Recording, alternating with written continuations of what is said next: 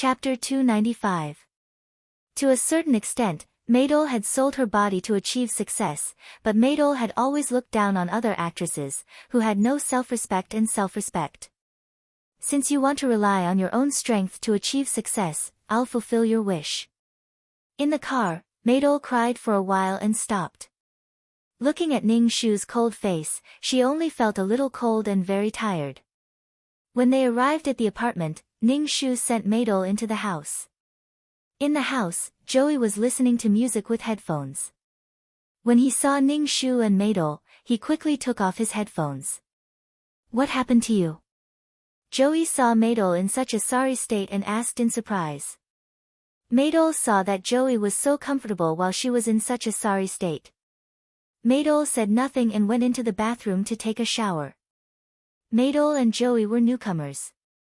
This kind of small apartment was specially for newcomers. If an artist made money and became famous, the company would redistribute the villa. Of course, the artist could also buy a mansion if he or she had the money. Maydol and Joey were both under Chen Shi, so the company let them live together. Chen Shi's room was also in this small apartment. Ning Shu sat on the sofa and asked Joey, "How's your study?" "It's very good.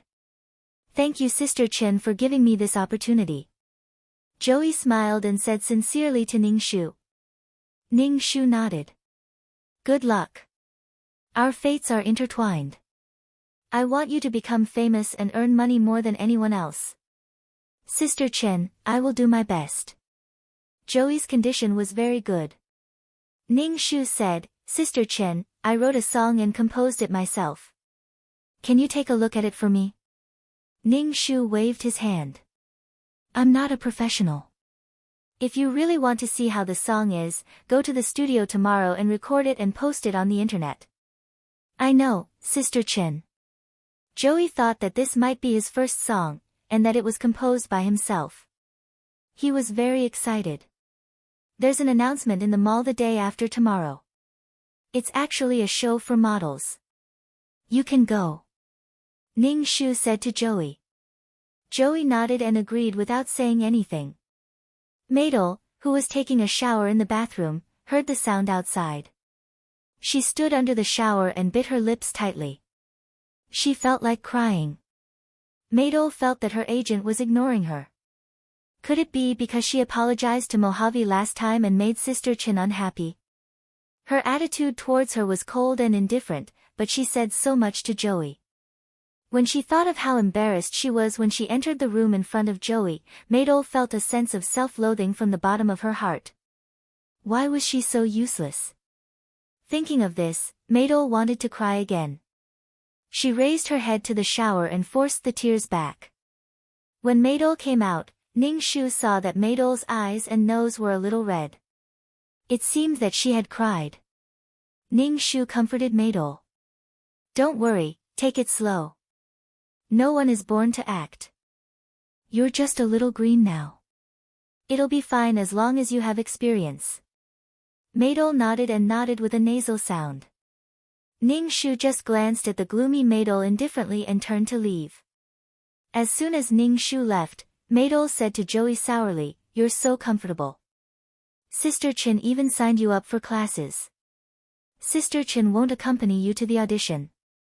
Joey frowned and said. Joey felt that Sister Chen was the best to Maydol. After all, Maydol was good-looking and had a clean temperament. Sister Chen would solve everything for her. What else could she be dissatisfied with? Maydol pursed her lips. How could that be called an audition? She was directly pulled to the set and then asked the director to arrange a role for her. Today's role made Maydol collapse. Maydol still felt the inexplicable taste of the dried food in her mouth. Even if she brushed her teeth all the time, she would still have the same taste. Could it be that acting was really like this? The female lead was wearing beautiful clothes and exquisite makeup. Why could she only act as a beggar? My duo, was very unwilling to give up. On the other side, Ning Shu met Xia Yi, who was striking a cool pose by the door.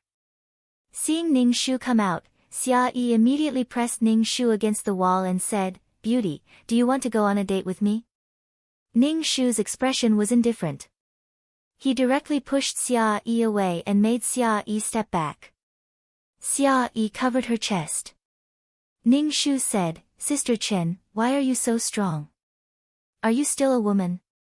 Ning Shu knew that Xia Yi was waiting for him. It was nothing more than asking about the work. The work was too complicated. It was a seamless day with no time to rest. Ning Shu looked at Xia Yi. Xia Yi said to Ning Shu with concern, "Sister Chen, how are you feeling?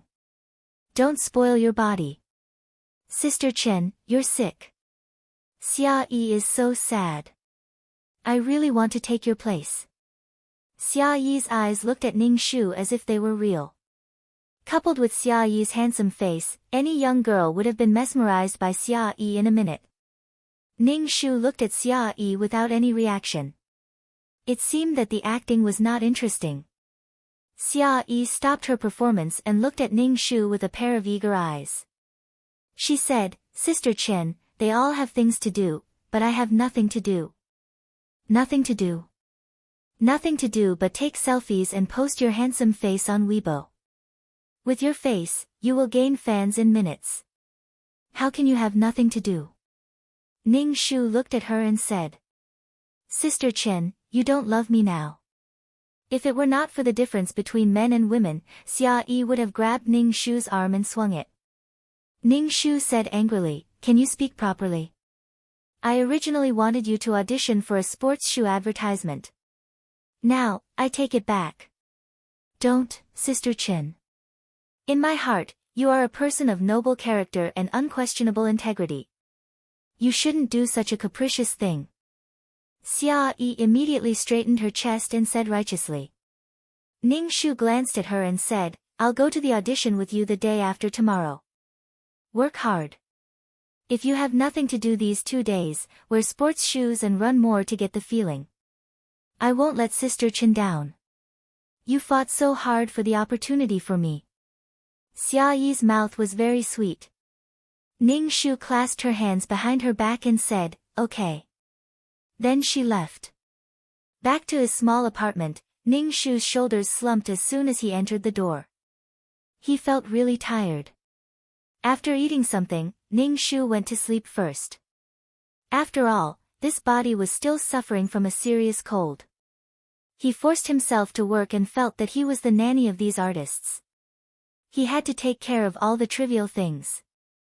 In 2 days, the banquet where Mojave and Maydol were entangled would be held. However, this time, Ning Shu did not plan to take Maydol to the banquet. Instead, he asked the other 2 female artists to go. Although there would be an unbreakable connection between the male lead and the female lead, Ning Shu did not plan to let them contact each other so soon. Let Maydol suffer first. Chapter 296. The next morning, Ning Shu went to find Maydol and prepared to take her to the audition. In the next few days, Ning Shu planned to take Maydol to various sets for auditions. When they arrived at Maydol's apartment, Maydol was watching TV. Her eyes were fixed on the people on TV. She was obviously trying to figure out how others acted. Ning Shu walked over and said, "It's useless to just watch. You have to immerse yourself in the situation and slowly figure it out. Let's go to the audition today." At the mention of the audition, Maydol's face paled a little. Ning Shu said, "Sister Chen, can we find a gentler director? Yesterday's director was so fierce. Yesterday, Maydol was almost scolded to tears by that director." Ning Shu said faintly, "Now, they're the ones picking us, not the other way around. Every actor has to go through this process. Unless you have a big background, or a big shot, or at the very least, you have to be popular right now. Otherwise, why should others be polite to you? Endure slowly, you'll eventually succeed." Ning Shu comforted Maydol. But Maydol wasn't comforted by her manager at all. Instead, there was a trace of shadow in her heart. Ning Shu pulled Maydol to the set. On the way, Maydol's face didn't look very good. Ning Shu said, "Sister Chen, I want to rush to an event first, then I want to sign up for acting training. I don't know anything about acting, so I'll always be scolded." Sister Chen, you've already signed up for voice training for Joey. I also want to sign up for acting training. Maidol looked at Ning Shu who was driving. Her voice had a trace of undetectable pleading. Last time, when she was paid 50 yuan to play a minor role, she wanted to tear the 50 yuan apart. Even if they didn't pay, Maidol didn't feel so embarrassed. She didn't tell Qin Shi about the 50 yuan deal. Ning Shu turned her head and glanced at my duo, Then she looked forward and said, "You are an artist under me. I hope that you can develop well. As for taking acting classes, it is really unnecessary. No matter how much they teach you, it is useless. Acting is something that you have to learn by yourself. No one can teach you. Find your own sense of the camera and work hard to make your character vivid. You will learn a lot from acting with these seniors. There's nothing better than learning on the set. There are your seniors here. You should learn from them. You're going to enter the entertainment industry sooner or later. Why don't you familiarize yourself with this kind of environment earlier?" Ning Shu logically analyzed to Maidol. Maidol was rendered speechless by Ning Shu. Although her agent was always considerate of her, Maidol felt very uncomfortable in her heart. Her agent didn't care about her feelings at all. When they arrived at the set, Ning Shu told the director to find a role for his artist. Any role would be fine. It could hone his artist's acting skills.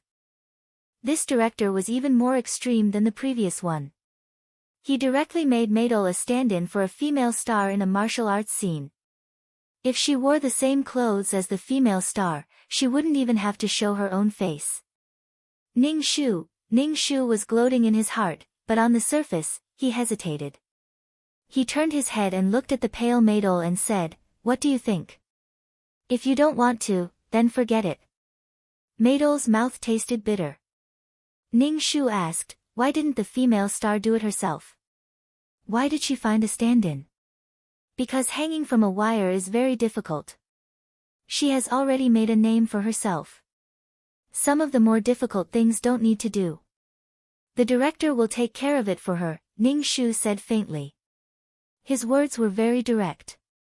Maidol bit her lips and nodded reluctantly. "I'll try." Ning Shu nodded and comforted Maidol. "Today's hardships are all for the glory in the future. I believe that you can rely on your own efforts to become an existence that people look up to. I have high hopes for you." Maidol's face was pale. The corners of her mouth twitched. "It's not like you're the one doing it." Maidol even had something similar to resentment towards the agent who said that. Maidol was very afraid of being scolded by the director. She even had a trace of fear in her heart. A makeup artist took Maidol to do her makeup. When they came out again, Maidol was already wearing the same clothes as the female star. This time, she wore beautiful clothes, but she couldn't even show her face. A staff member tied a pressure wire to Maidol's waist and a prop sword was stuffed into Maidol's hand. The director told Maidol, "Make it more exciting later." Maidol's face was pale. She said, "Director, I know. Start." Maidol was lifted into the air. Maidol let out a miserable scream. She felt as if the wire had twisted her internal organs and was about to be embedded in her ribs. It was very painful. The most frightening thing was that Maidol was swaying by the wire and wanted to vomit. When the other party flew over to fight with Maidol, Maidol had a silly look on her face.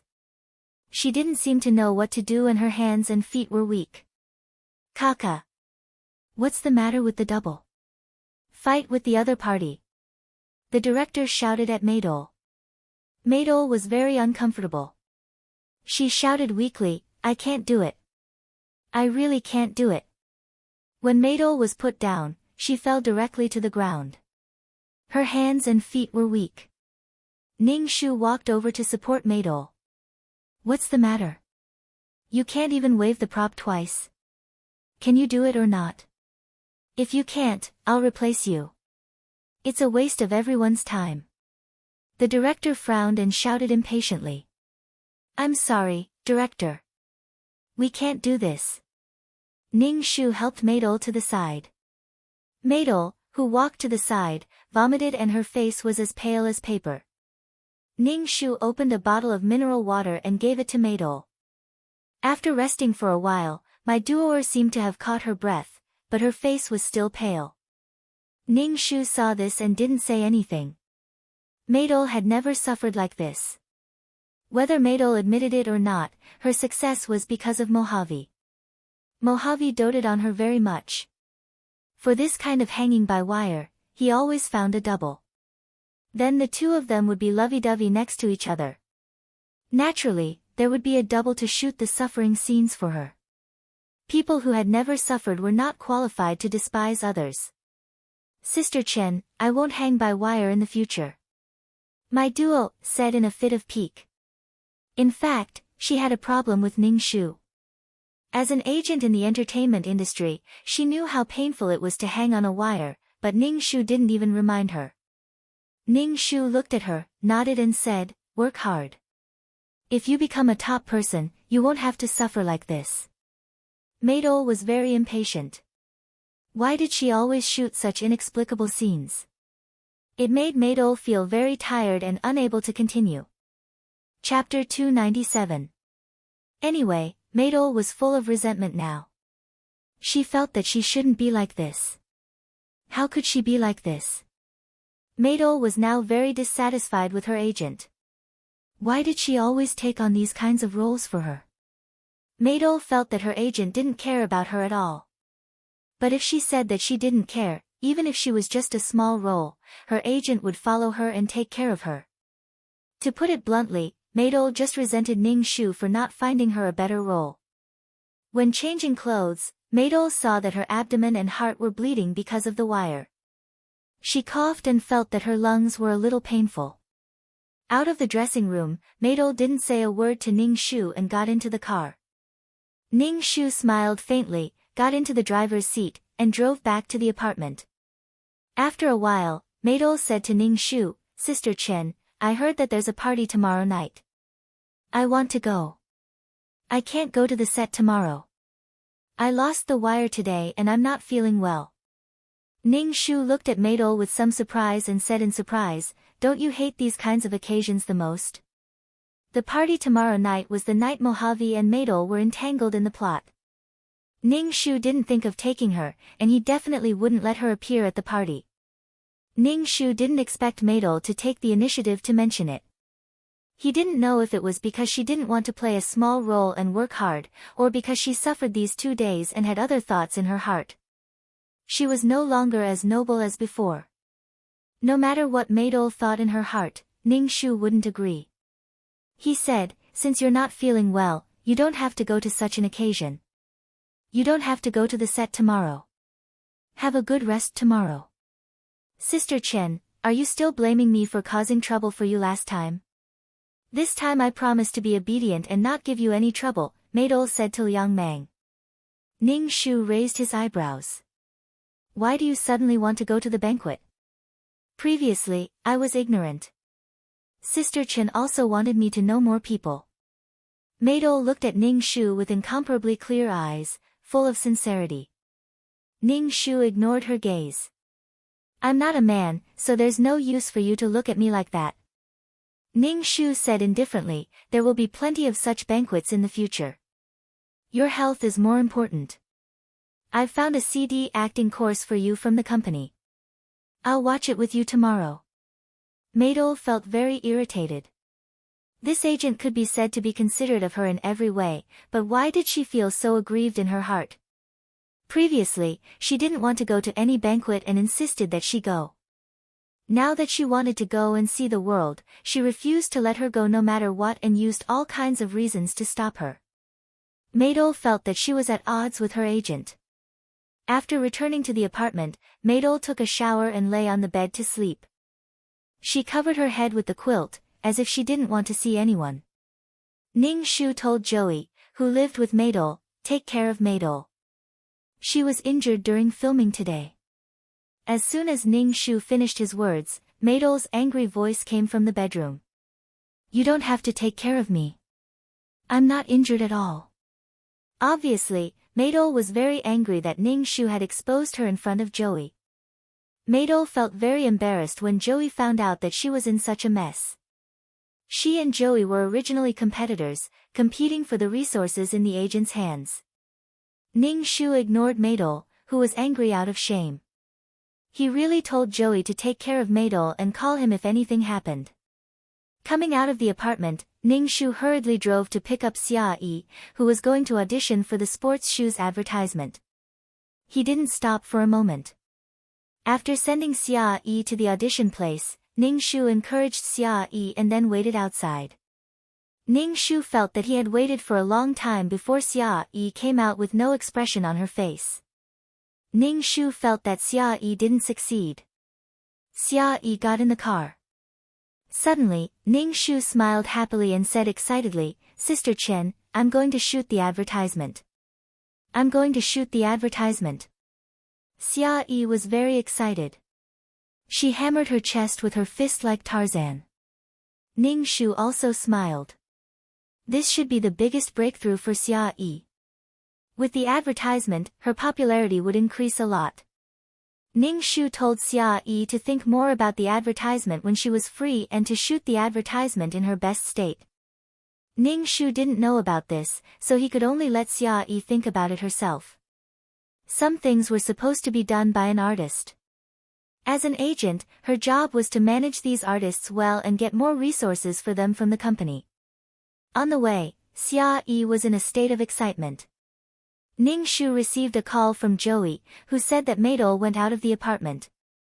Joey couldn't stop her, so he called Ning Shu at once. And Maydol didn't say where she was going. Ning Shu hung up the phone and called Maydol at once. But Maydol's phone was turned off. Ning Shu suddenly had a bad feeling. There was a connection between the male lead and the female lead. Now Maydol could meet Mojave even if she went out casually. Back at the apartment, Ning Shu asked Joey, "What happened?" Maydol, who was sleeping, got up and was about to go out with her bag. "I asked her where she was going, but she ignored me. I couldn't stop her." Joey frowned and said to Ning Shu, "Sister Chen, why do I feel that Maydol is not in a good state recently?" In the past, Maydol was noble and virtuous, but she didn't talk to her with jealousy like now. It was really strange. Ning Shu didn't think much about it and asked Joey to look around his apartment. But Joey couldn't get through to her phone again. After looking around, they didn't find her.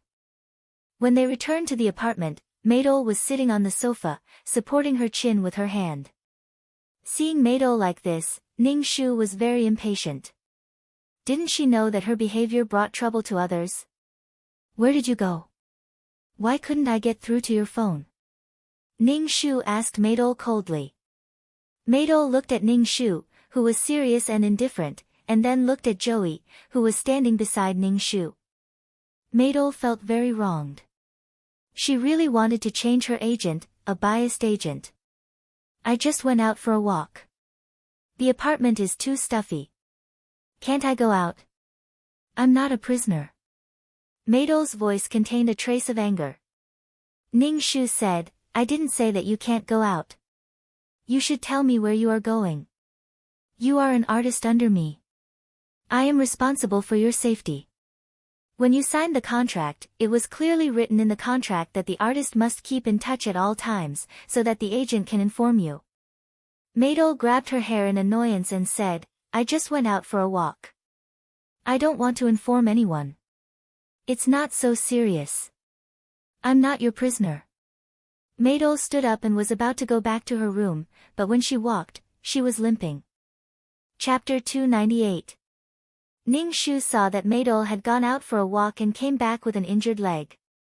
She was limping. Ning Shu immediately asked, "Maydol, what happened to your leg?" Maydol's face was a little unnatural.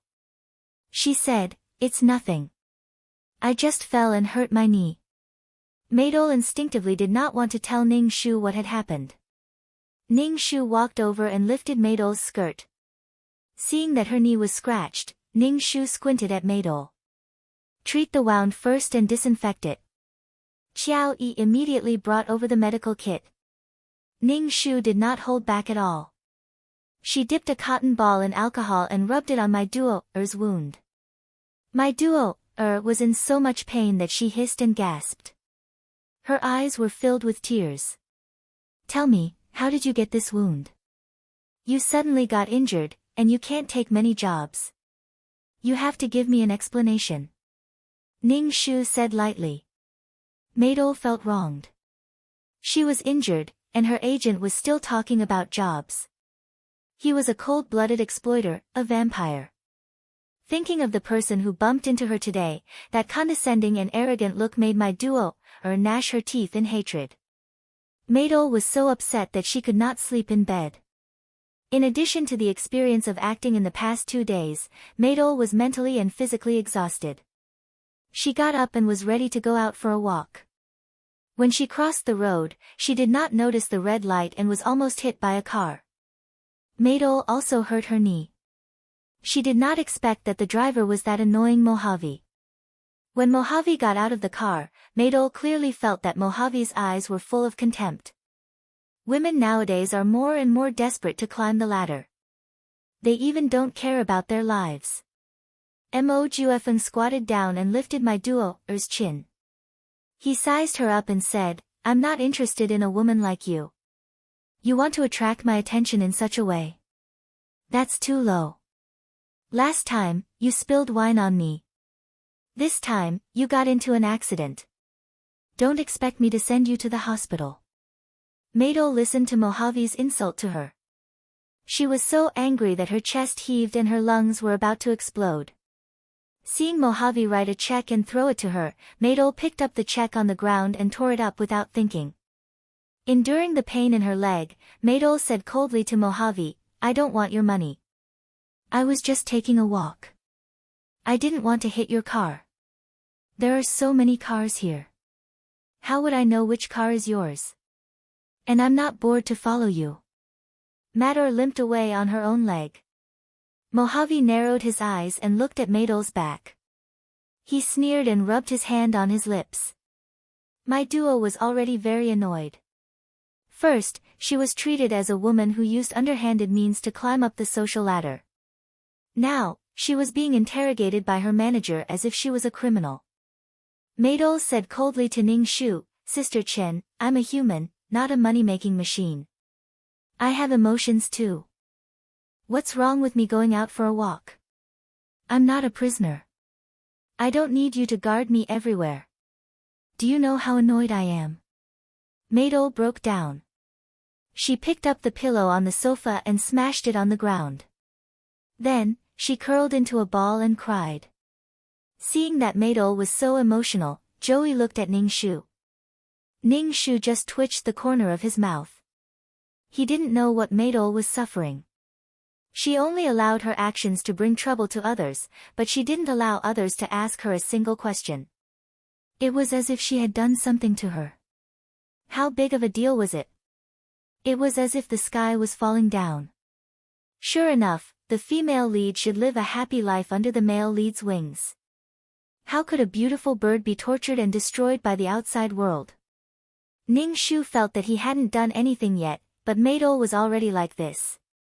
Since you don't want to talk about it, then forget it. Go and have a good rest. Ning Shu comforted Maidol and said, as for the money-making machine you said, you actually don't make money. Do you know? My performance this year didn't pass. Maidol's body stiffened. Her agent was really cold-blooded. She only cared about money, money, money, and nothing else. Now, Maidol had a new goal in her heart. She wanted to make a name for herself and then kick this cold-blooded agent out. Maidol took a deep breath. Ning Shu said, Sister Chen, I know. I will work hard. Ning Shu smiled and patted Maidol's shoulder. He said with a faint smile, it's good that you understand. If you don't make a name for yourself, you won't have human rights. If you don't climb the pyramid, you won't have human rights. Without a strong background and strength, you can only succeed by working harder than others. However, working hard doesn't guarantee success. As your agent, I want you to succeed. When Maidol heard Ning Shu talking about a strong background and strength, she was in a trance.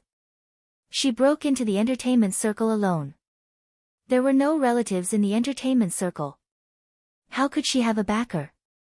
Maydol took a deep breath. Even if she didn't have a strong backer, she would definitely succeed. Ning Shu just looked at Maydol's colorful expression indifferently. He asked Joey to go to the music class and accompanied Maydol. No one said anything. After a while, Maydol said to Ning Shu, "Thank you, Sister Chen. I'm much better now. I want to rest first." "Well, pay attention to the wound."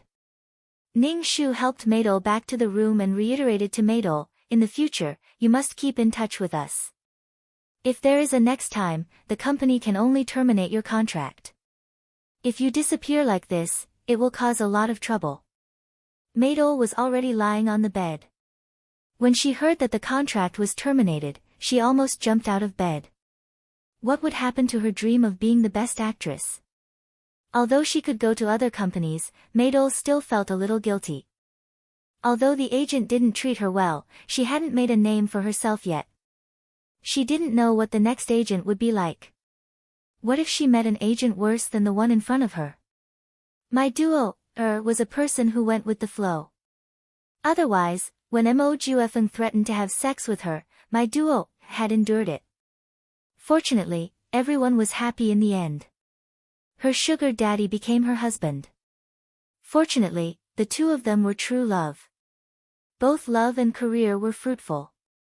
"Sister Chen, I won't turn off my phone next time." Maydol hurriedly promised Ning Shu. Ning Shu nodded and tucked Maydol in the quilt. No expression could be seen on her face. "It's good that you understand. Maybe I did something wrong, but it's all to give you a better future." Maydol's face stiffened and said, "I know. I won't make things difficult for Sister Chen in the future." "Good girl." Ning Shu turned and walked out of Maydol's bedroom. When she went out, she shrugged. At this time, she hurt herself. It seemed that Maydol really couldn't go to the banquet tomorrow night. Ning Shu suspected that Maydol didn't want to take the role and hurt herself, or something happened that she didn't know. Chapter 299. The next day, Ning Shu disinfected the abrasions on Maydol's legs, and then accompanied Maydol to watch the CD acting tutorial. Maydol seriously watched the LCD TV. Ning Shu looked out the window. The sky was already dark, and the banquet had already begun. Ning Shu glanced at Maydol beside him. He didn't know which woman would the drugged Mojave roll with tonight, or would he hold it in. But Ning Shu guaranteed that tonight, Mojave wouldn't be able to roll with Maydol. Ning Shu knew that he couldn't cut off the relationship between the male lead and female lead, but Ning Shu didn't want these two to have a substantial relationship so early. Maydol drank water and turned her head to see her agent staring at her. Her expression was a bit strange and asked, "Sister Chen, what's wrong?" "Nothing, you watched the CD. How do you feel?" Ning Shu casually asked. Maydol nodded and said, "I feel like I learned a lot." "That's good. The path of acting is very long.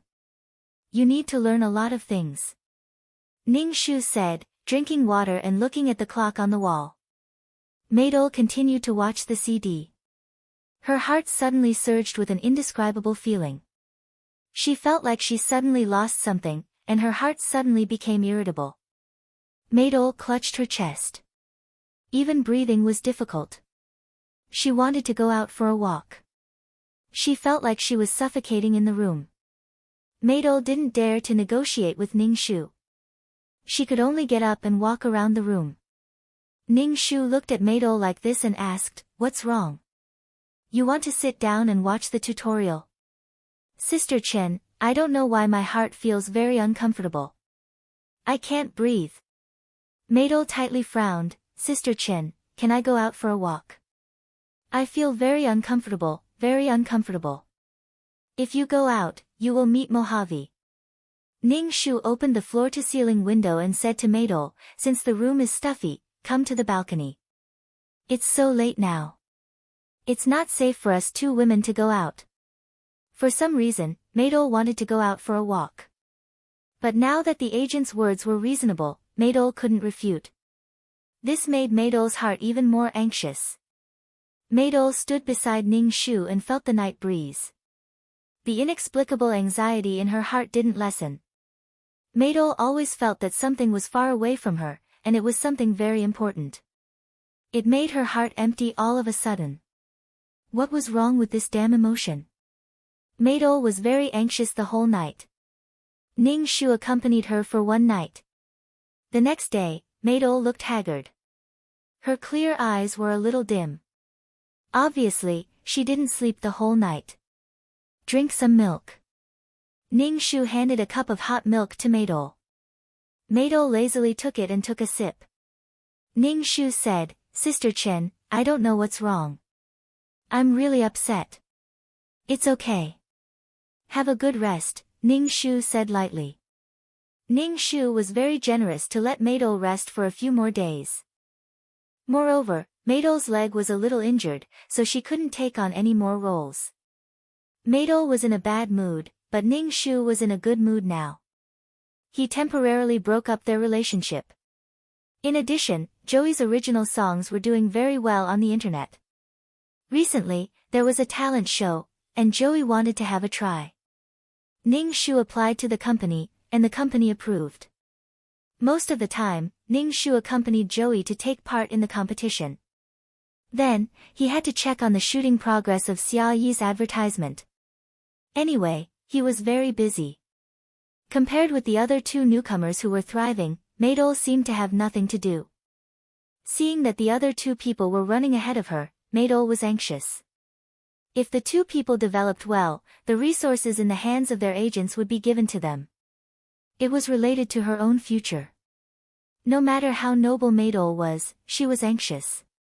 She ran to ask Ning Shu if there were any roles that she wanted now.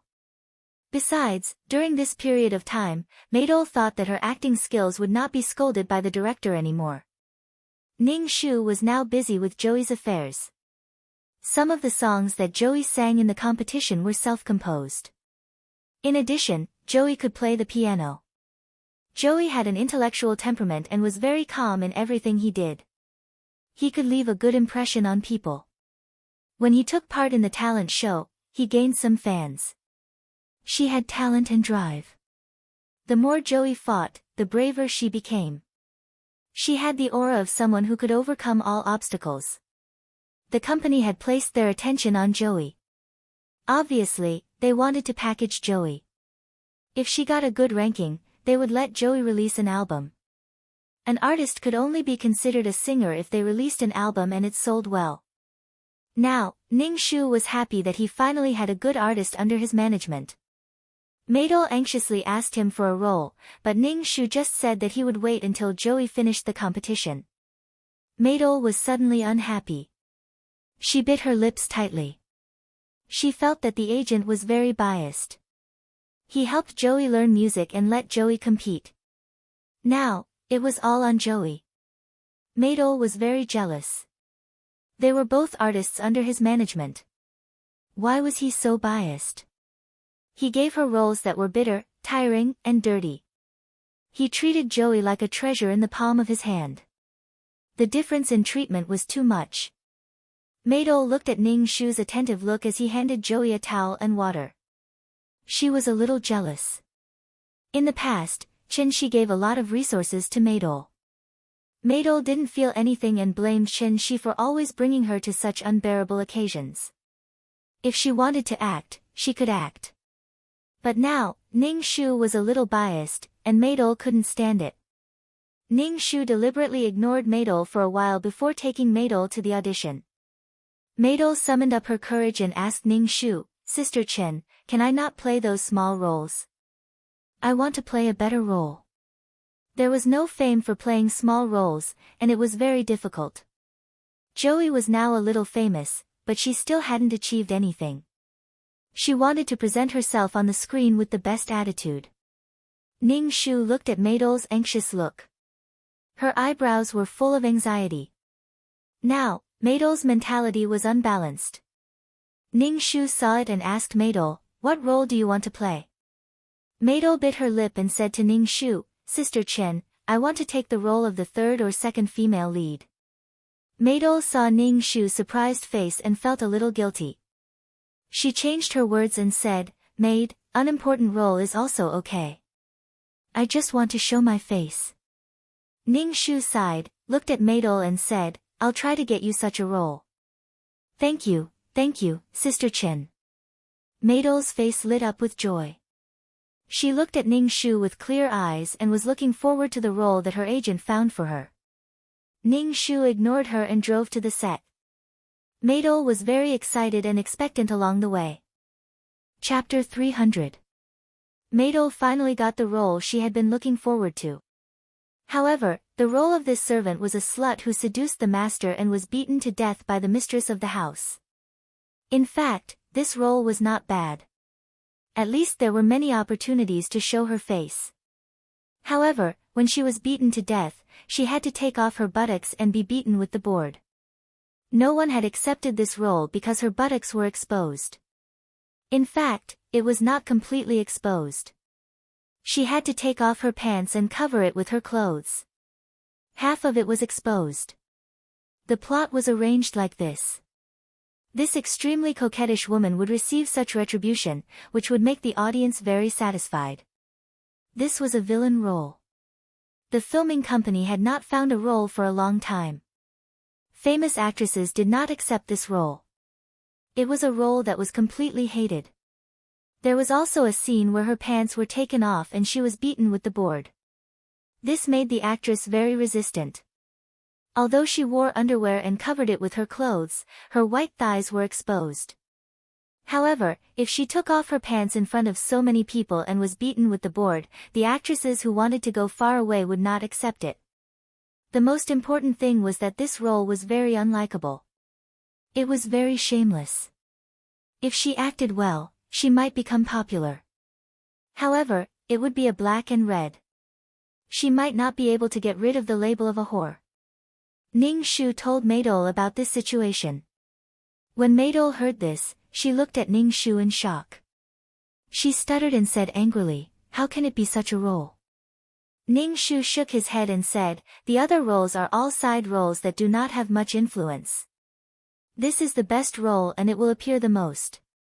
In fact, I also do not agree with you taking this role. This kind of role is very difficult to handle. Moreover, it will have a bad influence. It is better to start with some small roles and hone your acting skills step by step." Maydol nodded. "Then I will take on other roles." Following this, Ning Shu took on various roles for Maydol. A corpse, a brothel girl, or a hostage taken by criminals.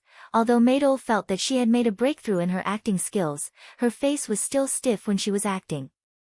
Sometimes, she couldn't even read her lines smoothly. Every time the director scolded Maydol, the more nervous Maydol was. The more nervous she was, the easier it was for her to make mistakes. She had NGs many times, which made everyone impatient, especially the actors who acted with Maydol. They were quite dissatisfied with Maydol. Every time, Maydol would slow down the progress of the filming. If she met a hot-tempered director, she would be replaced after 2 or 3 takes. Many times, Maydol was so busy that she couldn't even earn enough money to play a minor role. She couldn't even get a box lunch. Ning Shu saw this in his heart and did not blame Maydol. He kept comforting her. However, Ning Shu's consolation was of no use to Maydol. Now, Maydol was very anxious. After being denied and questioned countless times, Maydol fell into a cycle of self-doubt and denial.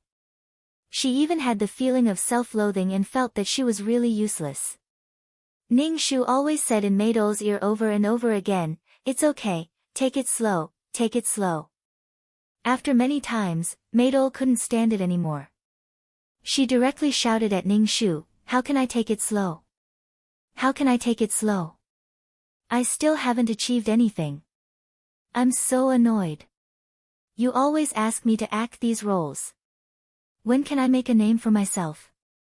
Ning Shu didn't speak. He just looked at Maydol with broad and kind eyes. Under Ning Shu's gaze, the blue veins on Maydol's forehead jumped. She was very tired and fell on the sofa.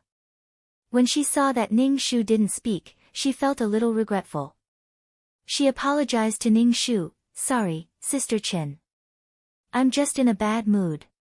Ning Shu said very understandingly, I know you've been under a lot of pressure recently. Take a shower and go to sleep. Maydol nodded and dragged her tired body to the bathroom. Ning Shu looked at Maydol's back. Well, Maydol now didn't have the spirit when she first entered the entertainment circle. Now, Maydol was full of tiredness and lingering gloom. It was the gloom of having talent but not being recognized. Would Mojave like Maydol like this? Maybe. Maydol came out of the shower and saw that her agent had left. However, Joey, who had been busy with the album release, had come back. Joey, who used to have long hair, had cut her hair short. There was a little mischievousness in her intellectual look. She looked more energetic. Although she was busy all day, she looked very good and full of vitality. Maydol saw Joey, who was full of vigor. They were clearly on the same level, but Joey had already walked in front of her. She had worked so hard but had not succeeded. However, Joey had succeeded so easily. Maydol was not reconciled and jealous. On the set, she had suffered a lot. She had also seen how willful those big stars were. She had been scolded by the director, but those big stars could just say that they were in a bad mood and they could stop filming. The director didn't dare to say anything. Such an obvious difference in treatment made Maydol's heart grow sour. One day, she would also succeed. She would not have to suffer like this and make those directors kneel down and praise her.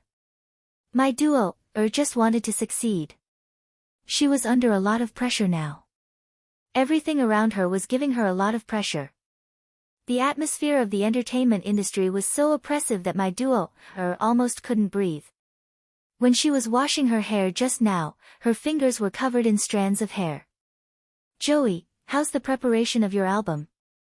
Maydol asked Joey. Joey smiled and said, it's pretty good. I'm recording now, but there's still some time before the album is released. It's still early. Seeing the smile on Joey's face, Maydol's heart became even more sour. She pretended to say unintentionally, Sister Chen is so good to you. It seems that she wants to make you a queen. Joey frowned and then said, Sister Chen is very good to everyone. She is also very good to you. She goes to pick up shows for you every day. Recently, Sister Chen said that she wanted to take care of you. She didn't even go to my recording. Maydol was speechless. Well, it was pretty good. However, Maydol felt that her agent was not really good to her. If she was good to her, why did she pick up such shows for her? This was what Maydol was most dissatisfied with about her agent. So irritated, so irritated. Maydol felt that she could not vent out the anger in her heart. It was so uncomfortable that she wanted to die. She wanted to say that her agent was not good, but her agent did everything well. She could not find any fault with her agent. But because of this, she felt sullen in her heart. Maydol hammered her chest, as if she wanted to spit out the anger in her heart. Seeing Maydol like this, Joey asked, what are you doing? Why are you hitting yourself for no reason? Maydol looked at Joey faintly. She sighed and said jealously, Joey, I really envy you. At least you have a direction to work hard. I don't even have the motivation to work hard now. Maydol only felt tired now. She had worked hard but did not get the same return. Chapter 301. Even though Maydol was very tired, Ning Shu took Maydol to the audition regardless of the weather. Ning Shu ignored Maydol's tired face and accepted the role for Maydol. Maydol discussed with Ning Shu, Sister Chen, can you give me a minor role? I'm very tired. I'm tired of playing such minor roles. Ning Shu said indifferently, I know you're tired, but what I want to say is that you can't even play such a simple minor role. Even if there's an important role for you, do you think you can do it? Maydol bit her lip. I can. Her confidence had been worn down by these strange roles. Maydol's nose twitched. She felt like she couldn't see the future. Wearing a dirty minor role, she felt like she would be tortured until she went crazy. Ning Shu smiled indifferently. Maidol, it's not that I don't want to give you a good role. It's true that I can't get any good roles. You don't have any works. Although you're tired now, you can always learn something. You're too impetuous now. Calm down. Maidol was annoyed. Hearing her manager use such words to brush her off every time, Maidol's heart became even more irritable. Maidol was so angry that she wanted to cry. She wanted to leave. What future did she have with such a manager? Ning Shu took Maidol to beg the director to give her a role. When the director saw Maidol, he directly said that there were no more minor roles. Ning Shu clearly saw the stage supervisor and assistant director looking for minor roles, but he told them that he didn't want them. He obviously didn't want Maidol. Maidol had been in this kind of place for a while. She immediately understood what the other party meant. Her face turned green with anger. She didn't want to play such a role, but in the end, the other party actually rejected her. Maidol was embarrassed and angry at this moment. Ning Shu took Maidol to a few sets, but they didn't want her. A director directly said, "This girl is not good at acting. She's just a minor role, but she has to NG so many times. Everyone is in a bad mood. Many actors don't like her." Ning Shu was speechless. The future movie queen was actually said to be not good at acting. Was Maidol really not good at acting, or was the movie queen award fake? Or maybe Mojave used his strong ability to turn Maidol into a movie queen. Who knows? In any case, did not even have the chance to play a minor role. Previously, Mai had despised minor roles, but now, she did not even have the chance to play one. Maidol was probably on the blacklist of these directors. Ning Shu had no choice but to take Maidol back. As soon as they got into the car, Maidol cried so hard that she couldn't breathe. Her face was pale with anger. Ning Shu felt that Maidol was too fragile. If she encountered such a situation, she definitely wouldn't cry. Instead, she would shamelessly ask the director for a role. But Ning Shu wouldn't give up his face to ask for a role for Maidol. She didn't like such a role. Even if she begged Maidol, she wouldn't cherish it and would despise it. Ning Shu looked at Maidol and cried. Maidol cried out all the grievances she had suffered recently. Her eyelids were swollen. Finally, she stopped crying. She turned to look at Ning Shu. A pair of fish eyes stared at Ning Shu. Ning Shu was speechless. "Sister Chen, I want to take the role of that servant girl," Maidol said firmly to Ning Shu. Ning Shu raised his eyebrows. "Are you sure? That role isn't easy to play." She was going to be taken off her pants and spanked. It seemed that the noble Maidol had been forced to lose her principles.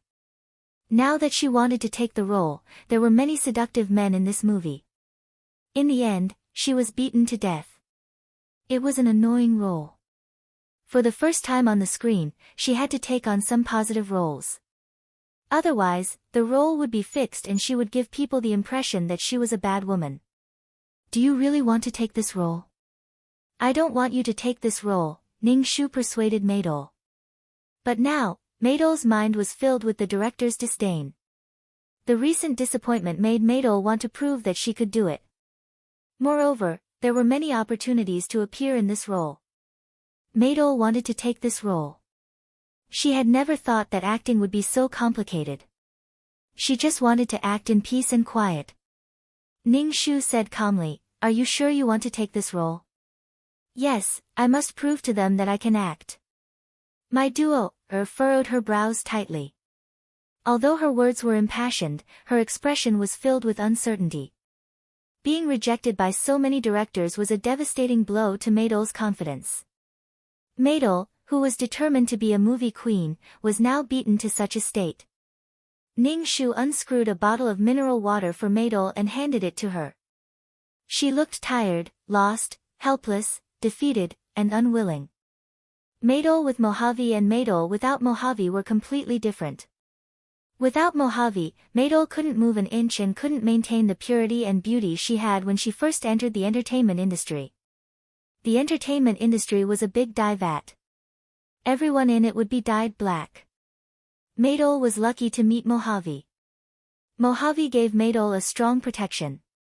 While others were struggling bitterly and even resorting to crooked means in order to climb up, my duo stood at the top of the pyramid and leaned on her sugar daddy. She looked down at these people who did not respect themselves and sold their dignity and desires for a role. She despised these people. Ning Shu laughed in his heart and called the director.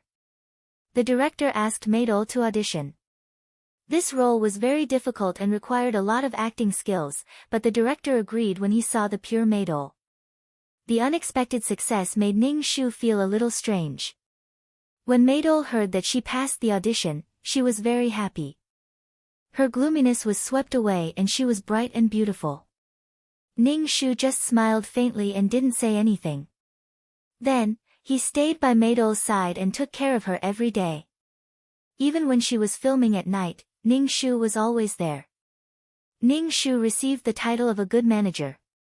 Ning Shu could only say that they thought too much. Even if she wanted to target someone, she wouldn't be so blatant. If the original owner came back and found out that she had been fired, she would collapse. What was the point of counterattacking? He had to be on the right side of things. He could not allow to attack him. She and Maydol would fall out sooner or later. Now Ning Shu felt that Maydol was full of resentment towards him. If Maydol rose up, she would definitely kick him out. Ning Shu now understood the director's intention. Maydol had a pure face, but the role was a slut who shamelessly seduced men. It was a huge contrast. Imagine a pure face seducing men. This role was even more explosive. Chapter 302. My duo, began to act. She was in her best condition, but her performance was still very stiff. She usually had to take several takes before she could pass. Ning Shu saw that the director was holding his breath. The actors who acted with Maydol did not like Maydol, and they said very unpleasant things in private. Almost everyone despised Maydol's acting. Maydol always complained to Ning Shu tearfully after hearing this. Maydol thought that she would be in a good state if she did not play a small role and acted more, but now everyone was blaming her for slowing down the process. Everyone in the crew looked at her strangely, which made my duo, very uncomfortable. What made my duo, even more frustrated was that the male actor she was acting with was always trying to take advantage of her. Sometimes, he would even touch her chest with his elbow, and the other party would pretend to be very serious. Maydol wanted to cry, but she did not know what to say. The actors always had physical contact with her, and one of their hands was always touching her body. Especially during filming, she had to try her best to not make mistakes, and she also had to endure the men taking advantage of her. Maydol could not stand it anymore, so she told Ning Shu. Ning Shu comforted her. Bear with it. The actor who acted with you is a senior. Bear with it. But he is so terrible to me. Maydol stared at Ning Shu with her eyes wide open. He is so disgusting and dirty. Then you go and expose him. You are still filming. What good will it do you to fall out with him? I said that this industry is so cruel. Without success and recognition, there is no human rights. You are just an ant. I can guarantee that if you expose him now, you don't have to stay in this crew. Ning Shu said indifferently, calmly and cruelly. He can decide your fate with one word. However, Maydol's heart was in turmoil. She felt terrible. She had pushed her worldview aside and destroyed the worldview that she had established. She had to rebuild her worldview to adapt to the entertainment industry. Maydol was very resistant.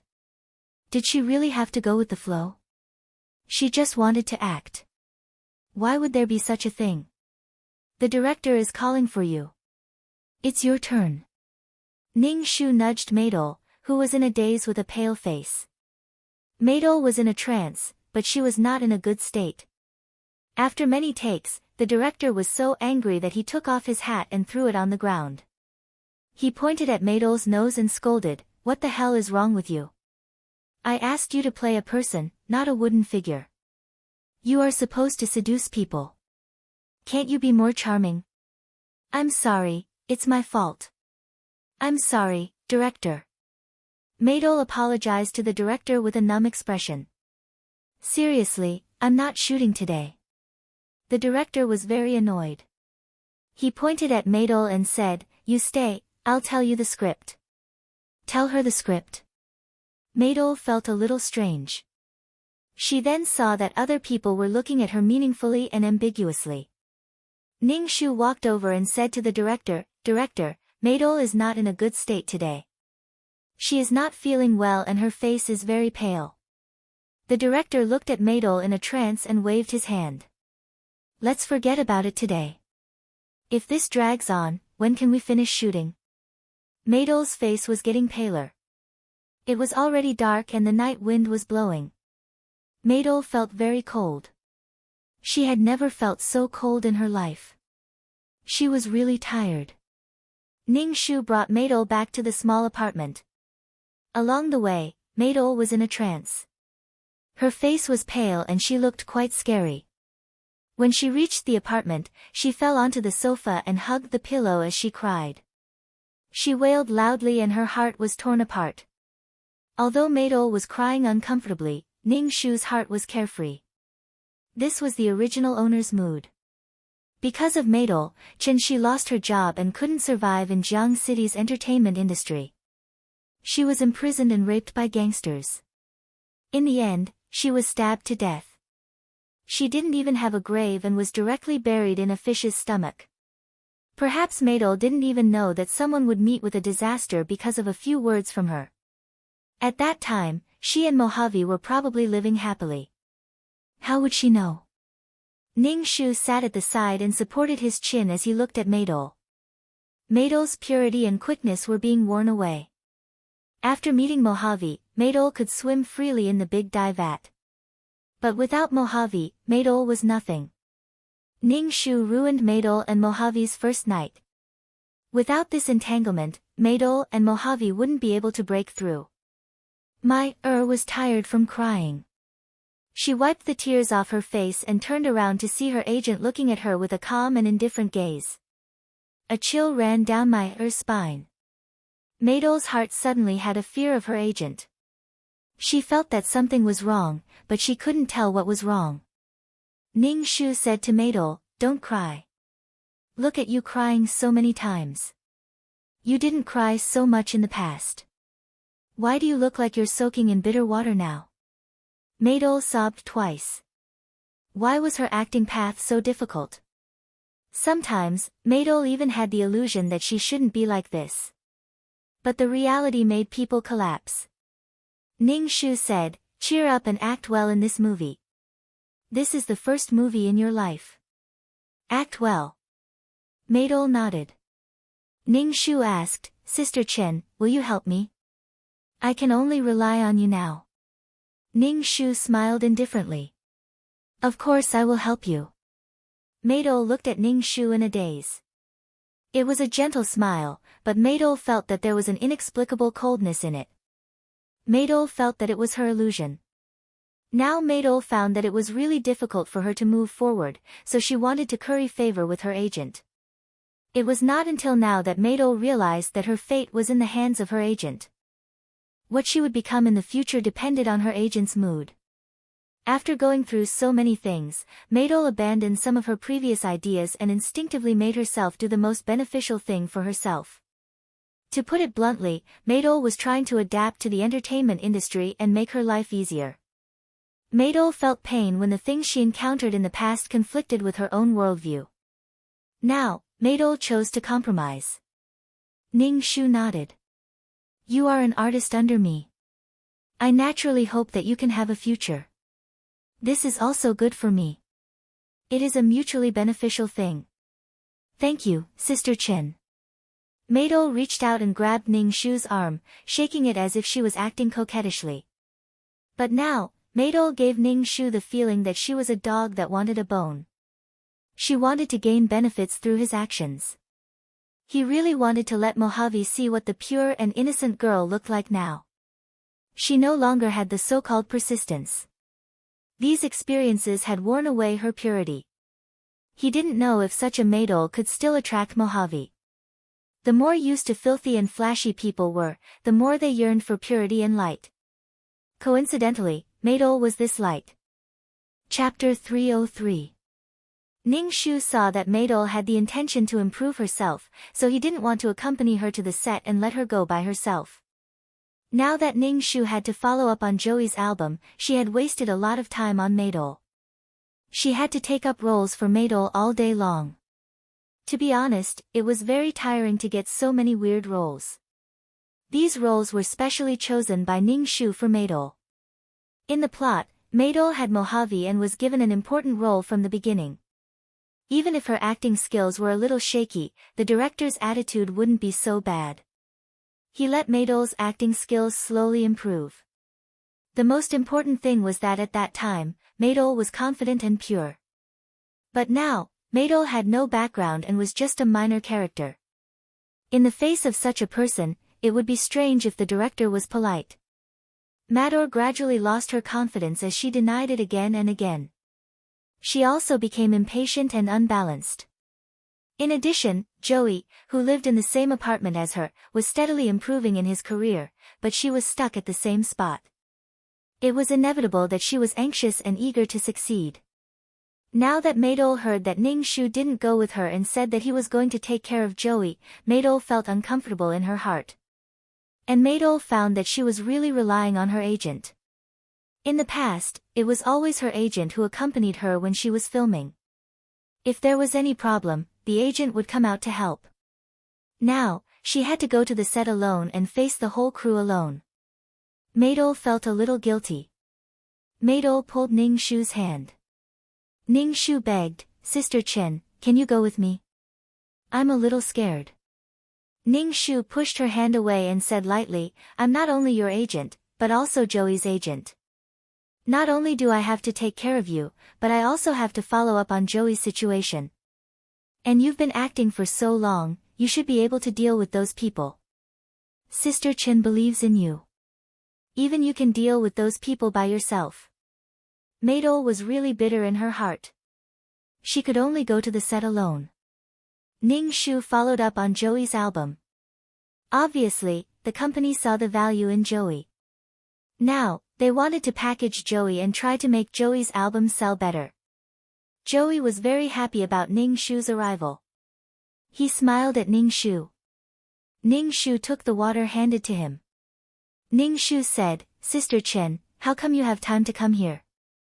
Are you unhappy because Sister Chen has been spending time on maidole?"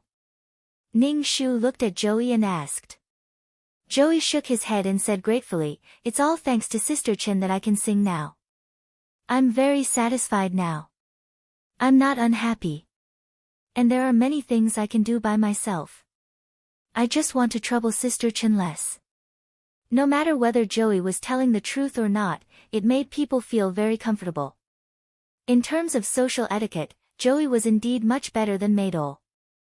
Maidole was the kind of person who felt sorry for the world when she suffered. Ning Shu accompanied Joey until night. When he opened the door, he saw maidole sitting on the sofa, hugging her legs and crying. "What's wrong?" Ning Shu raised his eyebrows. The current maidole was made of water. In the storyline, maidole was soaking in a honey pot. But now, maidole was a baby soaking in bitter water. She was crying again. Ning Shu felt that there were some things that did not require tears. To be honest, Ning Shu did not like to cry so easily. What was the use of tears? Ning Shu had experienced several worlds and never shed tears. He did not even pretend to cry to make people feel pity for him.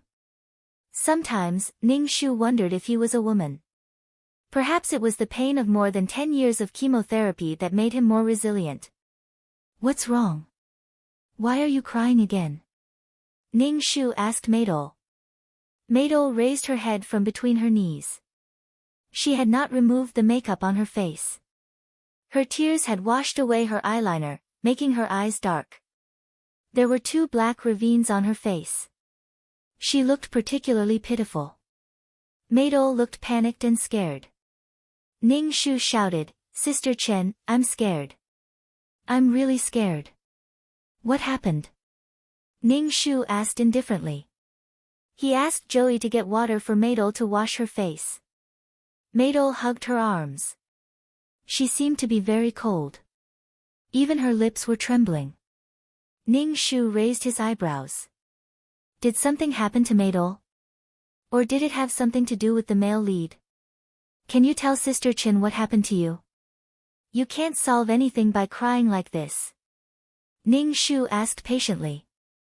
He did not know why, but when he saw Maidol crying like this, he wanted to beat her up and make her talk. Ning Shu suspected that he also had obsessive-compulsive disorder. "Sister Chen, I'm scared. I don't want to go to film anymore." Maidol tightly bit her lips. "I don't want to go." "Why? Can I know the reason?" "There must be a reason. You finally made up your mind to play this role. Why don't you play it?" Ning Shu asked with concern. Maidol tightly bit her lips. Her face was as pale as paper. There was an indescribable exhaustion and gloominess in her expression. "The director wanted to rape me." After Maidol said that, she burst into tears. While crying, she said, "The director said he wanted to explain the scene to me. Then he took me to the room and pressed me down on the bed." Ning Shu listened to Maidol's intermittent words and finally understood what was going on. The director wanted to force Maidol into the unspoken rules. Ning Shu was more concerned about the result. He quickly asked, "Are you okay? Did he succeed?" "No, I escaped." Maidol cried and said. When Ning Shu saw my duo, crying like this, she felt her heart itching. Could she stop crying? She felt annoyed just by looking at her. "It's good that you're okay." Ning Shu seemed to be relieved. He then asked, "The director didn't chase after you?" "He chased after me, but I bumped into Mojave. I don't know why Mojave helped me solve it," Maidol said. Ning Shu, the male and female leads had already interacted. "Sister Chen, I don't think I can act in this movie. The director definitely won't let me act anymore. Also, I feel like vomiting when I see the director now." Maidol cried and said. Maidol cried so hard that it seemed like she had lost her mind. However, in the plot, Maidol and Mojave had a one-night stand. They didn't see Maidol crying like this. The unspoken rules also depended on the partner. Mojave was good at acting and was good-looking. However, the director looked wretched and fat. "The director will let you act in this movie. Don't worry," Ning Shu said with certainty. Maidol was stunned. "Why?" "Because the person who helped you is Mojave, the prince of Jiangqing's entertainment circle. One word from him can make a mediocre artist famous," Ning Shu said with a smile. Chapter 304. You just entered the entertainment circle, so you don't know much about Mojave's ability. He is so powerful in the entertainment circle. Last time, you poured juice on him and offended him, so I hurriedly took you to apologize to him." Ning Shu seemed to be telling Maidol about Mojave's strength. Ning Shu said again, "Fortunately, he didn't offend you at that time. Otherwise, you wouldn't be able to survive in the entertainment circle with just one word from Mojave." Maidol was stunned, and there was an indescribable emotion in her astonishment. She asked aloud, "Is he really so powerful? How can you describe Mo Juefeng as powerful? He's like a dying man. He's the ideal husband for so many women." Ning Shu's expression was a bit exaggerated. Then he looked at Maidol and said, "I didn't expect him to speak up for you." Mojave's face appeared in Maidol's mind. Why did she meet this person every time she was in the most embarrassing situation? Noble and proud, handsome and tall, and the power on his body was shining. She didn't know why, but Maidol's heart was beating very fast, and there was an indescribable feeling. Ning Shu looked at Maidol's absent-minded look, as if she was thinking about something. Ning Shu said, "It's okay. The director will definitely call you tomorrow and ask you to continue acting. Have a good rest today. Maydol nodded. Her mood was not as broken as before, but Ning Shu felt that there was a strange pink bubble around Maydol's body.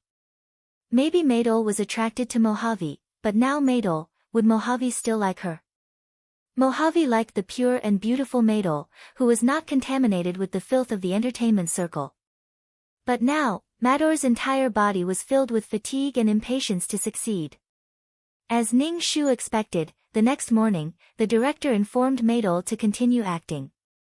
After Maydol received the call, she asked Ning Shu in surprise, "Sister Chen, the director really asked me to continue filming. How did you know that?" Ning Shu took a sip of the bitter coffee, smacked his lips, and said, "He will definitely let you go. Yesterday, Mojave spoke up for you.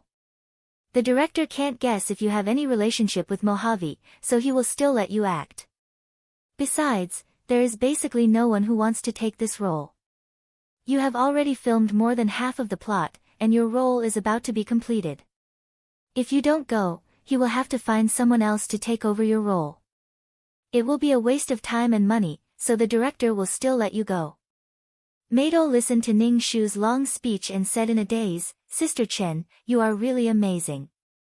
The amazing one is Mojave. Most of the reason is because of Mojave. In the future, when you meet him, be polite. After all, he helped you. Don't annoy him. This kind of person who thinks he is the best doesn't like to be offended." Ning Shu instructed Maydol. Maydol's eyes flickered and nodded. Then, she said to Ning Shu, "Sister Chen, can you accompany me this time? After what happened last night, I am scared." Ning Shu nodded, "I will go with you this time. Don't be afraid, the director won't dare to do anything to you." Ning Shu drove Maydol to the set. Before, Maydol was quite afraid of the director. Moreover, she was very embarrassed and disgusted. After all, such a thing happened last night. But now, the director's attitude towards her was very good. He had never been so pleasant. Maydol's heart suddenly had a very carefree feeling. This feeling rose from the tailbone all the way to the top of the head, making Maydol very carefree. She actually had the illusion that she was floating like a fairy. Perhaps it was because of the director's attitude, Maydol's mood was infinitely better. Even when she was acting, her acting was very good. Her acting skills were unleashed, and she basically passed in one take. In the past, acting was torture, and she was afraid of being scolded by the director. Now, she felt that the dark clouds over her head had dispersed. Ever since she entered the entertainment industry, she had never been so carefree. Ning Shu looked at the blush on Maydol's face, and there was an unconcealable arrogance between his eyebrows. She had suffered so much before, and now she suddenly turned the tables. The people who looked down on her were fawning on her. No matter how tough a person's heart was, he would not be able to suppress the pride in his heart. Maydol was very proud now. Ning Shu smiled indifferently and handed the water bottle in his hand to Maydol. Maydol pinched the water bottle with 2 fingers and took a sip. There was a sense of arrogance in her behavior. Ning Shu was expressionless. He said to Maydol, "You are in a good state today. There will be the last scene later, and your role should be finished." Maydol nodded, but when she thought of the last scene where she took off her pants and was beaten, Maydol's bright and beautiful face suddenly became gloomy. Ning Shu was speechless. This was the beautiful and pure Maydol. Ning Shu smiled indifferently and did not speak. Maydol still braced herself to finish the last scene. Her pants were taken off in public. Maydol's heart was filled with an indescribable sadness. This was because she did not have the ability. If she was successful today, or if she had a strong background, she would not have to suffer like this. Someone would suffer for her. Maydol finished the last scene with difficulty. She felt that the people around her were looking at her with contempt. Maydol did not want to stay for a moment. She got in the car with an ugly expression. Ning Shu sat in the driver's seat. He glanced at Maydol and said with a smile, "Congratulations on finishing. How is this considered finishing? It's just a small role. Maydol's expression was not very comfortable. Small role? Ning Shu felt that Maydol's heart was too big. With Mojave's help, she experienced the feeling of a salted fish turning over a new leaf. Her mentality was unbalanced. Not long after, Maydol's TV series premiered on the TV. The ratings were good. Maydol stayed in front of the TV and watched. Maydol looked at herself on the TV and felt very satisfied. She played another role in the TV series and lived another life. There were so many people who saw her through the screen and knew her. Maydol's heart was filled with a sense of vanity. Ning Shu, on the other hand, went online to check the audience's opinions on Mai-er's character. Unsurprisingly, the audience hated Mai-er, the vixen servant girl, and they were all cursing her. There were all kinds of unpleasant words. For example, they said that Maydol looked pure and innocent, but she was lascivious on the inside. Especially women, they were even more disgusted by Maydol. Maydol was a little famous, but the people who knew Maydol looked at her with disdain. Oh, it's that fox spirit. Even if Maydol did not do anything out of line, the label of a pure and seductive fox spirit was put on Maydol's head. This was the first impression she gave people. Even if she acted in other shows in the future, people's impression of her would stay at this role. Ning Shu pushed the laptop in front of Maydol and let her see the comments on the internet. Chapter 305. Maydol felt that her acting skills were not bad. The more she watched, the more satisfied she was. Looking at Maydol's proud face, Ning Shu pushed the laptop in front of Maydol. She didn't know if she could still be proud after seeing the netizens' abuse of her. Maydol browsed the information on the internet. The more she read, the darker her face became. She frowned tightly and was very emotional. She couldn't suppress the anger in her voice. This is just a role.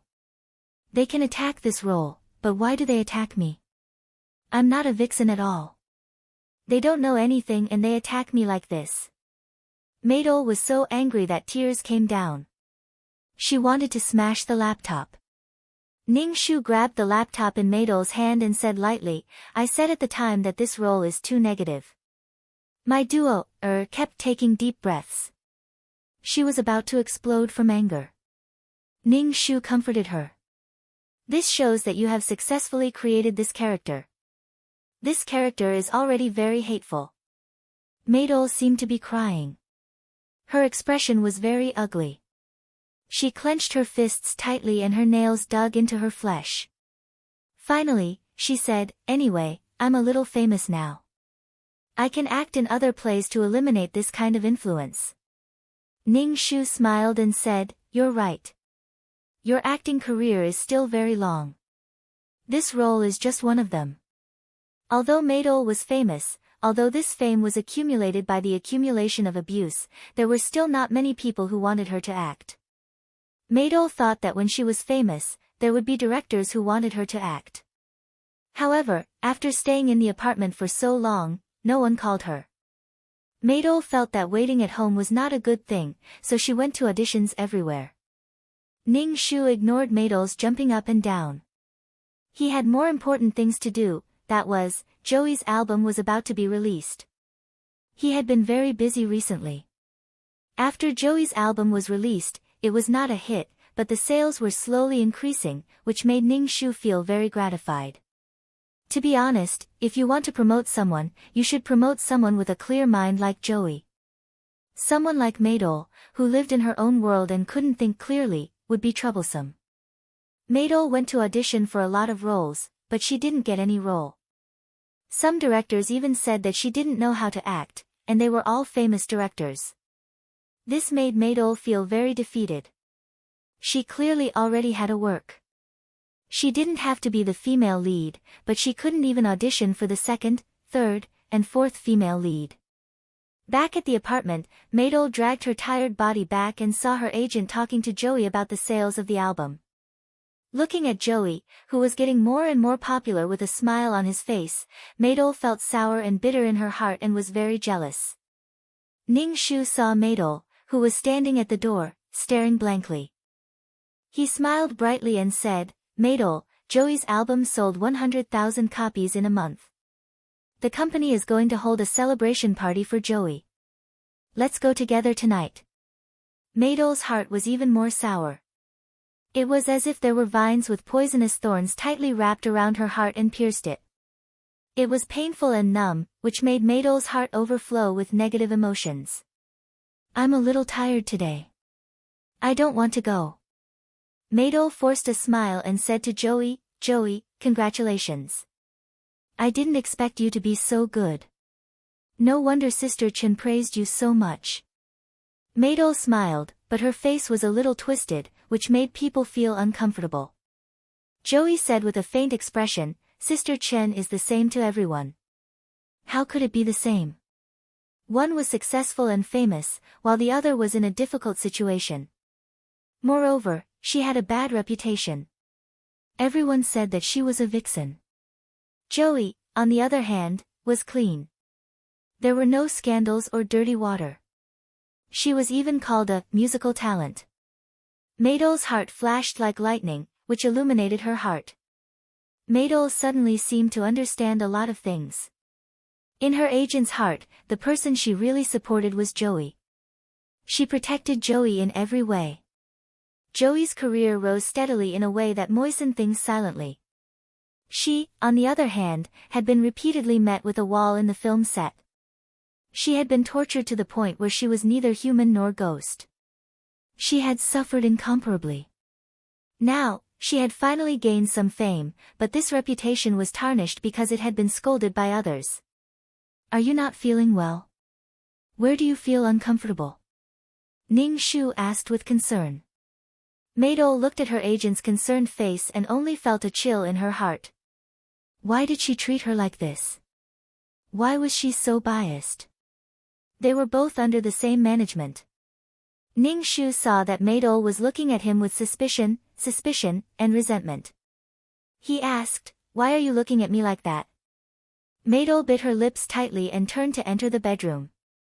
Ning Shu followed into the bedroom and closed the door. What's wrong with you? Ning Shu asked Maidol.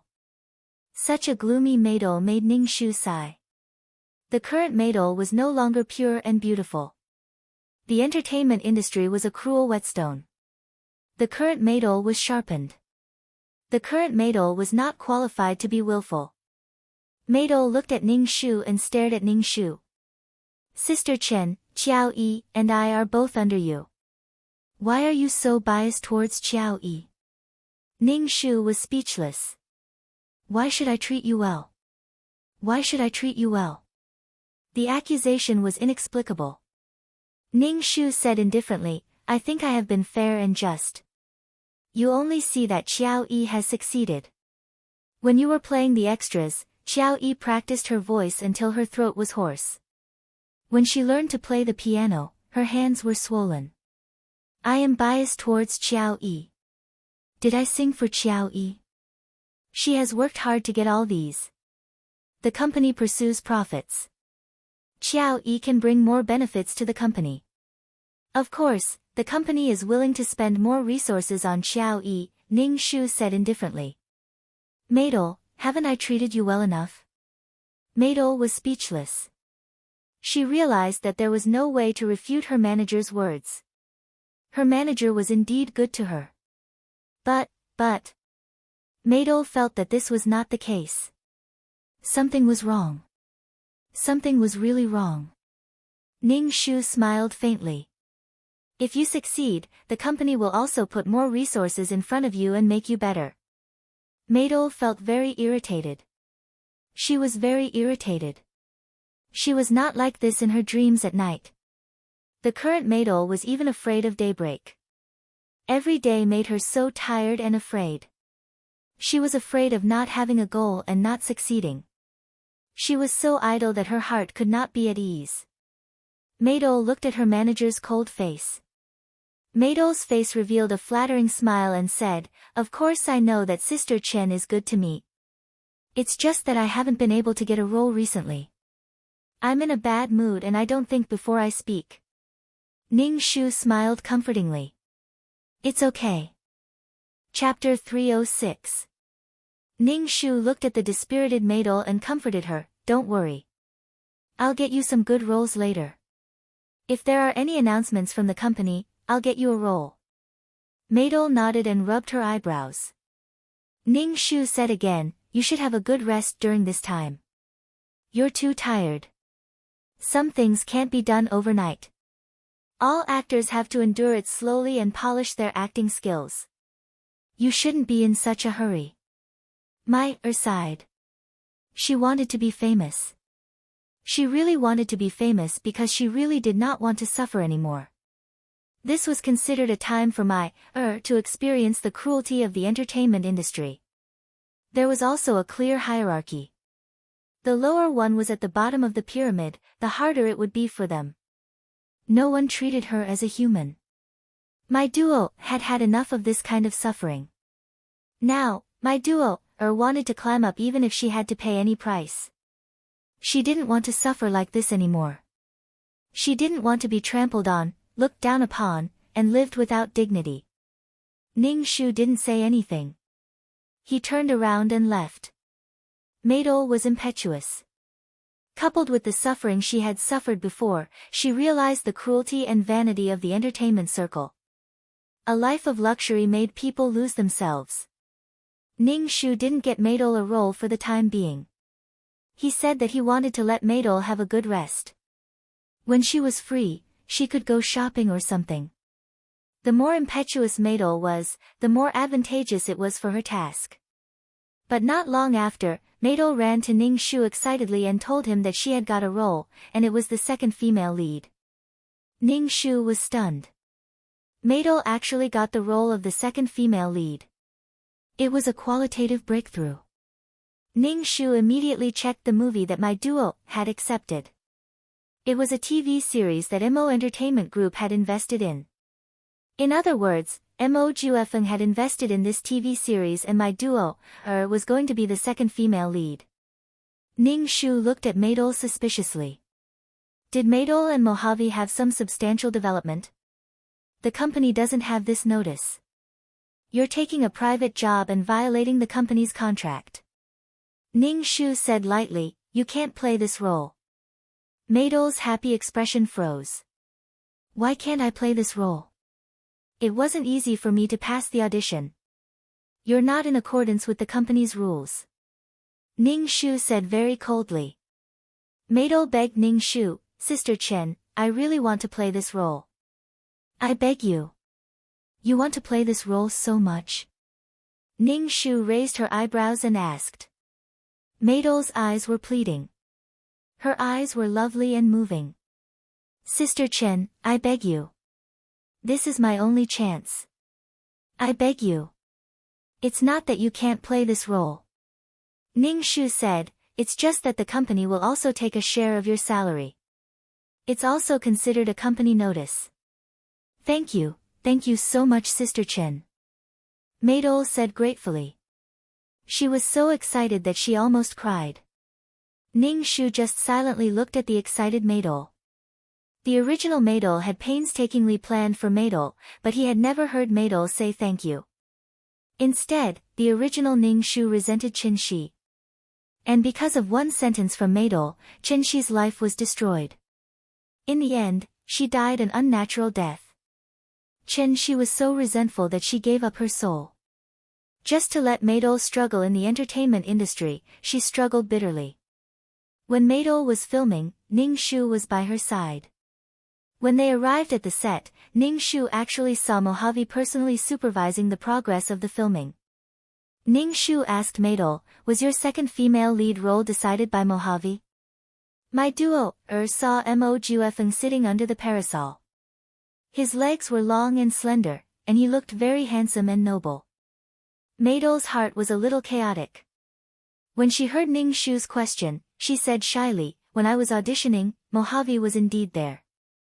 In the end, he also let me be the second female lead." "Oh."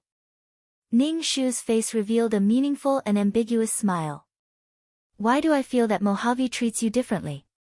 But if you can get the prince's pity, you can just wait to be famous and stand in the entertainment industry's limelight." Maydol's eyes flashed. She couldn't help but refute, Sister Chen, it's not like that. He is the high and mighty prince. How could he like someone like me? Sister Chen, don't talk nonsense. If there are any unpleasant rumors, I won't be able to stand in this industry. Maydol said this, but her eyes kept glancing at Mojave. Not only Maydol, but all the female stars present were intentionally or unintentionally looking at Mojave. Mojave wore sunglasses and lay on the recliner, ignoring the surrounding gazes. Maydol took a deep breath and walked past Mojave. She didn't know whether Mojave did it on purpose or not, but he stretched out his long legs and tripped Maydol. Maydol fell to the ground in a very sorry state. She quickly got up from the ground. Mojave took off his glasses and looked at Maydol. Why are you always like this every time I see you? Don't you think you are a little too much? You were the one who tripped me. You were also the one who hit me with your car last time. You are looking for trouble with me, and I am too much? Maydol had never seen such a shameless man. Mojave said leisurely, every time I see your stupid look, I feel that my eyes are dirty. Don't you think you are too much? Maydol bit her lip and turned to leave. Mojave looked at Maydol's back and chuckled. Ning Shu, that this kind of scene really stung his eyes. The relationship between the male and female leads couldn't be severed. Ning Shu waited in the car for Maydol to finish filming. Sometimes, he would pay attention to Mojave and realize that Mojave's gaze would sometimes land on Maydol. When she was filming, she would always feel a burning gaze following her like a shadow. It made her very uncomfortable, and her body would stiffen during filming. This caused her to always have bad takes during filming. Mojave stood up and walked toward Maydol with his long and slender legs. My duo, saw Mo Juefeng walking towards her. His body exuded a strong pressure and a strong hormonal aura. He was strong and domineering. When Mo Juefeng walked in front of my duo, she subconsciously held her breath. Mojave looked down at Maydol and said sarcastically, are you an actress or not? You can't even act well. I am starting to doubt my decision to let you be the second female lead. WH. What? Maydol didn't know how to react. Mojave sneered. You are indeed a stupid woman. You can't even understand what I am saying. I can do it. Maydol subconsciously made her expression look more innocent and pure. It was almost an instinctive reaction. But sometimes, a person's eyes would reveal some things. Mojave looked down and saw Maydol's eyes. There were many things in them. How interesting. Chapter 307. Mojave waved his hand and stopped the filming. In any case, Mojave invested in the film, and the money that was burned was Mojave's, so no one dared to say anything. Mojave lightly said, today's filming will end here. Yes. The director responded with a respectful attitude. Mojave mockingly said to Maydol, you better practice your acting skills. With your acting skills, you still want to act. TSK, Maydol's face suddenly turned green, but she was apprehensive about the identity of the person in front of her, so she endured it. Biting her lips, she said, I know, I will definitely work hard, Mr. Mojave's eyes flashed with a trace of disappointment. He originally thought that she was a special woman, but he didn't expect her to be like this, with eyes full of flattery. There were too many women like her in the entertainment industry. Mojave turned and left. Maydol looked at Mojave's back, bit her lips, changed her clothes, and somewhat dispiritedly got into the car. Congratulations. Ning Shu smiled and said to Maydol. Maydol's face was gloomy, and coldly said, what's so good about it? Being humiliated like this, and by Mojave at that, I'm really anxious. Ning Shu smiled and said, I think that Mojave is interested in you, and is deliberately attracting your attention. Even if he is looking for trouble with you, it is to attract your attention. There are so many actresses here, so why didn't he look for others, but look for you? Maydol's face flashed with a trace of surprise, and her whole person seemed to come alive, but she didn't seem to be too sure, and anxiously asked, is that really the case? Sister Chen, do you mean that Mojave likes me? Ning Shu pondered for a moment, and said, if you say that he likes you, maybe he is interested. You have seen Mojave's ability, right? If you have a relationship with Mojave, if you become Mojave's wife, you will be rich in this life. Maidol listened to Ning Shu's description of the scene, and her eyes revealed a destructive light, and even her body began to tremble with excitement. Ning Shu said again, even if you can't get married, you can still get a lot of benefits from dating Mojave for a while, and maybe you can stand tall in the entertainment industry. This is not a bad deal. Maidol also thought so in her heart. She had tasted the sweetness of having Mojave as a backer last time. Mojave just casually said so, and the director who wanted to sleep with her treated her with a pleasant attitude. She no longer had to worry about being threatened by the wretched director. Maidol, who had suffered so much, had become realistic now. She wanted a strong backer to let her go unhindered in the entertainment industry, and now that Mojave was interested in her, she had to pay for what she got. Maidol was willing to pay something in exchange for success. What Maidol had insisted on in the past, she could now pay for it as a transaction. Ning Shu drove the car and looked at Maidol's changing expression from the corner of his eye. He smiled faintly. That pure and uncaring girl never cared about gains and losses. Even if she had sex with Mojave, Maidol had never asked for anything. However, it was this kind of Maidol that made Mojave cherish her very much. He paved the way for her everywhere and didn't let her suffer a little. Maidol invisibly and vividly explained what it meant to fight if you don't fight for it. However, now Maidol approached Mojave with complicated thoughts. She was strong without desires. Now, there were too many desires between Maidol and Mojave, so the love between them was not so pure. Ning Shu smiled. The environment and experience could really change a person's character. The pure and beautiful Maidol had now become utilitarian. Ning Shu suddenly found that he had become smart. Although his starting point at that time was to let Maidol suffer more, he had never thought that Maidol would become like this. Ning Shu was suddenly curious about the ending of the love between Maidol and Mojave. Ning Shu was driving the car when suddenly a car rushed out and blocked in front of the car. Ning Shu hurriedly stepped on the brakes, and the tires and the ground screeched. The car stopped suddenly, and Ning Shu and Maidol's bodies fell back. What the fuck, were they looking for death? Ning Shu looked at the cool luxury car in front of him. When he was about to get out of the car to argue, the person in the luxury car got out, knocked on the window, and said to Maidol in the car, "Come out." Maidol did not expect Mojave. She quickly rolled down the window, suppressed her strong feelings, and asked Mojave, "How do you drive? Do you know that you almost had an accident? Come out, or do you want me to drag you out?" Mojave said to Maidol. Maidol seemed to be very angry.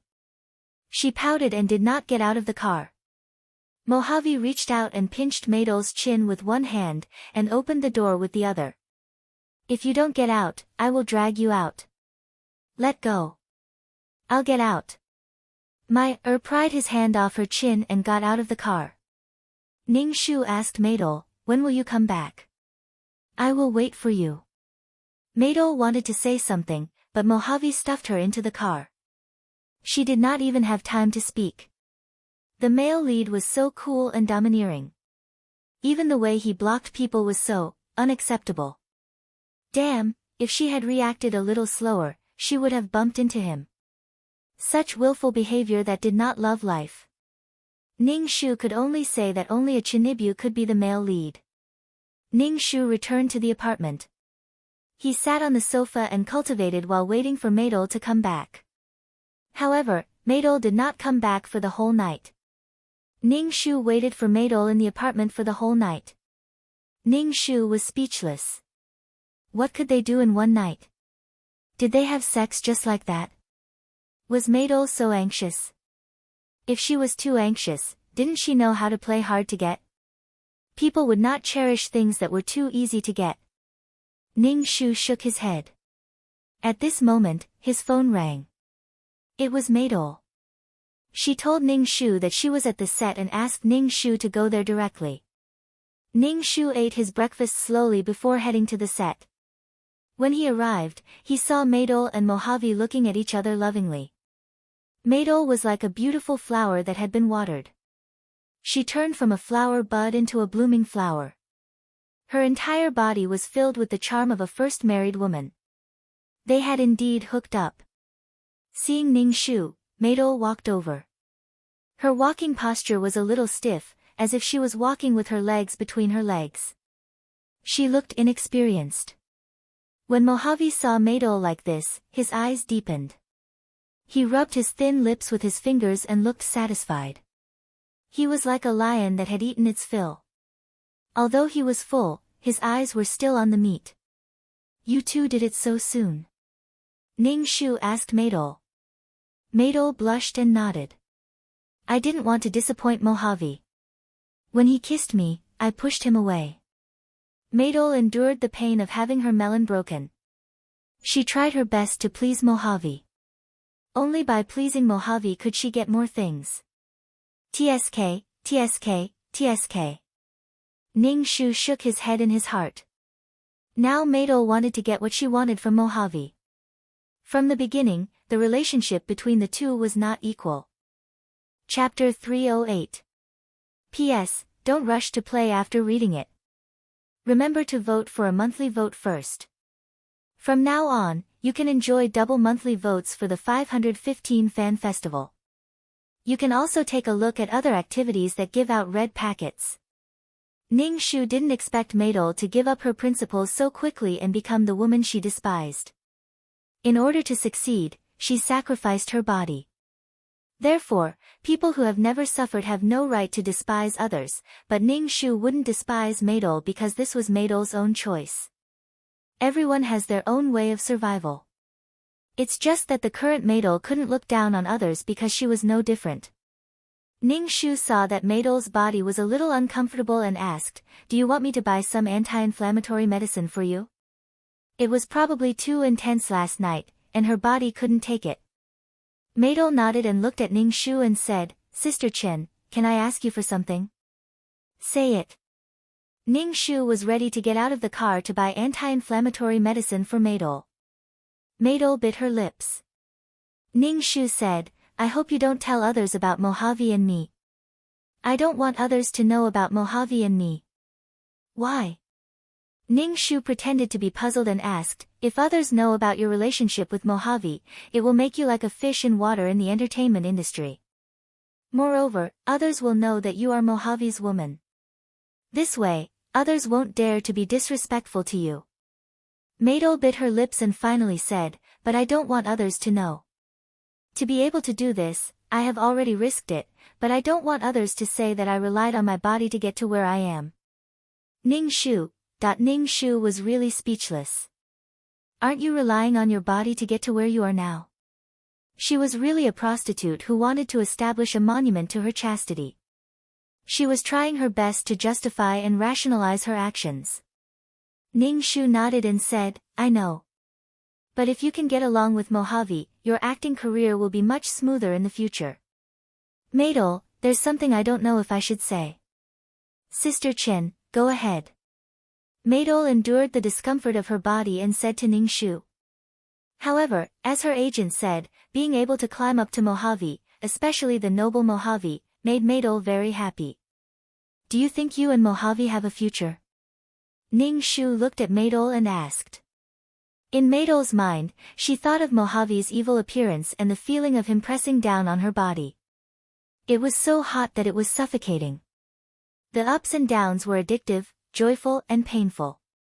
This feeling was completely different from the disgusting feeling that the director gave her before. Maydol's face was a little red. "I want to have a future with Mojave, but I know that a person like him wouldn't be interested in a small artist like me. So, during this period of time when you are related to Mojave, try to get as many benefits as you can. If you don't want anything, when Mojave is tired of you, you won't get anything. Take advantage of the time when Mojave is new to you and make more plans for yourself," Ning Shu said lightly. Maydol bit her lips. When she heard her managers say that she might be tired of and abandoned by Mojave, Maydol felt like her heart was being twisted. It was just that one night. Maydol felt that she had fallen in love with this noble and extraordinary man. His powerful ability made people feel safe. Maydol's heart wanted to be with Mojave forever. But now that she heard her managers say that she might end up with nothing, Maydol hesitated. Because of Mojave's powerful ability, she wanted to rely on Mojave. She wanted to give her body but didn't get anything in return. It made people feel unreconciled. Sister Chen, I know. I already have an idea in my heart, Maydol said. Ning Shu nodded and went to the pharmacy to buy medicine for Maydol. Walking into the pharmacy, Ning Shu suddenly thought of whether Maydol and Mojave had taken contraceptive measures. Then Ning Shu felt that she was thinking too much. Mojave and Maydol weren't pregnant before they got married. Worrying about nothing, she really became an old mother. Ning Shu gave the medicine to Maydol. Seeing Maydol take the medicine, Ning Shu wanted to ask if Maydol had done anything. Just as she was about to speak, Maydol opened the car door and got out, making Ning Shu swallow the words in her throat. Forget it, she didn't need to worry about these things. Even when they were filming, Ning Shu felt that there was a strong affection between Mojave and Maydol. It should be like this between the male lead and the female lead.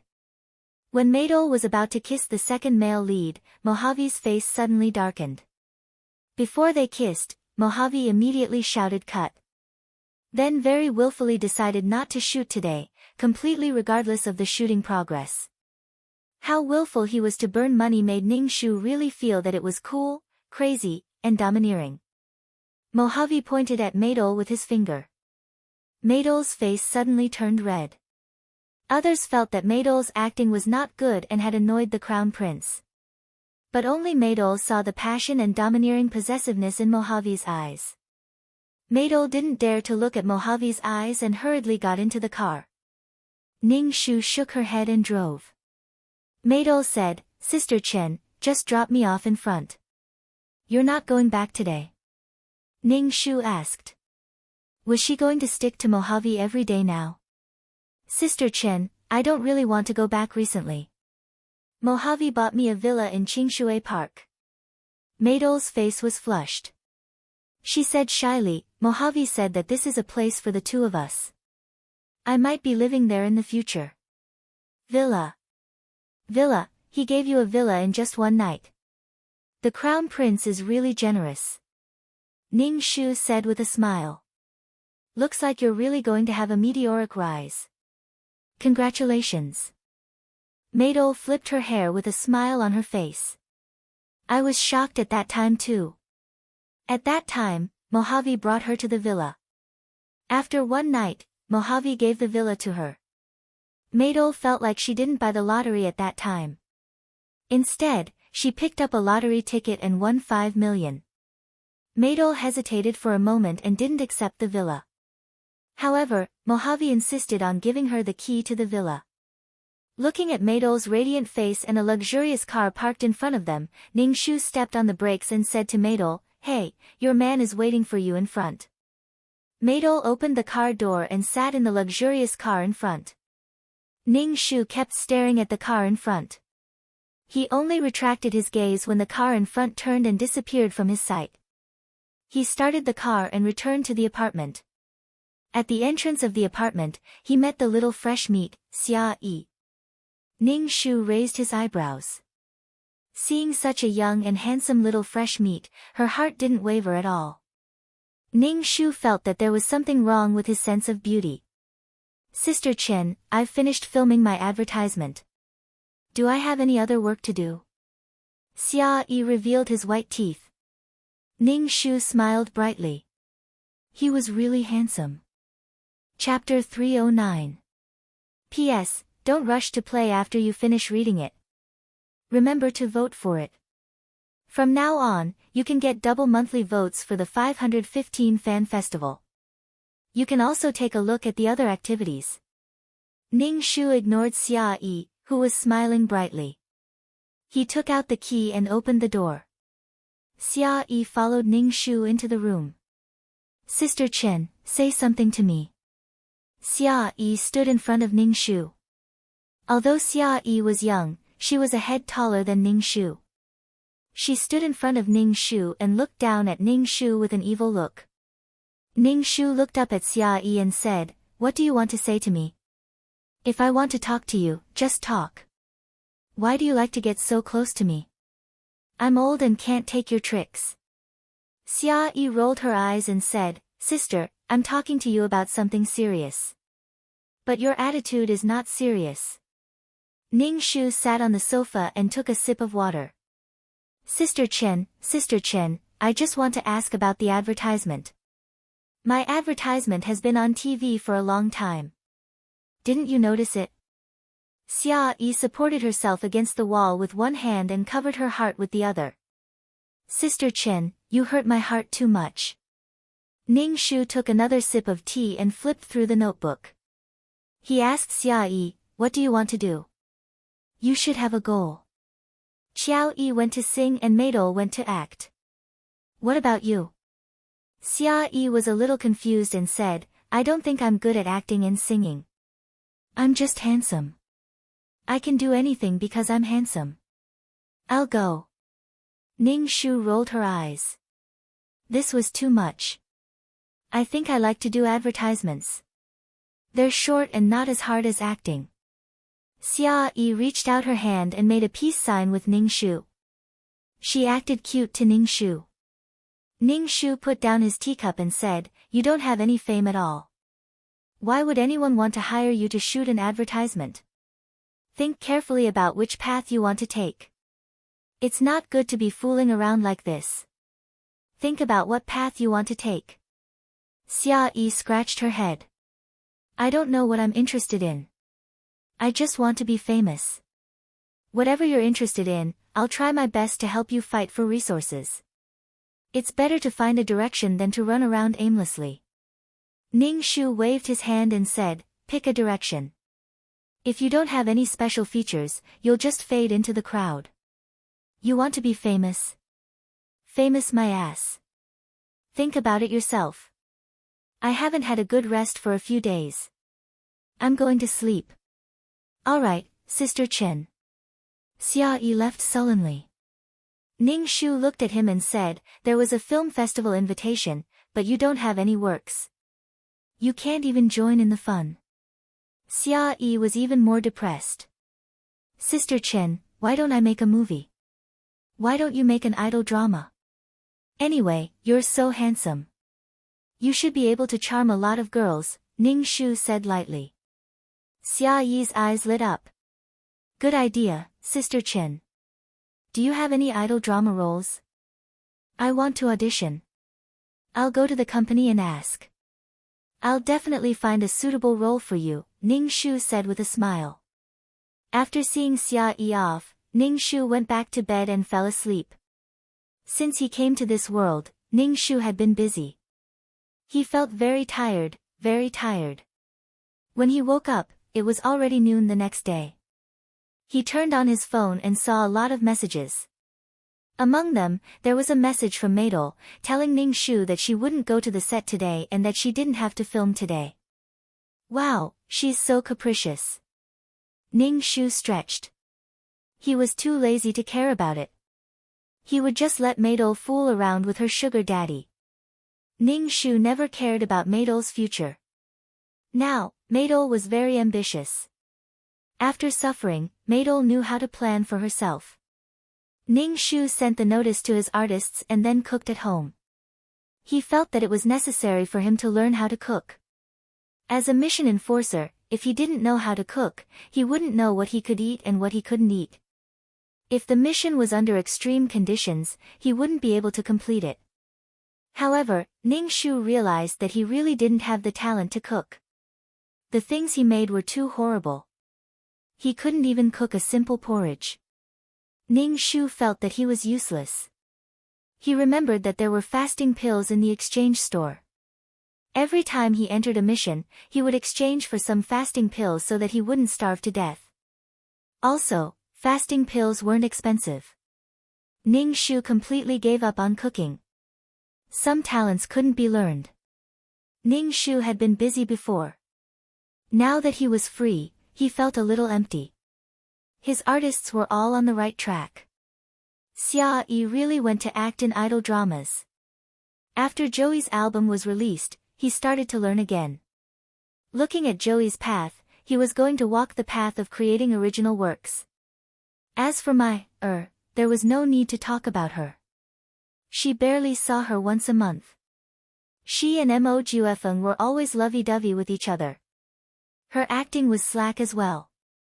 After the filming of the movie was completed, got a role as the female lead. She jumped from the second female lead to the first female lead. It was like sitting on a rocket. It was really different to have someone to support you. Ning Shu went to the new filming location to meet Maydol. The first thing Maydol said was, "Sister Chen, in the future, take on more shows for me. Don't take on any kissing scenes or big scenes." Ning Shu was speechless. If you can't have a kissing scene, then what are you going to do? You might as well just stop acting and let Mo Juefeng support you. You'll be fine with that. My duo's temperament had undergone an earth-shattering change. In the past, my duo was incomparably pure. Now, my duo had flaming red lips, and her makeup had completely concealed her pure temperament. This kind of forced maturity made my duo appear neither fish nor fowl. Ning Shu didn't understand why Maydol was so keen on this kind of makeup. It was said that when a woman put on heavy makeup, she had to make a big move. What was Maydol doing now? "Maydol, why do you put on this kind of makeup?" Ning Shu couldn't help but ask. Maydol's advantage was that she had a pure and pitiful face, but the old-fashioned makeup made Maydol's advantage almost completely disappear. Moreover, Maydol couldn't suppress such charming makeup. Did Maydol suffer a blow? Why couldn't he figure it out? Maydol's face showed a dim look. Ning Shu said, "Sister Chen, I feel that Mojave is tired of me. He is always surrounded by a lot of women. These women are very beautiful, charming and affectionate. I think Mojave likes this kind of woman. So you want to use this kind of method to keep Mojave?" Ning Shu almost laughed out loud. Mojave liked pure women. Maydol's method would only make Mojave tired of her faster. Ning Shu wouldn't remind Maydol. She would be happy if there was a problem between Maydol and Mojave. Ning Shu turned his head and looked at Maydol's red lips. He looked away and said, "So, you have to plan for yourself. While Mojave still likes you, you have to make more plans." Maydol nodded. Ning Shu said, "I asked Mojave for this role." Ning Shu, Maydol was really different now. Chapter 310. P.S. Don't rush to play after reading it. Remember to vote for a monthly vote first. From now on, you can enjoy double the monthly votes for the 515 Fan Festival. You can also take a look at other activities that give out red packets. Ning Shu didn't expect that Maydol would take the initiative to ask Mojave for a role. She was completely different from the Maydol in the plot who had no desires. Taking the initiative to give and taking the initiative to ask were two completely different concepts. Ning Shu shook his head. He was afraid that Mojave and Maydol wouldn't be able to walk together to the end. Mojave liked women who were pure and didn't know much about the world.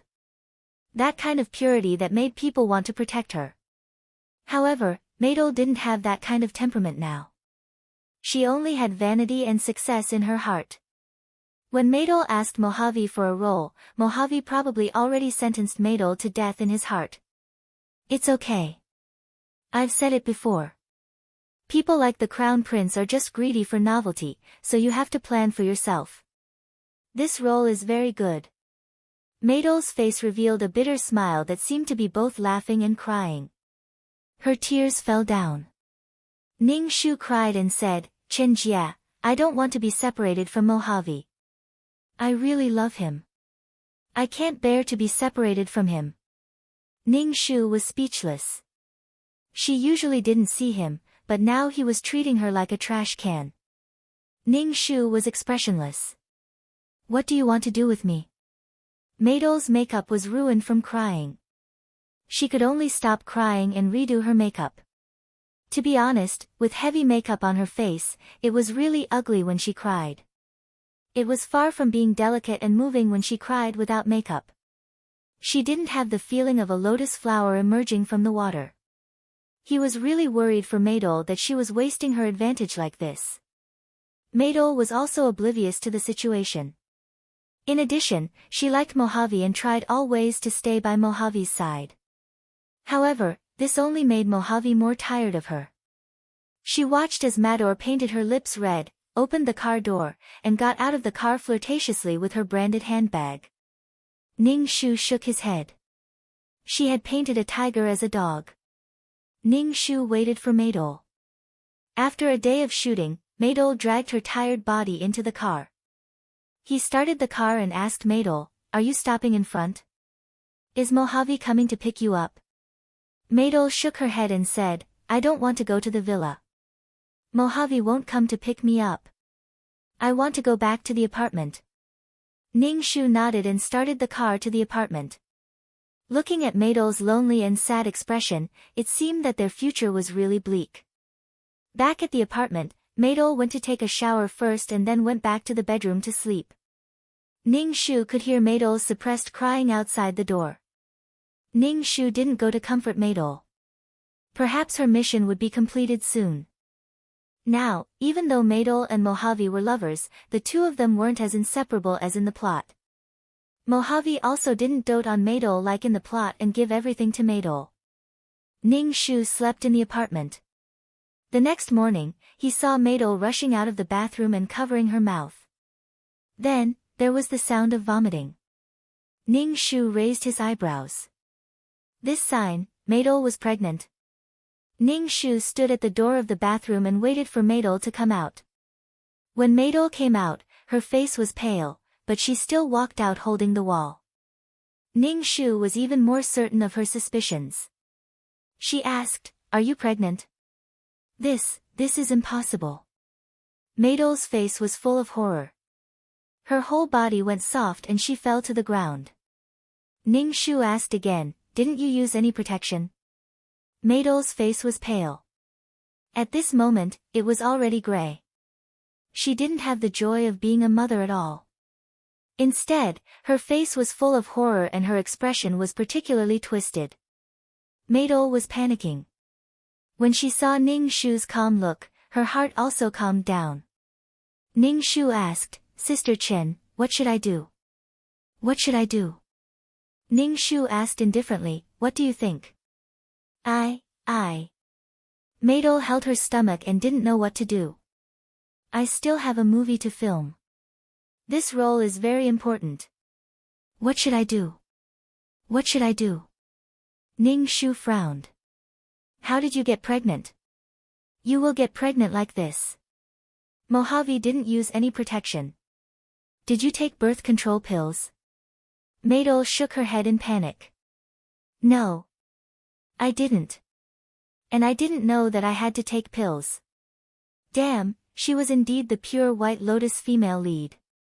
She didn't even know this. She was drunk. Maydol had never seen Mojave use any protection. In order to please Mojave, Maydol didn't take the initiative to let Mojave use any protection.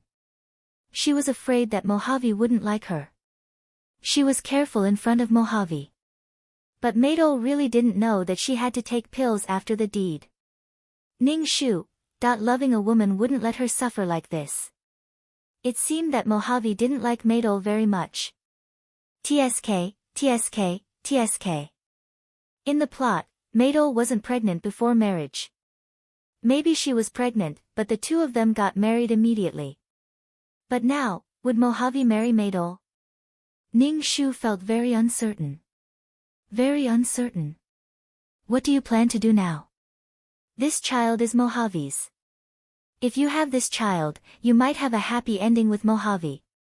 Ning Shu said uncertainly, no matter what, Mojave is the father of this child.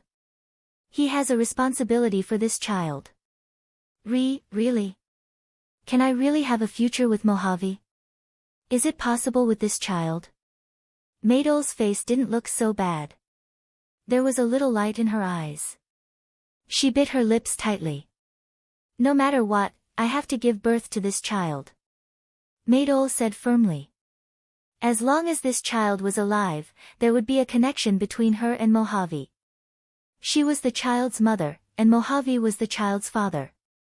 What if Mojave doesn't agree? Ning Shu asked. My duo, clenched her teeth and said, even if Mo-Juefeng doesn't agree, I will give birth to the baby secretly. If it doesn't work, I will leave Jiang City and give birth to the baby somewhere else. Ning Shu, oh, was she going to run with the ball at this pace? Ning Shu suspected that he had taken the wrong script. What about giving birth? Will you raise this child after giving birth? You have to think carefully. This child won't have a father when it is born. Your career is now on the rise. If you suddenly give birth to a child, the fame that you worked hard for will be gone. Ning Shu looked at Maydol's determined expression and asked aloud. Maydol was at a loss again. Ning Shu asked, then what should I do? Ning Shu, fuck, you guys are having fun. Now you ask me what to do. How would I know? Ning Shu's mouth twitched and asked, what are you thinking? What kind of result do you want? I want. Maydol stuttered for a long time but couldn't say it. Chapter 311. P.S. Don't rush to play after reading it. Remember to vote for the monthly ticket first. From now on, you can enjoy double the monthly ticket for the 515 Fan Festival. You can also take a look at other activities with red packets. Ning Shu wanted to know what Maydol was thinking. When he asked her, Maydol stammered and couldn't say anything. What are you thinking? Ning Shu asked Maydol. Your current behavior seriously affects the interests of the company. There has to be a solution. Maydol bit her lip and finally looked at Ning Shu and said, I want to be Mojave's wife and let my child have a father. Ning Shu nodded. Sure enough, Maydol was still very ambitious. She wanted to be Mojave's wife, but this time it wouldn't be so easy. Ning Shu only heard the details of the relationship between Mojave and Maydol. He could probably guess that Mojave was only interested in Maydol for a while. Mojave didn't like women who were too vain, impetuous, and utilitarian. Maydol had been forced by Ning Shu to film some time ago. She had suffered a lot and seen a lot of cruelty and darkness. She was no longer the pure girl she used to be. Maydol couldn't attract Mojave now. Maybe she was a little bit attracted, but as time went by, Maydol's pure temperament disappeared. She was no different from the women in the entertainment circle. So are you going to find Mojave now and tell him about this? Ning Shu asked, no matter what, you should try. After all, Mojave is responsible for this child. Maydol nodded and held Ning Shu's hand tightly. She begged, Sister Chen, can you go with me? I'm scared. I'm scared to face Mojave alone. Maydol seemed to feel that she might not be able to bear the result, so Maydol wanted to call another person. Her agent was her best choice. Ning Shu nodded and said, I'll go with you. Maydol's face looked better. She immediately called Mojave. When she was on the phone, Maydol covered her mouth to prevent herself from crying. She told Mojave that they would meet at the villa at night. After the phone call, Maydol suddenly cried. Ning Shu poured a cup of hot milk for Maydol and said, eat something. We'll go there at night. You have to make yourself feel better. I know, Sister Chen. Do you think Mojave will agree to my proposal? Maydol asked Ning Shu with uncertainty.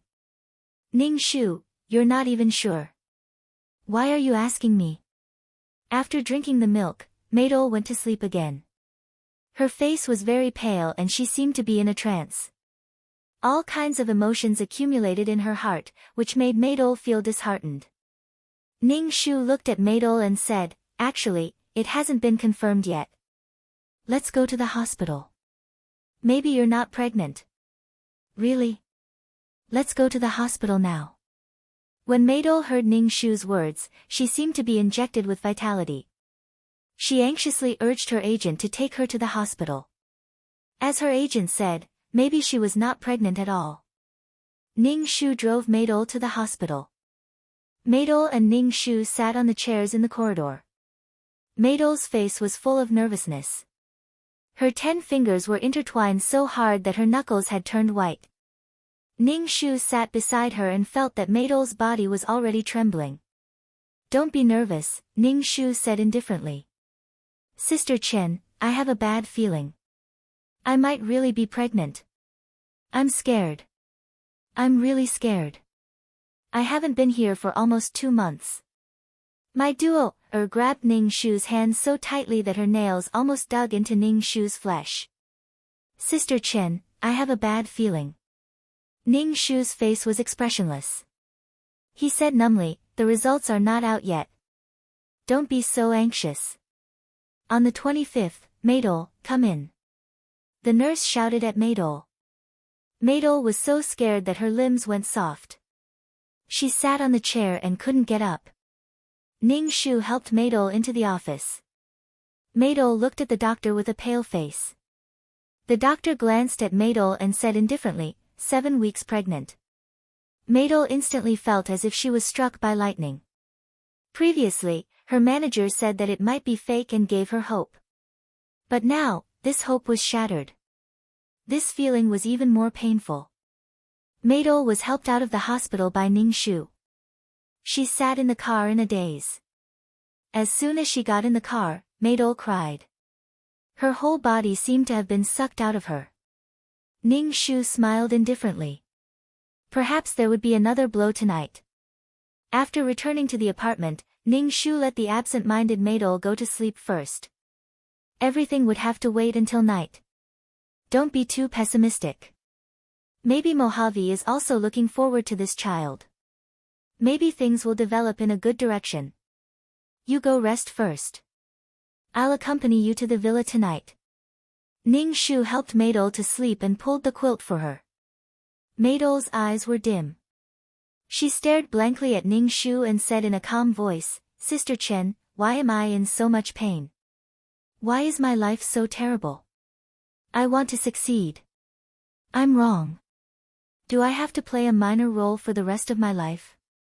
I don't want to suffer anymore. I want to be a movie queen." Maydol said while crying. Ning Shu said expressionlessly, "That's right. What you want is not wrong. But you hurt others and caused their deaths. Don't think too much. Have a good rest. I'll go with you tonight." Ning Shu stood up and closed the curtains of the room. The room suddenly became darker. Maydol closed her eyes with tears in the corner of her eyes. Ning Shu went out and closed the bedroom door. Then he arranged work for several of his artists. Ning Shu was busy for a while. When Maydol woke up, it was already dark. Ning Shu ordered some pizza in advance and asked Maydol to eat before going to the villa. Besides, it was still early before the appointed time. Maydol didn't have much appetite. She stopped eating after 2 mouthfuls. Without makeup, her face was even paler. "Eat more. Only then can you deal with tonight's matter. I didn't tell the company about your matter because I wanted to deal with it in private and not let the company know." Ning Shu put another piece of pizza on the plate in front of Maydol.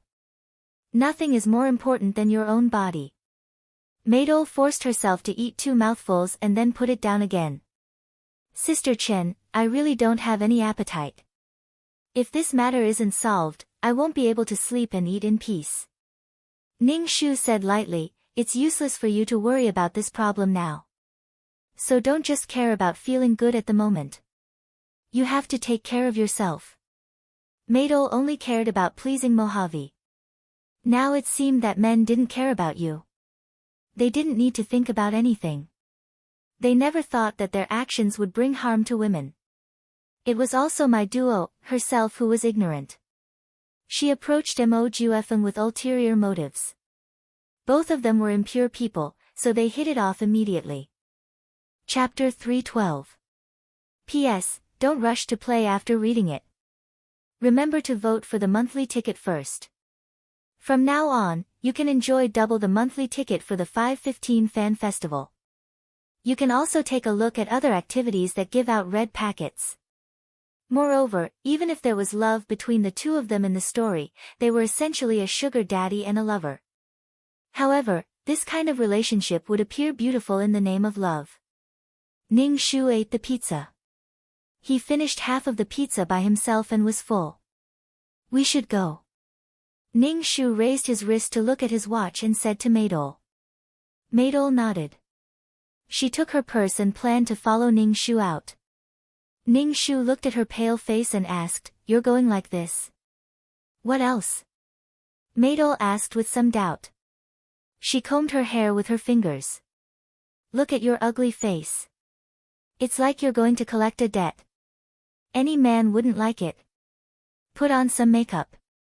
It's good to have some confidence. Ning Shu said faintly. If such a delicate and pitiful Maydol was in front of Mojave, Mojave might pity her. Ning Shu didn't want to take the risk. Maydol touched her face and turned back to the bedroom. When she came out again, her face was already done with makeup.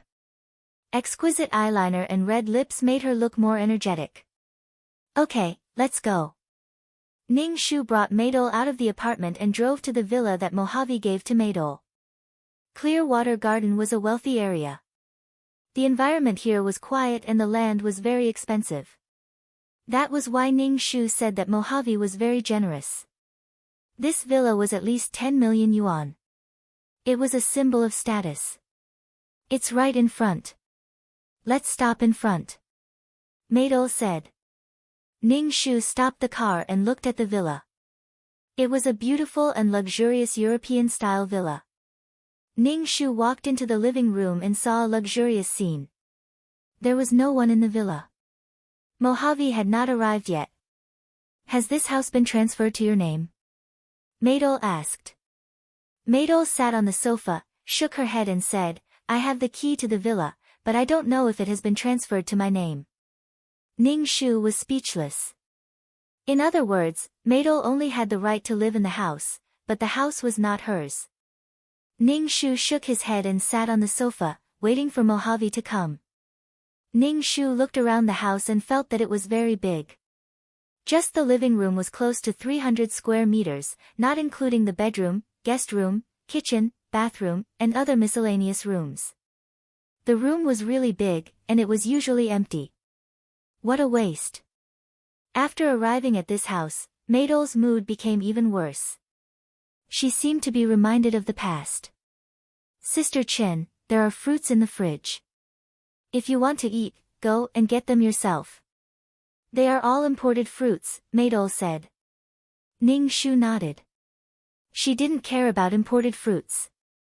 Eating fruits was better than eating spirit marrow crystals. Did you and Mojave make an appointment at this time? Why isn't he here yet? Maydol looked at her wrist and asked Maydol. Maydol sat straight on the sofa. I clenched my fists and placed them on my lap. I looked very nervous. When I heard Ning Shu's question, I said, it's this time. Maybe he will come later. Maydol couldn't help but ask Ning Shu, Sister Chen, how should I tell Mojave about the pregnancy? Just say what you need to say. Just tell him directly. Ning Shu didn't seem to care. Ning Shu looked at the clock on the wall. It was ticking. It seemed like the hands were made of gold. After more than an hour, Ning Shu looked at the hands until her eyes hurt. She turned her head and saw Maydol still sitting straight on the sofa. She didn't even change her posture. Didn't she feel tired? Her nervous appearance made it seem like she was about to go to war. In fact, Maydol was afraid of Mojave. She always cared about Mojave's feelings. In front of Mojave, she was very humble. Ning Shu shook her head. The environment changed people too much. People couldn't help but be affected by their environment, especially when the environment was oppressive. Ning Shu took a deep breath. So, no matter what the environment was, one must maintain one's heart. In the future, no matter how bad the environment was, one must persevere. Otherwise, it would be easy to lose oneself. We have been waiting for almost 2 hours. Let's call Mojave, Ning Shu said to Maydol. How long do we have to wait? Ning Shu suspected that Mojave had forgotten the agreement with Maydol. It completely showed that Maydol didn't have much weight in Mojave's heart.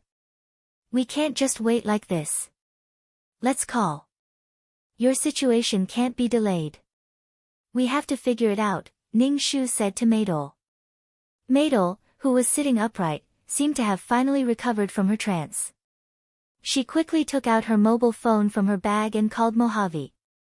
When the phone was connected, Maydol didn't ask why Mojave didn't keep the appointment. Instead, she wanted Mojave to come quickly. She had something important to say. Ning Shu looked at the poor and humble Maydol and shook his head. Love was equal. Now, Maydol was like Mojave's accessory. What did the other party say? Ning Shu saw Maydol hang up the phone and immediately asked her. Maydol breathed a sigh of relief and said, he said he will come over later. Ning Shu said, oh, and yawned. It was almost midnight. If Maydol didn't call Mojave, Mojave probably wouldn't come back today. Half an hour later, there was finally the sound of a car at the door. Maydol, who was sitting on the sofa, jumped up from the sofa like a spring and quickly walked to the door. Then there was the sound of the door opening. Ning Shu saw that Maydol was setting up the slippers for Mojave at the entrance. Mojave walked in and put on the slippers. His movements were very natural. When he saw that there was another person in the living room, his eyes suddenly showed displeasure. Maydol had been with Mojave for a while. She could still understand some of Mojave's emotions. Obviously, Mojave was angry now. Maydol immediately explained, this is my agent. Because I have something to tell you today, I also called her. Mojave played with the car keys in his hand. He sat down and put his legs on the coffee table. It was such a wretched action, but Mojave looked unrestrained and cool. One of his long legs looked very sexy. Even Ning Shu had to admit that Mojave was really handsome. Looking at Maydol's attentive and admiring eyes towards Mojave, he knew that this man was very charming. Say it. What are you looking for me for? I have other things to do. Mojave said to Maydol. His eyes didn't even look at Ning Shu. Mojave saw that Maydol's face was very pale, but her lips were very red. In contrast, her skin was terrifyingly white. Her lips seemed to be painted with blood. This made Mojave frown slightly. He then looked away from her face and lowered his head to play with the key ring. He just didn't look at Maydol. Chapter 313. The atmosphere in the villa's living room was very gloomy. Mojave was playing with the keys in his hand, and Maydol was looking at Mojave with a conflicted expression. She looked like she wanted to say something, but she just couldn't open her mouth. Ning Shu acted like an invisible person at the side. In any case, no one said anything. Maydol's forehead was dripping with cold sweat. She looked at Ning Shu for help. Ning Shu shook his head. Maydol didn't need her to open her mouth. Maydol saw her manager shaking her head. She clenched her fists tightly, and her palms were sweating. She looked at Mojave's indifferent and noble appearance, but she just couldn't open her mouth. What's the matter? You called me over and didn't say anything. Since you don't want to say anything, I'll leave. Mojave put down his legs that were propped up on the coffee table. It was obvious that he was going to leave. Maydol hurriedly said, don't go. Don't go. I have something to say. Mojave looked at Maydol. Maydol swallowed a mouthful of saliva. She looked at Mojave affectionately and said, I love you.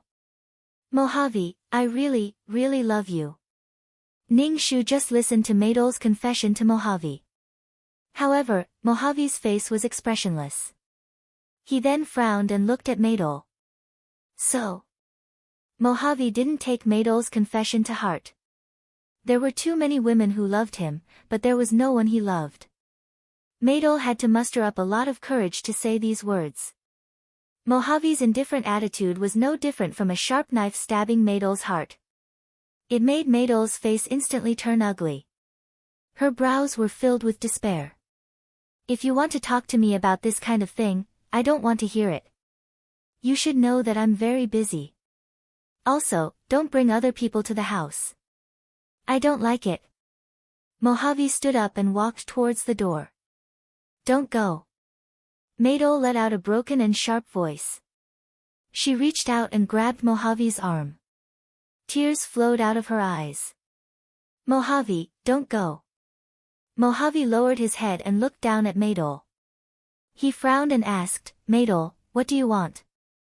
You should know the consequences of making me angry. Mabel's tears flowed. She felt as if her stomach was churning. She wanted to vomit, but when she met Mojave's cold eyes, Mabel felt her entire body turn cold. She quickly cried out, Mojave, I'm pregnant. It's been a month. Mojave was stunned for a moment. He then shook off Mabel's hand that was grabbing his arm. He glanced at Ning Shu and said coldly to Mabel, so, you brought people here today to seek justice from me, or to force me to marry you? Mabel was at a loss for words. She felt as if she had fallen into icy water. Before she could say what she was thinking, Mojave stopped her. Mojave's words meant, don't even think about marrying me. Mabel's entire body went limp as she fell to the ground and cried. It was as if she had lost her soul. Ning Shu coughed and made his presence known, breaking the sorrowful atmosphere at the same time. Mabel and Mojave looked at Ning Shu at the same time. Ning Shu suddenly felt pressured. Just as he was about to speak, Mojave spoke first. You're Mabel's manager, right? Take your artist for surgery. I don't want this child. Ning Shu was speechless. What was she supposed to say? The child in Mabel's stomach is yours. You don't want it? Is this your child? Ning Shu said indifferently. She originally thought that Mojave would give Mabel a sum of money and leave Mabel to fend for herself. She didn't expect that Mojave would directly ask Mabel to abort the child. Not just any woman has the right to bear my child. Mojave said coldly. He then looked at Mabel, whose face was ashen. How did you get pregnant? Didn't you use protection after the surgery? This kind of aftermath should be handled by women. The fear of pregnancy, the uncertainty of the future, and Mojave's heartless questioning made Mabel so cold that her teeth were chattering. Mabel opened her mouth. Or are you saying that you want to use the child to climb up the social ladder and marry me? Mabel, I will never marry you. Mojave's expression was cold and his words were very heartless. Mabel shook her head frantically. I really didn't. Ning Shu was speechless. The two people who were supposed to be deeply in love had turned out like this. Moreover, Mojave's strange words made Ning Shu feel a deep sense of malice. What did he mean by, the aftermath should be handled by women? As if it was a woman's fault that she got pregnant. Mojave was the kind of person who loved someone so much that they would melt in his mouth and fall in his hands. If he didn't love someone, he was cold and ruthless. He was an extremely extreme person. He was simply a scumbag. President Mo, no matter what, this child is yours, Ning Shu said. Mojave glanced coldly at Ning Shu. Is this child mine? Maybe it is, maybe it isn't. Ning Shu, fuck. Mojave, is this child really yours? Am I that kind of person in your heart? You are my only man. Mojave, I beg you, please don't hurt our child, I beg you. Mabel sat on the ground, holding her stomach. Tears fell like rain as she begged Mojave. Mojave squatted down, reached out his hand and grabbed Mabel's chin. He looked at Mabel's face and said coldly, so, you want to give birth to the child? I won't marry you. I won't let an illegitimate child exist. Mabel's eyes reflected Mojave's cold expression. Mabel's entire body trembled. Why are you so cruel to me? Why? Because I don't like you. I thought you were a little interesting before, but I realized that you were no different from other women in the entertainment industry. Mojave let go of Mabel's chin, clapped his hands and said indifferently, if you want to talk about conditions, then talk about conditions. I don't like crying like this. Mojave then looked at Ning Shu. Since you're already here, you must have a purpose. Tell me, what do you want? Mojave, I don't want anything. I just want you to not hurt my child. Maydol shook her head desperately. Mojave rubbed his forehead. Stop, don't say any more. I don't have the patience to listen to these things. Tell me, what role do you want this time? I can give it to you. Maydol felt as if she had been struck by lightning. She felt that her dignity was being trampled on by Mojave over and over again. Ning Shu, why did it feel like the plot had changed so much? Didn't Mojave like to dote on Maydol a lot? Why didn't that seem to be the case? He was so cold, as if he was treating the supporting female lead. Was it because the current Maydol wasn't as pure and flawless as in the plot, so he didn't like her? Could it be that Mojave liked pure and beautiful women, no matter who they were? Chapter 314. When Maydol first entered the entertainment industry, she was pure and beautiful. Because she had a brief relationship with Mojave, the two fell in love. Mojave only loved women who were pure and ignorant. This woman could be Maydol, Li Duo, or even someone else. Now, my Duo had changed. Her thoughts were complicated. Mo Juefeng was only interested in her for a while. The two of them were simply a sugar daddy and a lover. She would provide him with her body, and he would provide her with resources. It was that simple. Ning Shu felt that Mojave only loved a feeling. As long as the woman had such characteristics, he would fall in love with her. Because of the subtle changes in the plot, Maydol, who was supposed to be the female lead, was no longer the female lead. Because she was no longer pure and ignorant. What a sad story. Mojave seemed to be a little impatient with the crying Maydol. You can't keep this child. In 2 months, there will be a 200 million yuan second female lead role in a movie. This role is for you. Don't challenge my bottom line anymore. Mojave wrote another check for Maydol, placed it on the coffee table, and turned to walk towards the door. Maydol didn't even have the courage to stop Mojave. Her fingers clutched her clothes tightly, and her body trembled. After taking a few steps, Mojave stopped, turned around, and said to Maydol, by the way, there's one more thing. Maydol turned around stiffly and looked at Mojave with hope in her eyes. She hoped that Mojave would go back on his words. Mojave ignored Maydol's longing eyes and said viciously, Maydol, don't try to play any tricks. Otherwise, I'll make you beg for death. This child must be dealt with cleanly. Don't think about using the child to threaten me, and don't even think about giving birth to it. Otherwise, I'll make sure you can't stay in the entertainment industry. Ning Shu was speechless. Holy shit. After experiencing a few worlds, this was the first time she saw the male lead being so ruthless to the female lead. This was not liking.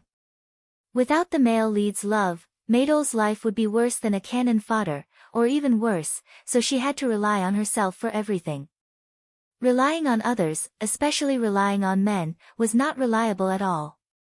A woman can live her own life.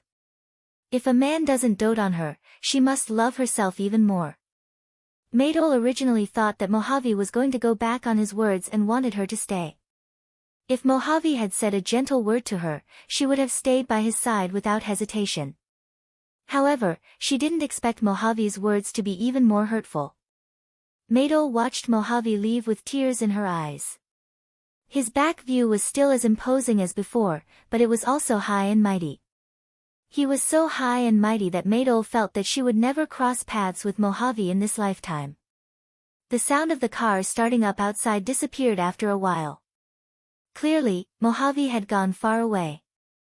Maydol stared straight at the door. In the end, she crawled on the ground and wailed loudly. Her voice was hoarse, and her shoulders were shaking. She looked extremely pitiful. Ning Shu glanced at the check on the coffee table. There were actually 7 zeros. More than 10 million yuan as a breakup fee. Adding on the second female lead in the production of the movie, the breakup fee was not low. Maydol, are you okay? Ning Shu cried until he was out of breath. Maydol asked. What was the use of crying like this? The other party was obviously just playing around, but Maydol wanted to be with him for life. My duo did not even have the chance to voice her wishes. Mo Juefeng had cut off all her future paths. Either she obediently got rid of the child, and the second female lead in the movie would be hers. Moreover, there would be a breakup fee of 10 million yuan. If she wanted to give birth to the child, Mojave would definitely not be polite. What awaited Maydol would be a more tragic result. Now that things had developed to this point, the task was almost done. Moreover, the person who dealt with Maydol was the man she loved deeply. The pain of being deeply hurt by the person she loved was simply unparalleled. Maydol ignored Ning Shu.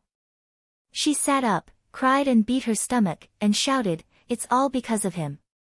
It's all because of him." Ning Shu was stunned for a moment. He grabbed Maydol's hand that was beating her stomach and asked coldly, "What are you doing? If I wasn't pregnant, Mojave wouldn't have abandoned me. If I hadn't run to Mojave and told him that I was pregnant, Mojave wouldn't be like this." Maydol beat her stomach with a lot of strength. Her stomach hurt all of a sudden. Maydol was scared and angry. She frowned in pain. Her face was twisted, and she kept muttering, "If I had aborted the child first and didn't let Mojave know, he wouldn't have been so angry and wanted to break up with me." Why? Ning Shu was speechless. Looking at the crazy Maydol, Ning Shu was speechless. Sometimes, the ugliness in human nature was really hard to look straight at. Ning Shu only felt that the woman in front of him was crazy. She could expand a little bit of dark emotions infinitely. She was a self-centered woman. If someone doted on her and let her live without restraint, she would naturally soak in a honey pot. However, if she suffered, she would feel that the whole world was hurting her. She would never consider the harm she brought to others. "Maydol, calm down." Ning Shu grabbed Maydol's wrist tightly and said coldly, "Sober up." Maydol stared blankly at Ning Shu.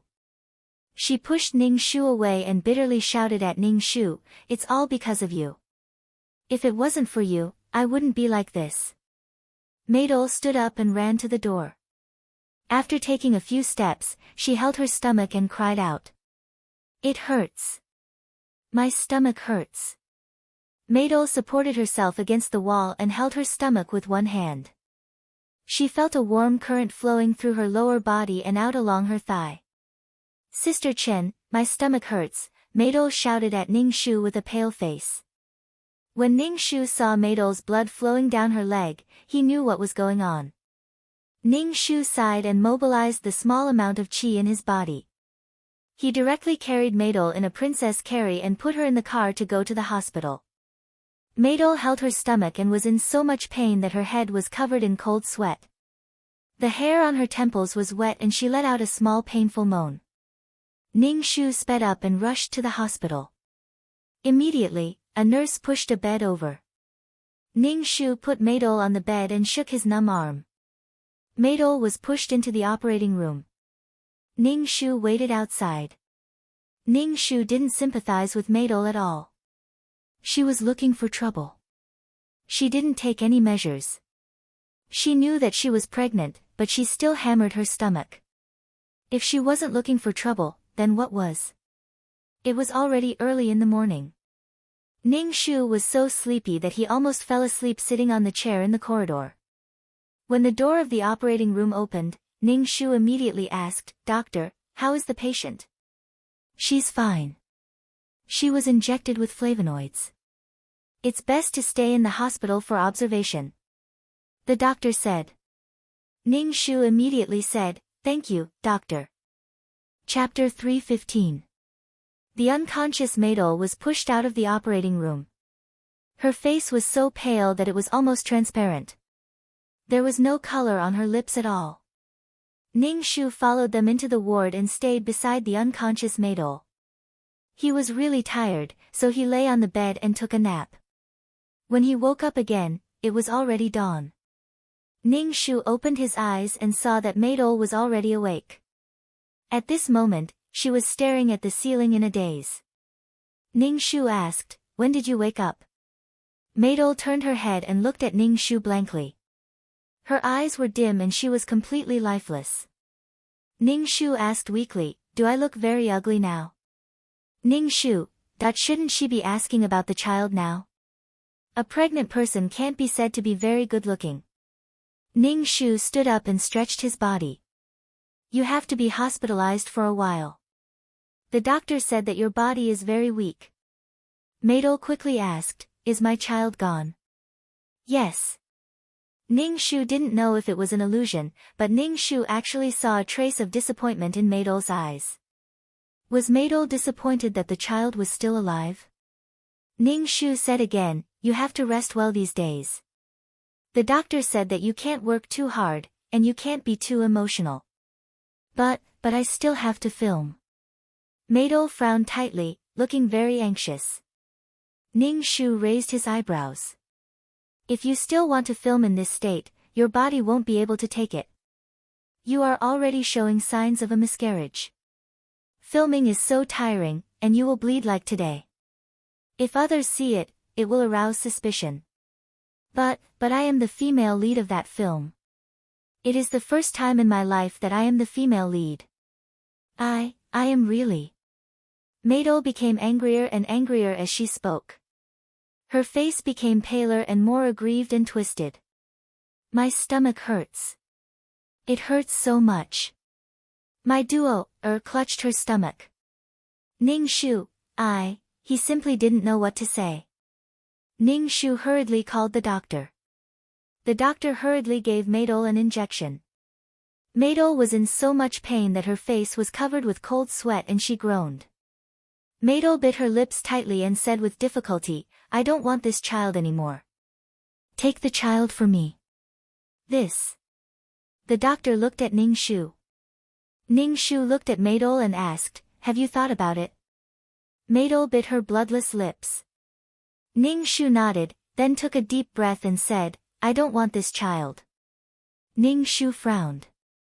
"Have you really thought it through? Other than this path, is there any other path I can take?" Maydol's body trembled as she spoke, tears streaming down her face. "I simply have no other path to take." "Sign it," the doctor said to Ning Shu. Ning Shu waved his hand. "I'm not her relative. Let her sign it herself." Maydol endured the pain and signed the document. Then, she shouted as if she was about to break down, "Hurry up and get rid of this child for me. It hurts so much." The nurse pushed the bed to the operating room. Ning Shu stood at the door of the operating room, watching the operating room light on. About an hour later, Maydol was pushed out. Her face was as white as paper, and she lay lifelessly on the bed. She looked particularly pitiful. Ning Shu looked at Maydol's stomach. The little life inside was already gone. He just didn't expect Maydol to be so determined not to have this child. Mo Juefeng did not want to let a random woman have his child. My duo, was also one of those women. Mo Juefeng did not want a random woman to have his child. My duo, was also a random woman. Mo Juefeng did not want a random woman to have his child. After the anesthesia wore off, Maydol slowly woke up. As soon as she woke up, before she could say anything, tears fell down her face. She seemed very sad. Ning Shu handed the check to Maydol and said, "This is the check from Mojave." Maydol weakly raised her hand to take the check. She wanted to tear it up, but in the end, she didn't. Maydol looked at Ning Shu. Her eyes were red, and she said with resentment, "I suffered so much just for $10 million in a role. I lost my child. My child is gone." Ning Shu, so annoying, so impatient, she signed to abort the child. Looking at her now, it really made him feel bad. Now, was she going to express her sadness and guilt for this child? Ning Shu saw Maydol's sad expression, but his heart didn't waver. He even wanted to laugh. The Maydol now was really different.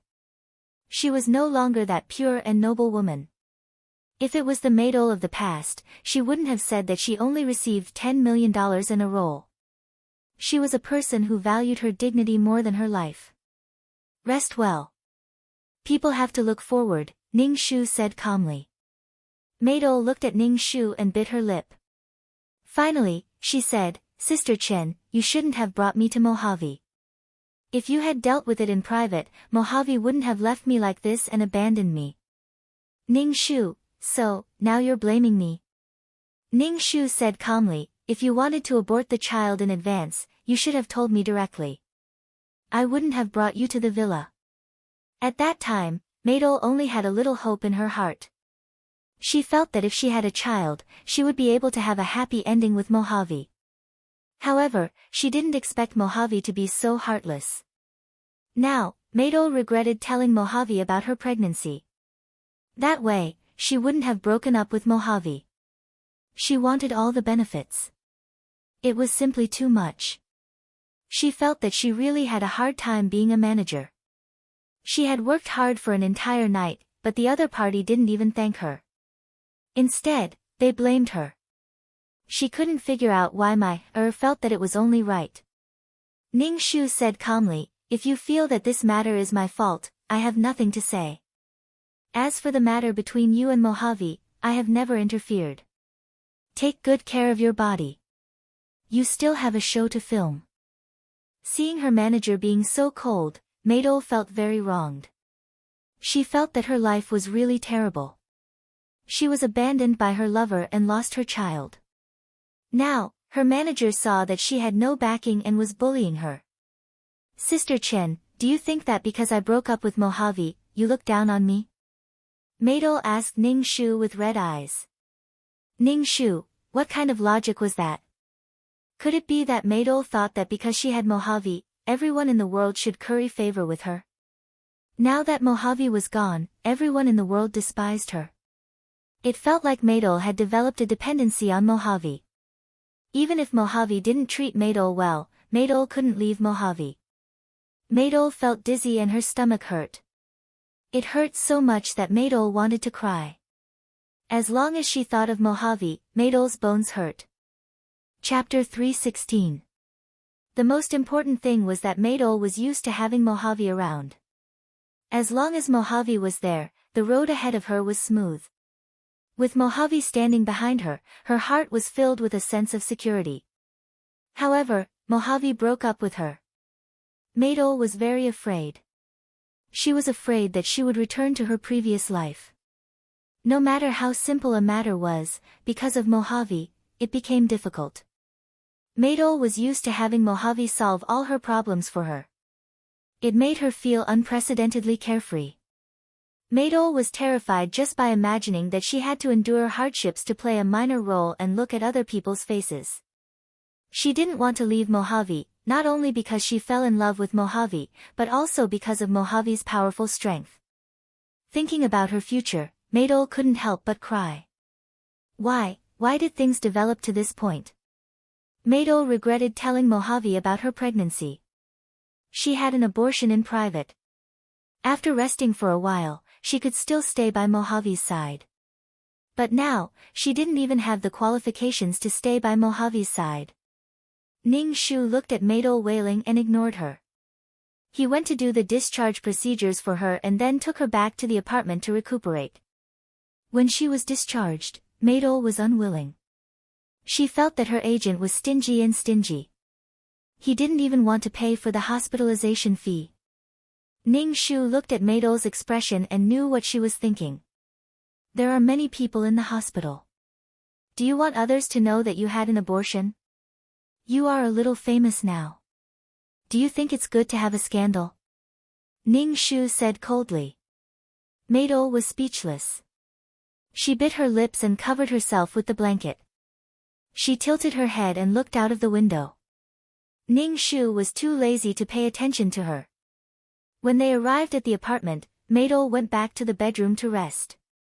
Ning Shu saw that Maidol had really hurt her body this time. What was the use of not taking care of her own body?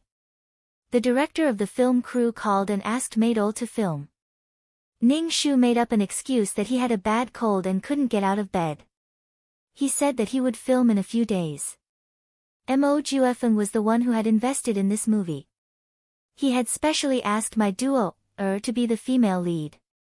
Now that my duo, was in poor health, he could only give up. The entire crew was waiting for my duo, to go back to work. To Ning Shu's surprise, Maydol went back to work after a week of rest. When she left the apartment, her face was still pale. Why don't you rest for a few more days? Your body doesn't look very good. Ning Shu said to Maydol. Why did she work so hard? If she didn't have a good body, everything was useless. Moreover, filming was a very difficult thing. Ning Shu just wanted to remind Maydol, but he didn't expect Maydol to shout at him, I have been abandoned by Mojave. I am no longer Mojave's woman. If I don't film this movie, do you want Mojave to replace me? Ning Shu, if she wanted to go, then go. Ning Shu shrugged. Anyway, it wasn't her body that was ruined. Moreover, Maydol's temper was really bad. She probably suffered a blow. Ning Shu took Maydol to film. When they arrived at the set, Mojave was there. When Maydol, who was sitting in the car, saw Mojave, she burst into tears. During this period, Mojave didn't come to see her. Mojave didn't come to the hospital to see her when she had an operation. She was in great pain, but Mojave didn't ask her at all.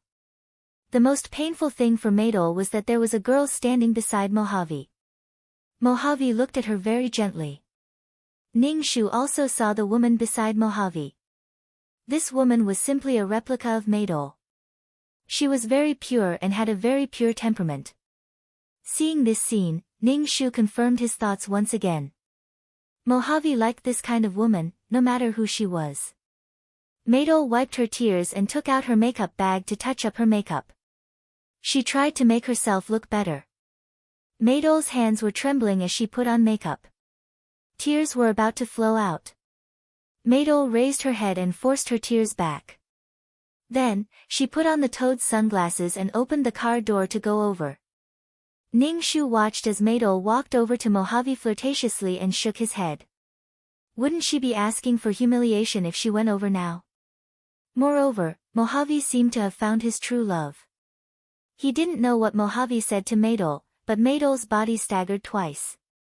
She seemed to be very sad and went to the changing room weakly. Ning Shu got out of the car and saw that Mojave's gaze was fixed on him. He felt a little strange. Why are you looking at me? Then, Mojave actually walked over to Ning Shu. Ning Shu asked, did Maydol abort the child? Ning Shu nodded. Mojave's gaze turned ugly and his expression was very strange. Ning Shu looked at Mojave's expression. Could it be that he couldn't bear to part with the child? Since he couldn't bear to part with the child, he should have told Maydol. He waited until the child was gone and now he was asking about the child. She is indeed a vicious and merciless woman. She can do anything for the sake of being in a position of power. Mojave sneered, his brows filled with disgust. Ning Shu was speechless. He felt that she was really crazy. On one hand, he threatened Maydol that she couldn't keep the child. If she kept the child, she would be unlucky. When Maydol really aborted the child, Mojave felt that Maydol was a person who could sacrifice her child for money and for the sake of being in a position of power. In short, he didn't love you. You were full of flaws. Everything you did was wrong. Your existence was a mistake. Ning Shu didn't expect that he would actually break up a pair of true love. No, to be precise, Maydol no longer had what Mojave liked. On the other hand, under such difficult conditions, Maydol's heart was impetuous. She didn't want to be looked down upon. When facing Mojave, she was no longer as confident as she was in the storyline. She tried to please Mojave everywhere. Mojave had too many people trying to please him. He was very uninterested in such a flattering attitude. He liked women who were not afraid of him and could throw tantrums at him, act coquettishly, and be pure and beautiful. Ning Shu felt that this girl was asking for a beating. She was crazy. Because Mojave was beside her, Maydol's filming condition was not very good. In addition, she was not feeling well and kept doing bad takes. The more she did bad takes, the more irritated Maydol became. What had happened recently was simply too much for her to bear. Why was she so miserable? Maydol felt that everyone was happier than her. Ning Shu saw Maydol like this and felt that Maydol's acting skills had not made any breakthrough. Moreover, now that Mojave didn't intend to flatter Maydol anymore, what welcomed Maydol was an even more cruel reality. It was not easy to finish filming today's scenes. Maydol's face was terribly pale. She held her stomach and dragged her tired body into the car. Chapter 3:17. Maydol, who got into the car, held her stomach and looked very uncomfortable. However, her eyes were always on Mojave. Seeing that Mojave had been chatting with a girl and the smile on his face made Maydol very sad and jealous. Is that girl Mojave's new lover? Maydol seemed to be asking Ning Shu. Ning Shu narrowed his eyes and said, should be. Maydol's face became even uglier. Ning Shu drove back to the dormitory. Maydol washed up and went back to the bedroom to rest. She didn't even eat dinner. It seemed that she was really tired. It was estimated that this mission would be over soon. Now Maydol had no love and no career. To be honest, now Maydol's acting was so bad that Ning Shu couldn't watch it anymore. Perhaps it was because there were too many troublesome things, or perhaps it was because had spent too much time on pleasing Mo Juefeng. Therefore, Er's acting skills did not improve at all. The next day, Maydol woke up very early. She casually ate something and asked Ning Shu to take her to the set. Ning Shu saw that Maydol's face was worse than yesterday after resting for a night. He asked, can you bear it? Maydol glanced at Ning Shu and said coldly, even if I can't bear it, you still have to let me go. If I don't go, how can the company make money? How can you achieve results? Do you really care about my health? What's more, I have to continue acting. Am I supposed to just watch that vixen steal my man and steal my role? Ning Shu was speechless. Well, now Maydol was full of resentment. Just a casual word from others could make her vent her dissatisfaction. Ning Shu didn't say anything and drove Maydol to the set. Today, Mojave was still there. Seeing Mojave, Maydol's heart ached. In the past, Mojave was there for her. Now, Mojave was there for another woman. Maydol's heart ached. Every time Ning Shu saw Maydol's pained expression, as if she had suffered the greatest pain in the world, he felt very annoyed. Some things didn't need to be so concerned. Since it was all in the past, he should let it go. What was the point of being tangled up? Didn't Maydol realize that her situation was already very difficult? Instead of being so sad and hurting her lungs, it was better to work for her future. One's character determined one's fate. Fortunately, there was Mojave in the plot. Mojave solved everything for her. Maydol didn't suffer at all. Under Mojave's pampering, many of her characters weren't exposed. Now, Maydol exposed a lot of her character, ego, extreme ego. Maydol endured the sadness in her heart.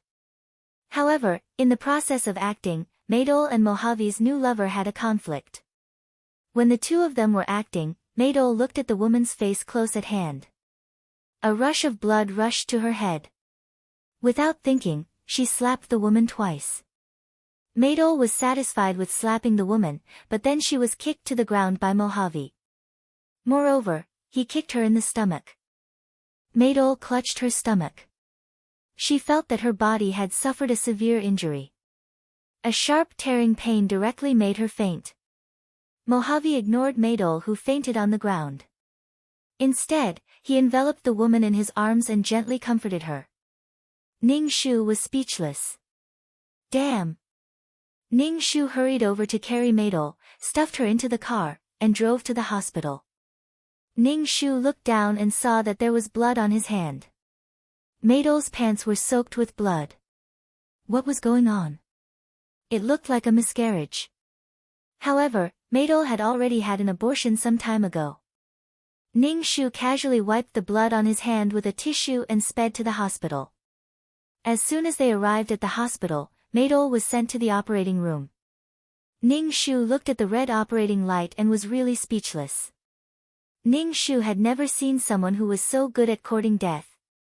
A lot of Maydol's suffering was self-inflicted. The door of the operating room opened and a nurse came out. Ning Shu asked the nurse, "What's the situation now?" "The patient's uterus is ruptured and she's lost a lot of blood. I'm going to the blood bank to get some blood now." The nurse hurried off. Ning Shu was speechless. Her uterus was ruptured. Could it be that Mojave's kick had ruptured her uterus? Damn, the speed of development was simply too fast for Ning Shu to keep up. Suddenly, Mojave and Maydol became great enemies. Moreover, Mojave hated Maydol to the core. Maydol was the female lead. The speed of her defeat was simply like a falling elevator. Could it be because Maydol had an abortion? In short, he couldn't figure it out. The operation went on for a long time.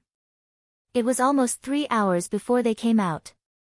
When Maydol came out, her face was so pale that Ning Shu thought Maydol was dead. The patient just had an artificial abortion some time ago. Her recovery isn't very good. There's some infection in her uterus, but with a strong blow, her uterus ruptured. She may not be able to have children in the future. The doctor shook his head and said. Ning Shu was a little confused, but he immediately thanked the doctor. Ning Shu frowned tightly. He felt that something was not right. The development of the situation was too strange.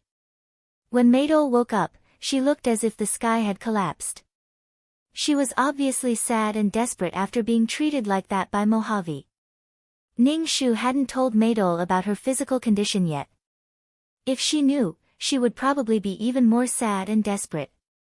Maydol learned from the doctor that she couldn't have children. Then her whole body froze. She didn't come back to her senses for a long time. In the end, she cried out heartbreakingly. Why? Maydol grabbed her hair with both hands and shouted hysterically, "Why did Mojave treat me like this? Why?" Ning Shu wanted to cover his ears. Was it interesting to mention Mojave at this time? Her body was so broken. She didn't take care of her body and still thought about such a sad thing. Ning Shu really couldn't understand. There was really no way to understand. Maydol was too emotional. The doctor directly gave Maydol a tranquilizer. Only then did Maydol calm down and have a good rest. Ning Shu looked at Maydol's pale face. Was she really so sad? As a bystander, Ning Shu didn't feel that the feelings were lingering. Did she need to scream hysterically? From the beginning to the end, Ning Shu only saw that Maydol was sad, very sad, very sad. Mojave couldn't see why she was so sad. She was ruining her own body. When Maydol was still in the hospital, the director directly called to tell Gu Maydol that her role as the first female lead had been removed by someone above. The person above must be Mojave. Mojave was the production producer. If he wanted to change, he could change. At worst, he could film from the beginning again. He had the money to do whatever he wanted. When Mai received the call, she was dumbfounded. Then, she smashed the phone and buried her head in the ground, crying. Chapter 318. Maydol's role as the female lead was gone. Ning Shu didn't expect Mojave to remove Maydol's role so easily. Clearly, it was because Maydol hit his new lover. However, Ning Shu still felt that the relationship between my duo, her and Mo Juefeng was too strange. After all, in the plot, the two of them were sweet and loving. How did it become like this? Some ties couldn't be cut off. However, Mojave hated Maydol so much now. Could it be that Mojave had fallen in love with his new lover? Things were developing a little strangely. Ning Shu looked at Maydol, who was crying so hard that she couldn't catch her breath. Her shoulders were shaking, and he really had the urge to seal her mouth. Why was she torturing herself like this? Her body was clearly unable to bear the burden, yet she was still in such heart-wrenching pain as if she couldn't live on. Maydol held her stomach as she cried. She felt that her lower body was bleeding again. Maydol started to panic. Ning Shu shouted, "Sister Chen, my stomach hurts. It hurts so much." It was as if it was being torn apart. Ning Shu was speechless. Ning Shu suddenly felt a little dispirited. There was no meaning at all. She could only seek death by herself. Could she be more stable? If she really wanted to die, she wouldn't dare. She was just torturing herself in bits and pieces. Was it so painful without Mojave? Ning Shu called the doctor over. The doctor said that Maydol's wound had opened up, and now she had to undergo surgery again. Ning Shu was speechless. What the fuck? Sorry to trouble you, doctor.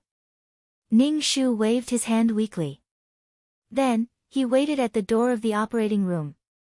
This was the first time Ning Shu had seen a female lead who could seek death in such a way. She didn't take her body seriously at all. When Maydol came out of the operating room again, there was a sense of death between her eyebrows.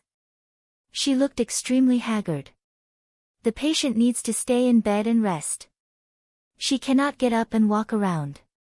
If the wound worsens, we can only remove the entire uterus.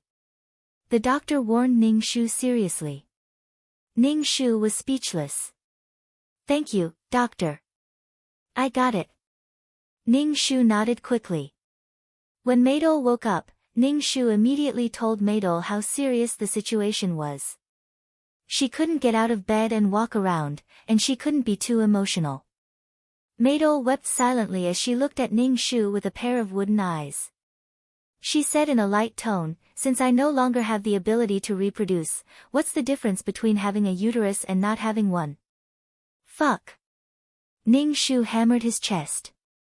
He suddenly felt very stifled. He also felt stifled for the original owner of this body. Because of such a person, he lost his life. Maydol was a heartless person. If she was like this to herself, there was no way she would be like this to others. She treated love as everything. Even if she hurt others, she didn't know. Under Mojave's pampering, she was a little woman who was immersed in happiness. Things in the outside world couldn't hurt her. However, the current Maydol, if the outside world hurt a little, she would expand the hurt infinitely. Then, she would add on to herself, as if she was torturing herself. She was really a tragic female lead. In Ning Shu's opinion, she was completely crazy. Maydol wept silently. She was probably afraid that she didn't have a uterus, so she didn't dare to be too emotional. Ning Shu poured water for Maydol and placed it on the bedside. Maydol stared straight at Ning Shu and asked, "Sister Chen, why am I in so much pain?" Ning Shu wanted to say that she was asking for it. However, after considering Maydol's current situation, she lightly said, "Don't think about anything else. Let's talk about it after you recover." Maydol didn't say anything.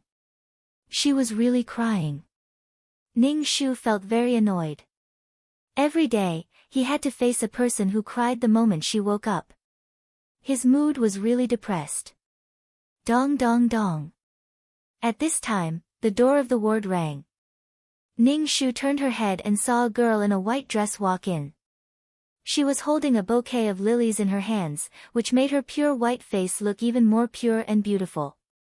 Ning Shu's expression was a little surprised. He didn't expect that Mojave's new love would actually come to see Maydol.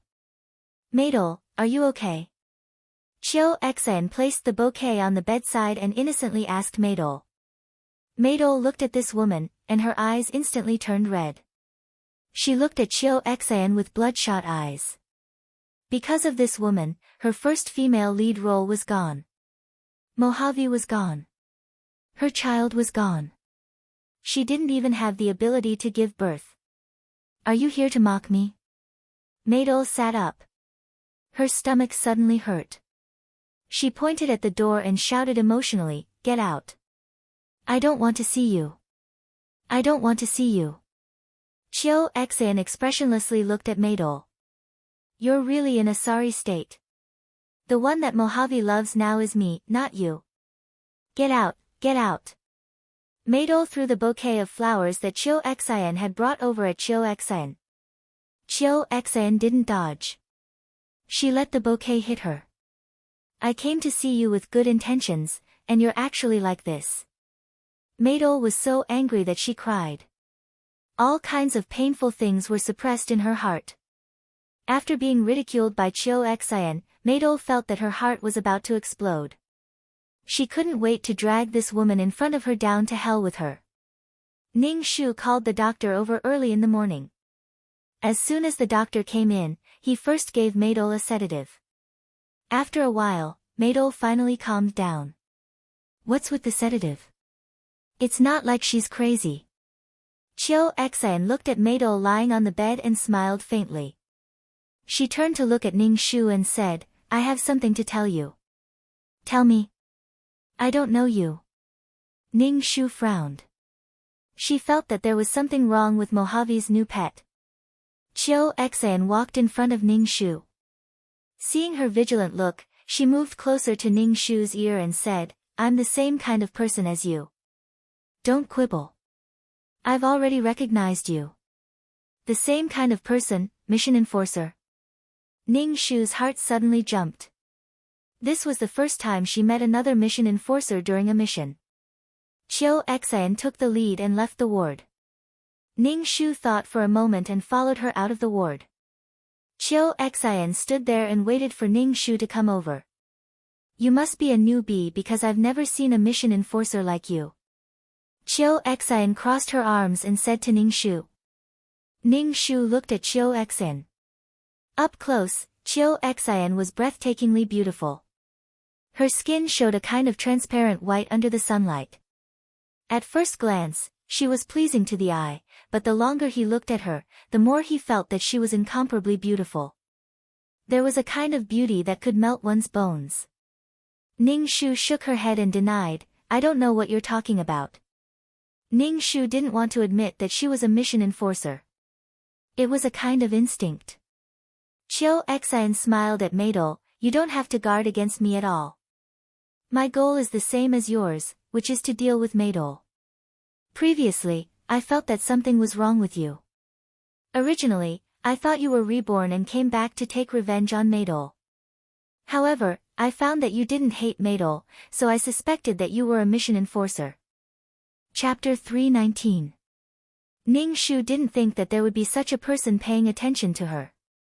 Clearly, she had already recognized her.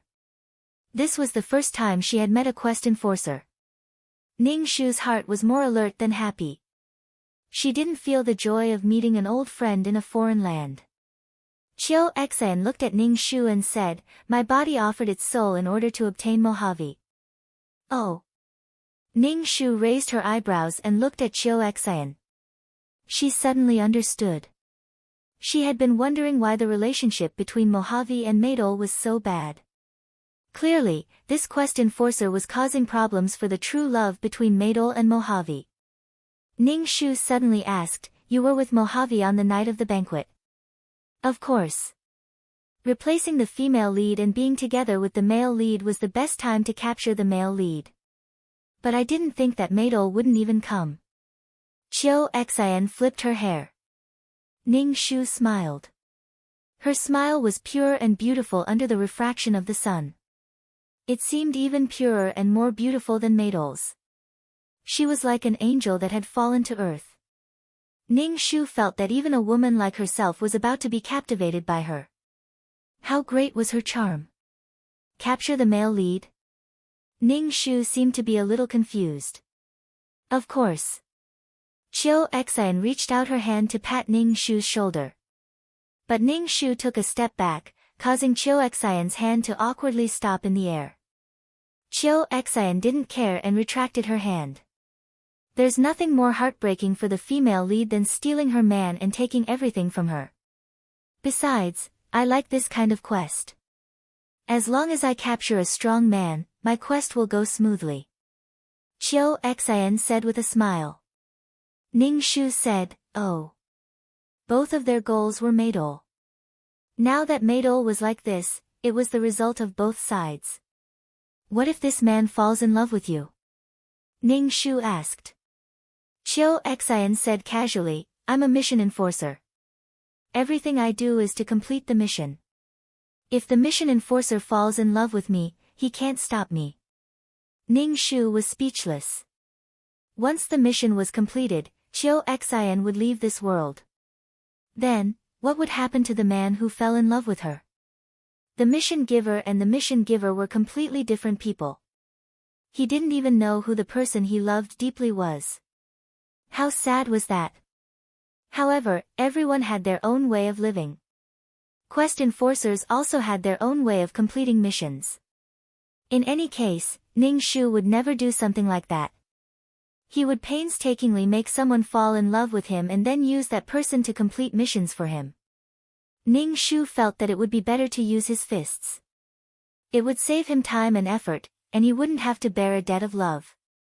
Be careful of playing with fire, Ning Shu said again. Was it your idea that Maidol became like this? I like to hit the nail on the head when I do things. Your style of doing things disgusts me. Bringing Maidol to auditions and acting like this, I really don't know if you're helping her or not. You have to know that the more miserable the female lead is, the more points we get. Just like how Ning Shu didn't like Chiu Xin also didn't like Ning Shu. Chiu Xin said with some sarcasm, "Look at you. You really think of yourself as her manager. You're just like a nanny." Ning Shu didn't say anything. Did she have to publicly deal with Maidol? She couldn't brazenly do something that would harm the artists under her company. Moreover, she had to protect the original owner's job. The original owner, Chen Shi, had been blacklisted by Mo Juefeng and no company in the entertainment industry wanted her. She had lost her job and could no longer be a manager, so she was furious and wanted to take revenge on my duo, That was why she revealed that my duo, had been kept as a mistress. In the end, she was raped and killed by gangsters. So this job was very important to the original owner. All the tragedies started from the loss of her job. Could it be that she completed the task unscrupulously? But when the original owner came back, she still lost her job. The soul she sacrificed was in vain. So Ning Shu had been doing this job dutifully, even if she was in a mess. Ning Shu didn't take Chiu Xin's sarcasm to heart. Right, you said that the more miserable the female lead is, the more points we get? Ning Shu asked Chiu Xin. Of course, the clients are all people who have been hurt by the protagonist. The more miserable the protagonist is, the higher our points will be. Chiu Xin said with a smile, revealing her white teeth. Ning Shu frowned and said, but if things are done too much, the protagonist will have resentment and unwillingness. What if she offers her soul to counterattack? Ning Shu once saw at the edge of the Law Sea a plane that was full of holes and was about to be destroyed. The resentment produced by the cannon fodder was harmful to the law of heaven. Then the protagonist with luck would be even more harmful to the law of heaven.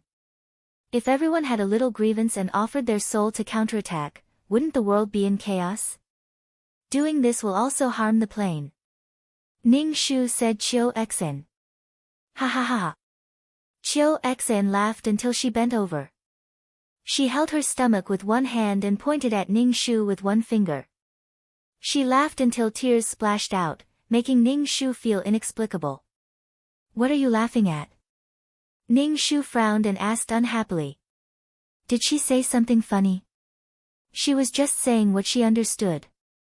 What the hell are you laughing at? Chiu Xin wiped the tears from the corner of her eyes and said lightly, you are really a saint.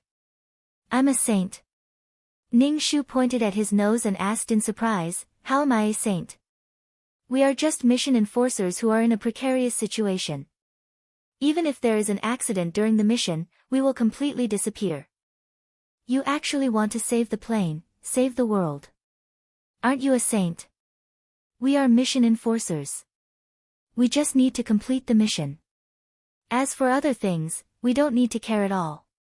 Chiu Xin said sarcastically to Ning Shu, mission enforcers like you can't go far. Bye-bye. If Chiu Xin was still a little interested in Ning Shu before, she had completely lost interest now. He was just a mission enforcer with nothing to do. There was no need to care at all.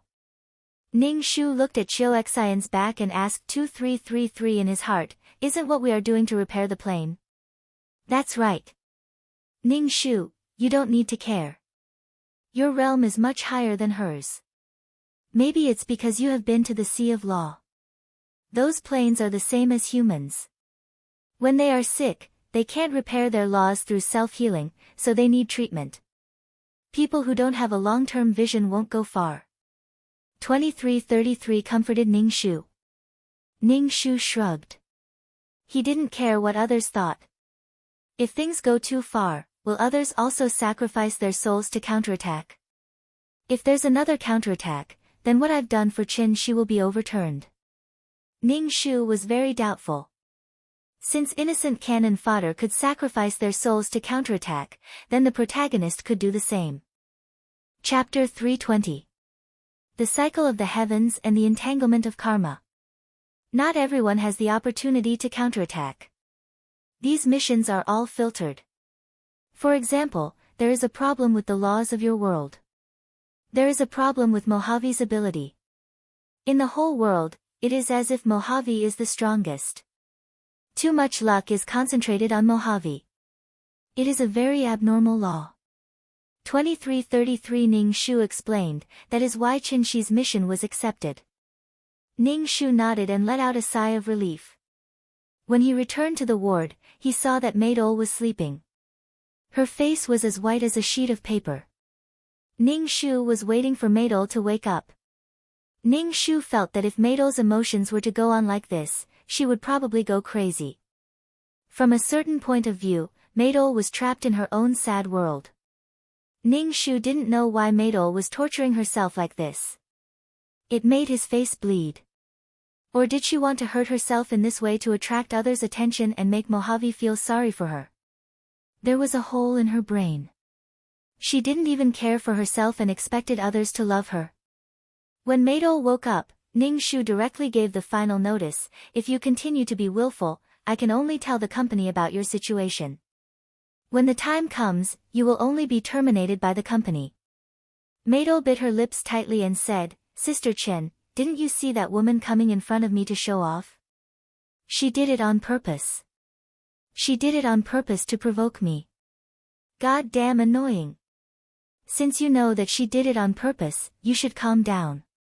Don't let her get away with it. Rest well and take care of your body.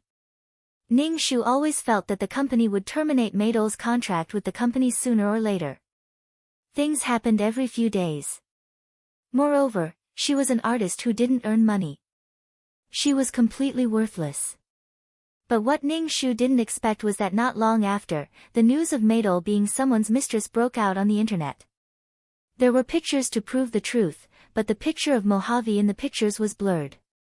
However, according to the information, it was clear that this was Mojave. When he saw the news, Ning Shu's first reaction was that Chiu Xian did it.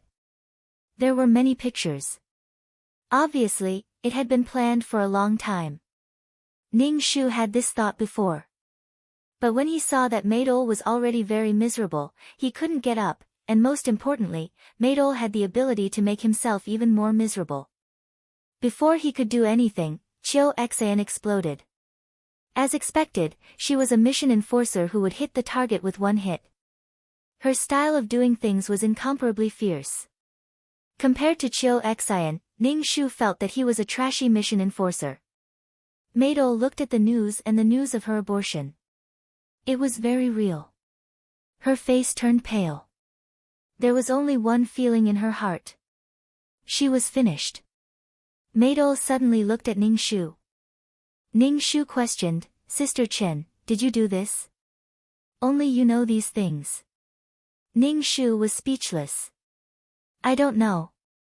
During the time you were hospitalized, I was always by your side. Besides, other than me knowing that you are Mojave's woman, Mojave's new lover also knows about your situation. You are an artist under me. Why would I do something so harmful?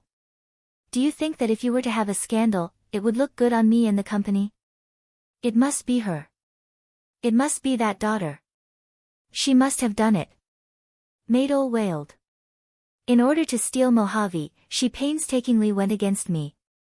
Sister Chin, Sister Chin. My duo, grabbed Ning Su's hand tightly and begged, Sister Chin, please help me. You're the only one who can help me now. I've lost my first female lead role and now that woman has done this, I'll lose my second female lead role too. That role was promised to me by Mo Juefeng. It must be that woman who wants to steal my role. Sister Chin, please help me, I beg you. Sister Chin, please help me. Ning Shu's face was stiff. Before things were clear, she blamed others without thinking. Now, she wanted her to help. To be honest, Ning Shu hated Maydol's character the most. It was as if everything she did for her was natural. Ning Shu just nodded. Suddenly, many reporters squeezed in from the door. These reporters surrounded the bed and put their microphones in front of the pale Maydol. Their voices were like cannonballs hitting Maydol. Maydol, are you Mojave's mistress? I heard that you sold your body for the role of the first female lead. Mojave gave it to you. Are you hospitalized because you had an abortion? Countless vicious words were thrown at Maydol like waves. Maydol broke down and shouted, No, I'm not Mojave's mistress. I didn't have an abortion. I'm just sick. I'm not a mistress. I heard that you often go in and out of the mansion in Qingshui Park. That mansion belongs to Mojave. How long have you been together? And Mojave doesn't want this child. If you abort the child, you can get the breakup fee and the role. Isn't that right? All the reporters were chattering in Maydol's ears. Maydol hugged her head. Nonsense. I didn't. I'm not a mistress. I didn't have an abortion. I'm sorry, my artist is sick. Please leave. This is a hospital. Ning Shu chased the reporters out. It took her a lot of effort to get rid of them. Ning Shu returned to the ward and found Maydol covering her head with the blanket. Her body was trembling. Ning Shu wanted to say a few words to Maydol, but she received a call from the company. Ning Shu shook her head. She and my duo, were on opposing sides. She had also benefited from what Chiu Xin had done. Ning Shu took her bag and was about to leave. Maydol lifted the blanket. Seeing that Ning Shu was about to leave, she asked sharply, Where are you going? Ning Shu frowned and said, I'm going to the company. Something like this has happened. The company needs an explanation. Suddenly, my duo, said to Ning Shu in a fawning manner, Sister Chen, can you help me ask the company to do a crisis PR and hold a press conference for me? Sister Chen, I still want to act. I can earn a lot of money for the company. Maydol's ability to cause trouble was greater than her ability to make money. Ning Shu said lightly, I'll try my best. Maydol nodded. Ning Shu said, Sister Chen, I'll wait for you to come back. Ning Shu arrived at the company and was directly criticized by the boss. The boss wanted to terminate Maydol's contract. The company didn't even want to hold a press conference for this kind of artist. They directly gave up on Maydol. Ning Shu held the termination contract in her hand. Fortunately, the boss didn't fire her. This matter was too big, and the impact was too bad. So the company abandoned the worthless Maydol. Maydol held the termination contract in her hand and suddenly felt like she was struck by lightning. Chapter 321. Maydol couldn't believe that she was abandoned by the company like this. Why did she work so hard to act? She even hooked up with Mojave for her own future. In order to fight for resources, the company would get a share of the money she earned from acting. But now that something happened, the company abandoned her and betrayed her. Now that her contract was terminated, wasn't it telling everyone that this matter was true? She was someone's mistress and even had an abortion. How could this be? Hitting someone when they're down, ruthless.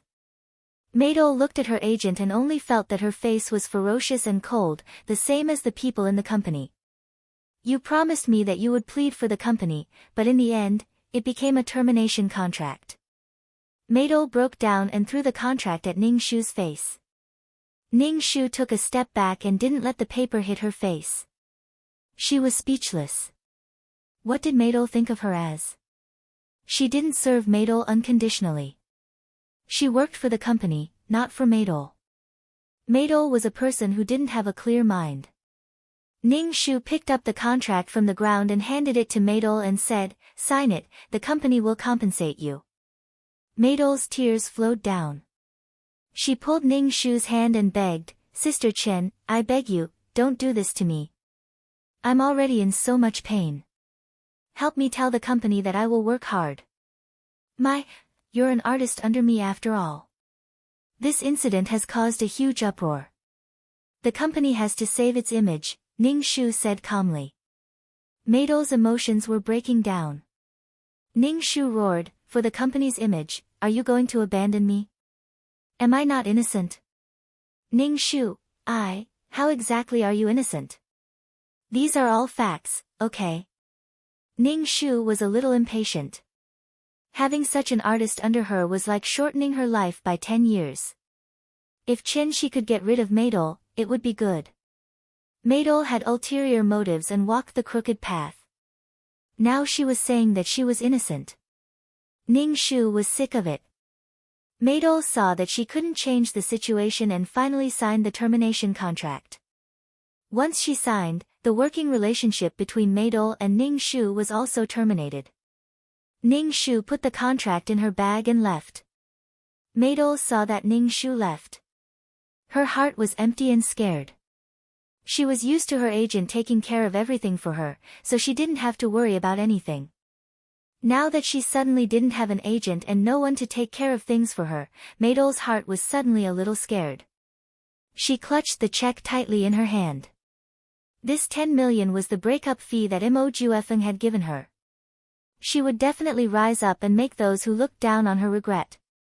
She would make the company regret, her agent regret, and Mo Juefeng regret. Let the woman who hurt her pay the price. Maybe it was because she was motivated, or maybe it was because she had reached the lowest point in her life. Maydol didn't have the previous self-pity and began to actively treat herself. The medical expenses were also a big expense. Before, it was always her agent who took care of it for her, so she didn't feel it. Now that the money flowed out of her own hands, Maydol suddenly felt that no amount of money was enough.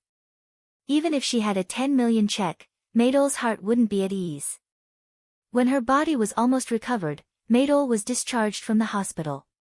When she returned to the apartment, she found that the key couldn't open the door at all.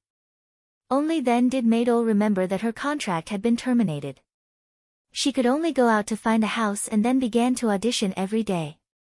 However, many directors didn't want her, and the heat of the scandal from some time ago had not dissipated, so Maydol simply couldn't move an inch. Some bold men said that as long as they let Maydol sleep with them for one night, they would get a role. Maydol immediately refused. Those men said that Maydol was a hypocrite and just wanted to raise her value. Who knew how many people she had slept with? These men were nothing more than a kind of hunting mood, wanting to sleep with the woman who had slept with Mojave. Ning Shu had been busy with the affairs of his artists. Joey was going to release the second chapter of the album. The first album sold well, so the company decided to release another album. Now, Joey had been completely reborn. He was completely different from before. With Joey in her hands, Ning Shu finally had some status in the company. She was no longer the kind of manager who was dispensable. Xia Yi, a little fresh meat, acted in an idol drama. Although his acting skills were terrible, with his face, countless girls were charmed by his face, which made Xia Yi somewhat famous. Ning Shu took Xia Yi to various film sites to play extras to hone his acting skills. Xia Yi's acting skills were really not good. How far could he go with only his face? Who could guarantee that his face would always be good? There would never be a time when his face would decline occasionally. Xia Yi didn't like to play extras, but he was forced to do it by Ning Shu. He always begged Ning Shu to do it. He just didn't want to play extras. How could his handsome face be highlighted in ugly clothes? Ning Shu didn't pay attention to him. Occasionally, Ning Shu would see Maidol on the film site. Even if she played a small role, the director didn't want her. Maidol looked a lot thinner and haggard. When Maidol saw Ning Shu and Xia Yi, her eyes flashed. She didn't greet them and walked to the side as if she didn't know them. Obviously, she didn't want to talk to Ning Shu. Ning Shu didn't care. He found an extras for the little fresh meat that would ruin his image. Xia Yi didn't want to play it, so Ning Shu kicked him and threw him directly into the dressing room. Maidol saw Xia Yi playing extras from not far away. She also saw Ning Shu waiting for Xia Yi. Her manager used to wait for her like this. He waited for her to finish her scene and handed her a towel and water. Maidol was a little absent-minded. Only now did she realize how painful and difficult it was to fight alone. Maidol was glad that she didn't tear up the check. Otherwise, she didn't know what she would be like now. Maidol turned and left. Ning Shu glanced at Maidol's back. This mission should be completed. Maidol didn't have Mojave's protection now. It was a problem whether she could get the Best Actress award. Of course, Mojave might change his mind. But with Chiu Xian, the chances were very small. Ning Shu guessed that Chiu Xian's charm should be very high. After all, to win a man's heart, she needed to be charming.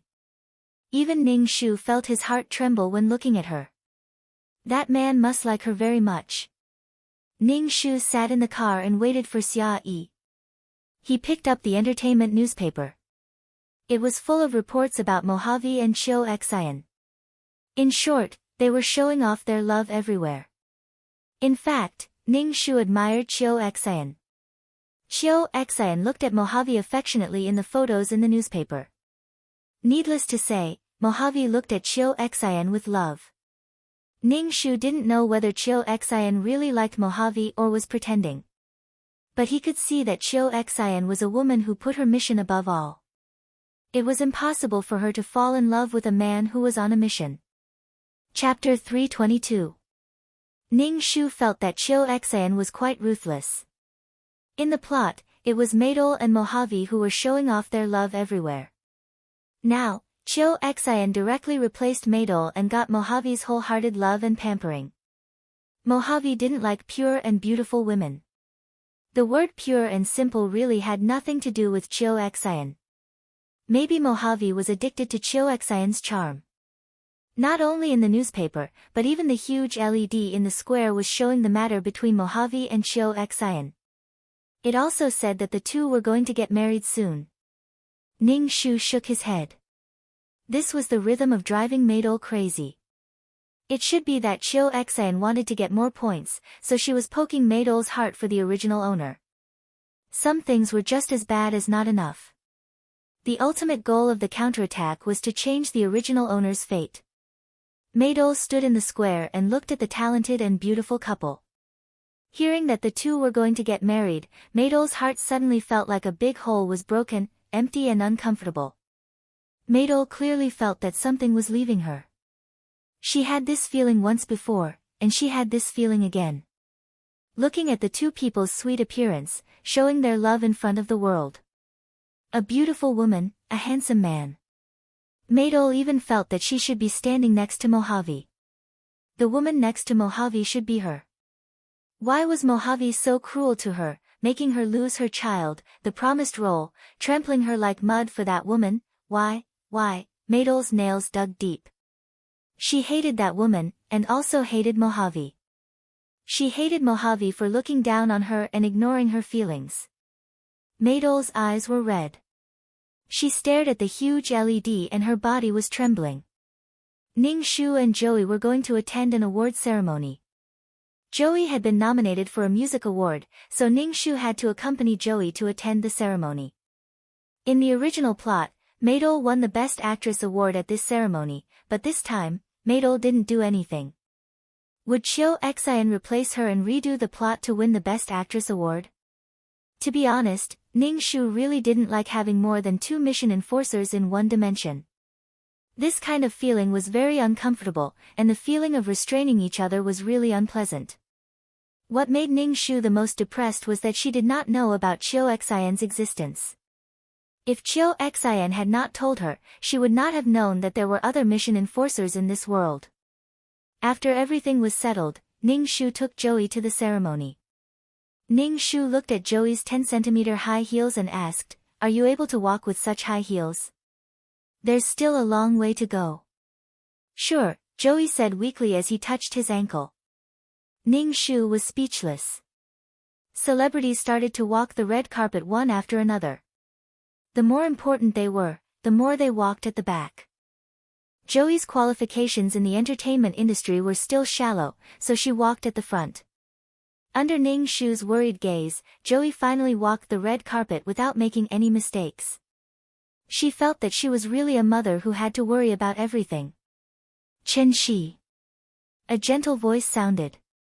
Ning Shu turned around and saw Chiu Xian in a white dress walking over with Mojave's arm. Ning Shu stood in the crowd. He did not expect Chiu Xian to see him. Ning Shu smiled at Chiu Xian and did not say anything. "You know her?" Mojave glanced at Ning Shu, frowned, and walked away with Chiu Xian. "Don't associate with this kind of person." "I know, I'll listen to you." Chiu Xian looked up at Mojave and smiled like a flower, like a pure lily slowly blooming. "Good girl." Mojave's eyes were full of love, and he reached out to touch Chiu Xian's head. This scene was so beautiful that many reporters took photos with their cameras. The surroundings were flashing and the shutters were clicking. This was what an immortal couple was like. Maydol in the crowd clenched her fists, wearing a mask and hat, and moved in the direction of the two. Many people shouted Chiu Xian's name. They were obviously Chiu Xian's fans. Chiu Xian mischievously told Mojave that she wanted to shake hands with her fans. Mojave naturally agreed. He accompanied Chiu Xian to the cordoned area and let Chiu Xian shake hands with her fans.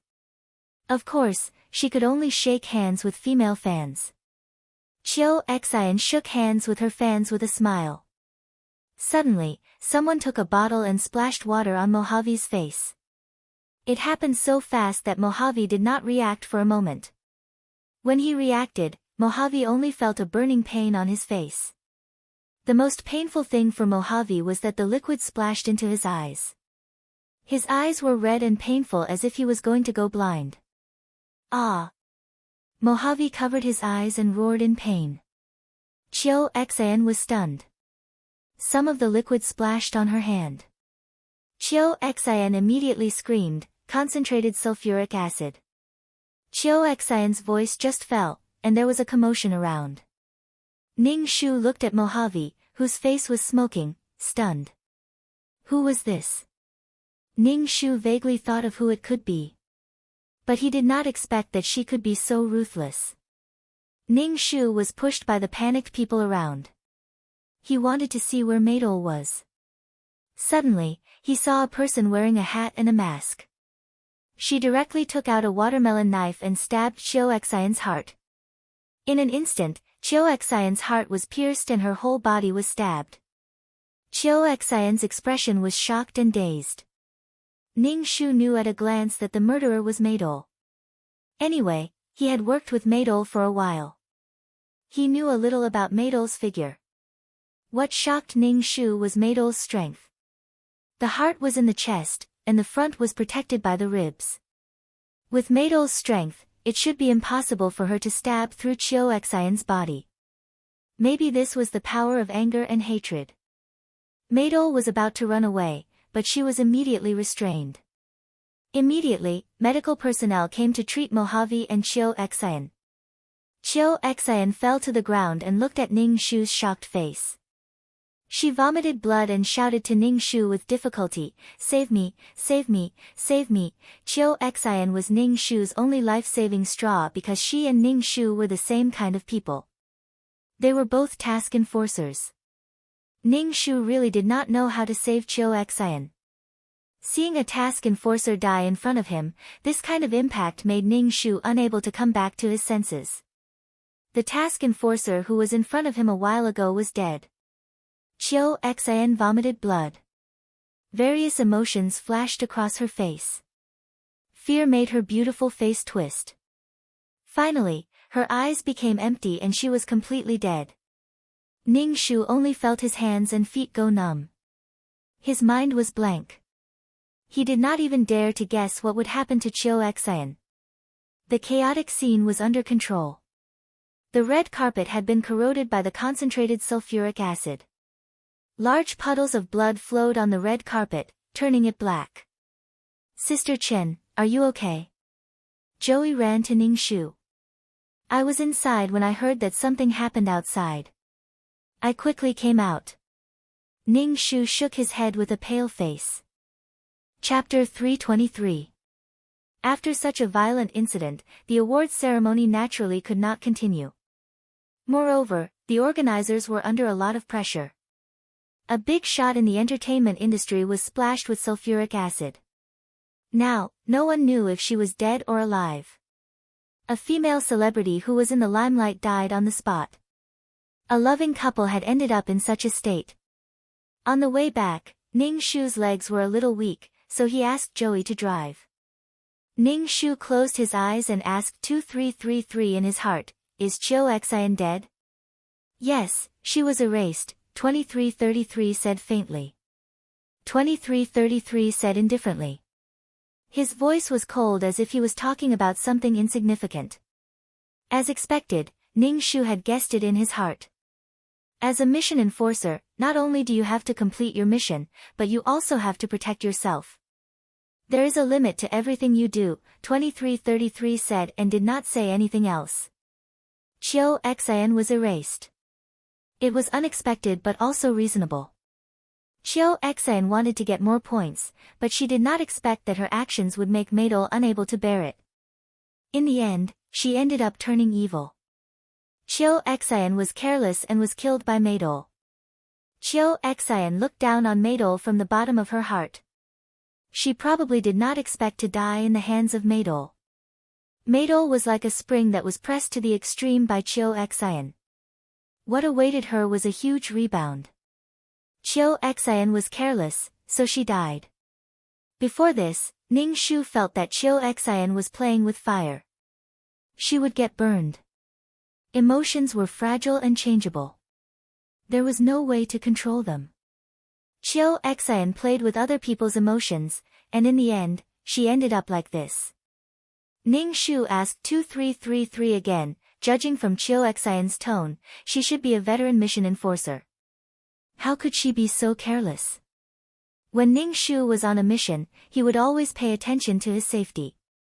He would always think of ways to improve his strength because everything would be over if he died. Since Chiu Xian was a veteran mission enforcer, why didn't she know this? Veteran? I've only completed a few quests like you, that's all. After tasting the sweetness of the first few quests, I thought that this kind of game was the best way to win over a man. But I didn't think that every quest is different. I always thought that you were a dumb person. I didn't think that there would be someone who is even smarter than you. The world is so big, nothing is too strange, nothing is too strange, 2333 sighed. Ning Shu was speechless. Therefore, Ning Shu decided to max out his martial strength. If his IQ wasn't high enough, he could make up for it with brute force. Ning Shu felt that he would definitely be able to avoid what happened today. Perhaps he would be injured, but it wouldn't be so serious that he would be obliterated on the spot. Although cultivation was tough, it was worth it as long as he could keep himself alive. Ning Shu was more concerned about what happened next. Maidol was caught and confessed to her actions. She admitted that she was the one who poured the sulfuric acid and that she was the one who killed the man. However, she didn't think that she did anything wrong. She was asked why she poured sulfuric acid on Mojave. Maidol's face was indifferent. All her emotions were hidden in her bones. She said, I can't stand the man I love looking at someone else with such affection. I've done so much for him. I'd rather destroy his face. I hate that bitch. She framed me and stole everything from me. I want her dead. She had nothing left. No one wanted her to act. Now, she could only act in pornographic films. She had fallen to the point where no one wanted her even if she acted in R-rated films. It was all because of that bitch. Ning Shu could only say that this was a thorough corruption. However, Ning Shu didn't sympathize with Maidol at all. This kind of person was self-centered. She felt that the world should revolve around her. Mojave's life was saved, but his face, which women would go crazy for, was ruined. His skin was corroded into a pile of rotten flesh. Moreover, the sulfuric acid splashed into his eyes and corroded his eyeballs. His optic nerves were all corroded. Even a retina transplant couldn't be done. In other words, Mojave would be blind for the rest of his life. An ugly blind man. When Mojave woke up, he couldn't accept it.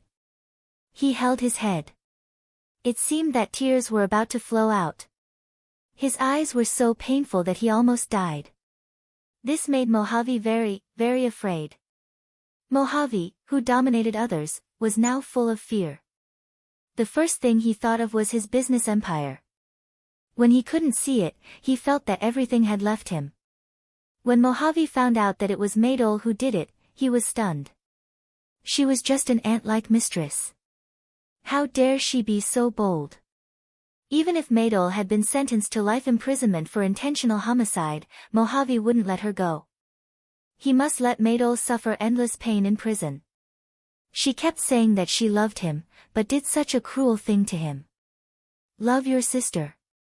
Mojave was sad when he found out that his beloved Chiu Xin had died. However, he was more afraid of his future and his eyes. He was afraid of a series of things and consequences because of losing his eyes. When Ning Shu found out that Mojave was blind, he was stunned for a moment. Then, he admired Maidol. Now, Maidol's love had turned into hatred. Perhaps when Maidol lost her child, Maidol's heart already hated Mojave. In addition, Mojave and Chiu Xin were showing off their love for each other. This caused Maidol's heart to accumulate endless negative emotions. In the end, this matter fermented until now. The two people who loved each other in the storyline now hated each other. Ning Shu once again sighed at the changeable and unpredictable feelings. Now that the mission was completed, Maidol could only stay in prison for the rest of her life. Mojave's face was ruined and his eyes were blinded. Furthermore, a mission enforcer had died. Things changed so fast that Ning Shu's eyes couldn't keep up. Ning Shu repeatedly warned himself in his heart that he must be very careful when doing missions. He must ensure his own safety. Ding, mission completed. Leaving the mission world. As soon as 2333's voice fell, Ning Shu felt a wave of dizziness. When he opened his eyes again, he was already in the system space. Ning Shu looked at the sofa, carpet, and potted flowers in the room. Some of his depressed mood was relieved. Ning Shu lay on the sofa and let out a long breath. He closed his eyes and ignored everything. He would think about it after he slept well. The system space didn't feel the passage of time. Ning Shu, who didn't know how long he slept for, woke up and stretched. He felt much more relaxed. The death of a mission enforcer in front of Ning Shu had a huge impact on her heart. For the first time, Ning Shu felt that mission enforcers were just ordinary people. They would die, and even die more tragically than ordinary people. Not even their souls would be left behind. This made Ning Shu's slightly smug heart settle down completely. She was just a mission enforcer. It was not a big deal. What she did was to prolong her life. To put it in a more noble way, it was to repair the realm and save the realm.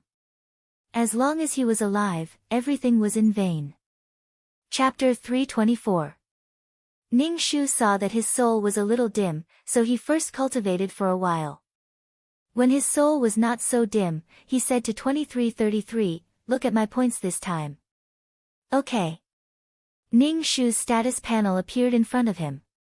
Number, 23333 Name, Ning Shu, Beginner Quest Taker, Age, 27 Experience, 4000600000 Soul, 200 HP, 60 Wisdom, 85 Charm, 3 Luck, 34 intelligence, 120 strength, 30 aptitude, 26 merit, 15 skills, 5th ring spear technique, trash fighting technique, peerless martial arts rookie. Honorable title, Goddess of Warora, Mother of the World, Queen's Blessing, Model Worker, Chen Shi's Blessing, completion of Chen Shi's quest, completion rate 90, gain 20 attribute points. What made Ning Shu a little surprised was that this quest's completion rate was only 90%, but the points were 60,000. 20 attribute points, it couldn't be any better, and there was also the title of Model Worker. This title was given to you by Chen Shi, probably because she saw that you took care of your work while completing the quest, so she gave you a halo. 2333 explained.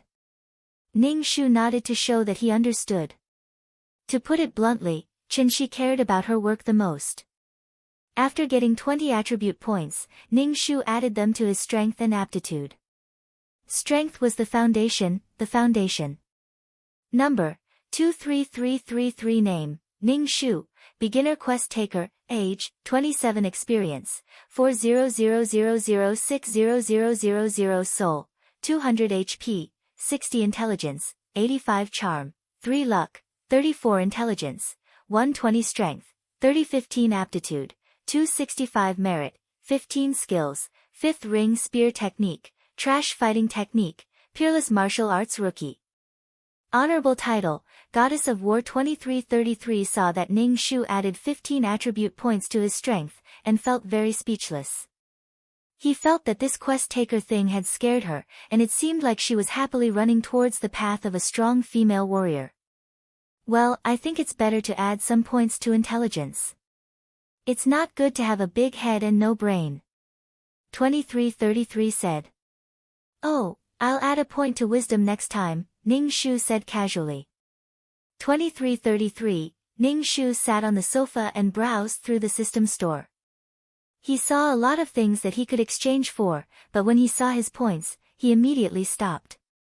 He felt that these points were not worth anything at all. Every time before you enter a quest, you have to redeem the items. After you enter the quest, the system will not redeem the items. So, the items you redeem will depend on your luck. Maybe you won't even need them in the quest. 2333 reminded Ning Shu. Ning Shu asked doubtfully, aren't you in charge of them all? How can such a thing be managed by a beginner system like me? This store's network is connected to every mission taker. Everyone knows the situation of the mission takers, so I don't have the authority to interfere with the matters of the system store. 2333 said dispiritedly. Ning Shu was a beginner mission enforcer, and 2333 was a beginner mainframe system. Oh, so you're a beginner too? Ning Shu suddenly thought of a problem. He asked 2333, for example, if someone was erased, what would happen to the system that was bound to her? Would she be erased as well? This topic was obviously not very pleasant. Even though 2333 was a series of numbers, he was still unhappy. He said, if you were erased, and I was about to enter the recycle bin and be reformatted, the system that comes out will be different from mine. In fact, it's the same as being erased. Damn, Ning Shu suddenly felt a lot of pressure. He was carrying the fate of 2 people on his back. Not only did he have to be responsible for his own fate, but he also couldn't let the system reformat him. In short, he had to work hard. Ning Shu lay on the bed and prepared to sleep before entering the quest. Every time he went through a world, he needed to calm down. Otherwise, if he was impatient, entering the character's world would only yield half the result. After going through so many worlds and meeting so many different people, the different worldviews made Ning Shu feel a little tired. Some people were just getting familiar with the world, but they were forced to leave the world, unable to live a stable life. However, it also made his mind stronger. Ning Shu felt that he had learned a lot from these quests. Some of his perseverance now seemed precious, and some of his principles could not be broken. When Ning Shu woke up, he felt a lot more relaxed. The negative things had to be discarded. Ning Shu first bought some fasting pills, purified water, and some medicine from the system store. These were all necessities for human survival. Even if he entered a harsh environment, he could survive. 2333, let's go do some quests. One day, I will also be able to enter a high-level world and interact with many mission enforcers. Before Ning Shu could finish his words, his mind suddenly went blank, and he was instantly teleported away. Fuck. When his soul completely merged with his body, Ning Shu opened his eyes. What entered his sight was a dark cave. Ning Shu looked around, a little confused. It was indeed a cave, and there was a bonfire. He was now lying on the ground of the cave covered with withered grass. There was even a thumb-sized, pitch-black, ferocious-looking reptile crawling in front of him. Ning Shu immediately sat up, goosebumps all over his body. He grabbed a rock and threw it at the reptile. The reptile squeaked when it was hit, and green liquid splashed out. It was too fucking disgusting. Ning Shu covered his mouth and found that his hands were very dirty. There was a strange smell on them, and there was more hair on the back of his hands than humans. Ning Shu was stunned for a moment. He reflexively touched his chest and found that his body was like the fur of an animal, and it was naked. Fortunately, it was drooping, but it felt sticky and dirty. But at least he was relieved. He thought he was a man. Ning Shu found that he was very dirty, and there was dust on his hair. His loose hair was stuck together, and there was a strange smell all over his body. Ning Shu couldn't stand it, and this body felt very uncomfortable. He was dizzy and coughing. It seemed that he had caught a cold, and he was also having a high fever. Fuck, you're awake, you're awake. A woman dressed similarly walked in. Seeing Ning Shu sitting in a daze, she quickly put down the firewood in her hand. Fuck, you're really awake. The shaman said you might die. I didn't expect you to wake up. The woman came in front of Ning Shu, and Ning Shu suddenly smelled a smell of sweat mixed with something else. Ning Shu's nose, which was stuffed with cold, seemed to be cured by this smell. Fuck, what's wrong with you? Fuck, say something. The woman saw that Ning Shu was in a daze, and her dark face came closer to Ning Shu. She looked anxious. Chapter 325. Ning Shu listened as the woman kept saying, grass. He didn't know if it was an auxiliary word or if the body's name was grass. It seemed that this quest was quite difficult. Ning Shu wanted to talk to her, but he found that although he could understand, he couldn't speak. To Ning Shu, the woman was screaming. Ning Shu had to put in a lot of effort to understand. Ning Shu shook her head at the woman before lying down. After lying down, Ning Shu smelled a musty smell from the withered grass on the ground. Moreover, it was very damp. What the hell is this place? The woman saw that Ning Shu had closed her eyes and didn't disturb her. She added some firewood to the fire and left the cave. Ning Shu heard the footsteps go away. He asked 2333 to give him the pills he exchanged. This body had caught a cold. Ning Shu swallowed the pills with difficulty and began to accept the quest. This was a primitive society. Barbaric, slaughtering, eating raw meat and drinking blood, living in caves and primitive forests. Every living thing lived in this cruel environment, evolving and surviving. The original owner's name was Grass. She was a female of the winged tiger tribe. She fell into a river full of piranhas. If not for the help of her tribesmen, she would have been dismembered by the piranhas. The female's body was weak to begin with. Coupled with the shock, she caught a cold. The shamans in the tribe fed the grass some strange things, but the grass didn't wake up. Then, Ning Shu came over. This was a world of beast men. Every male had the ability to transform.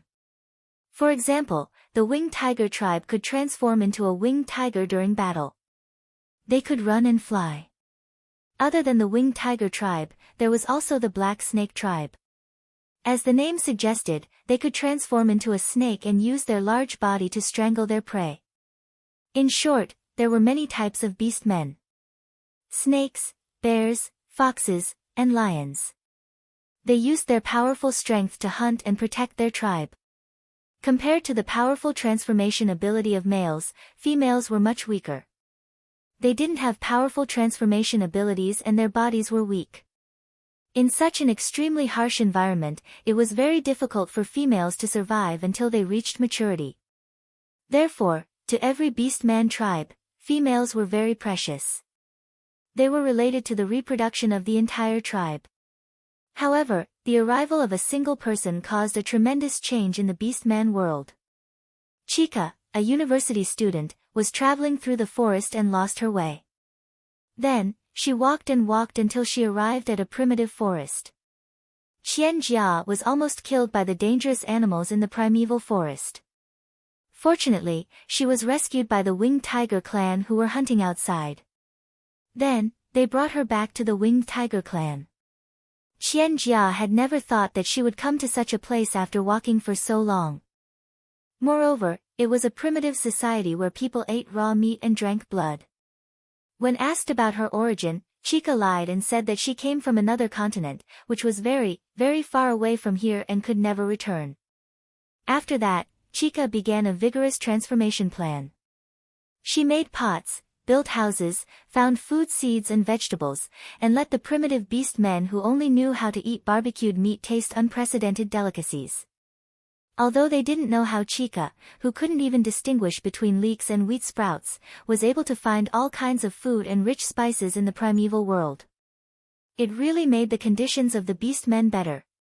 Chica's skin was white and her appearance was delicate and pretty.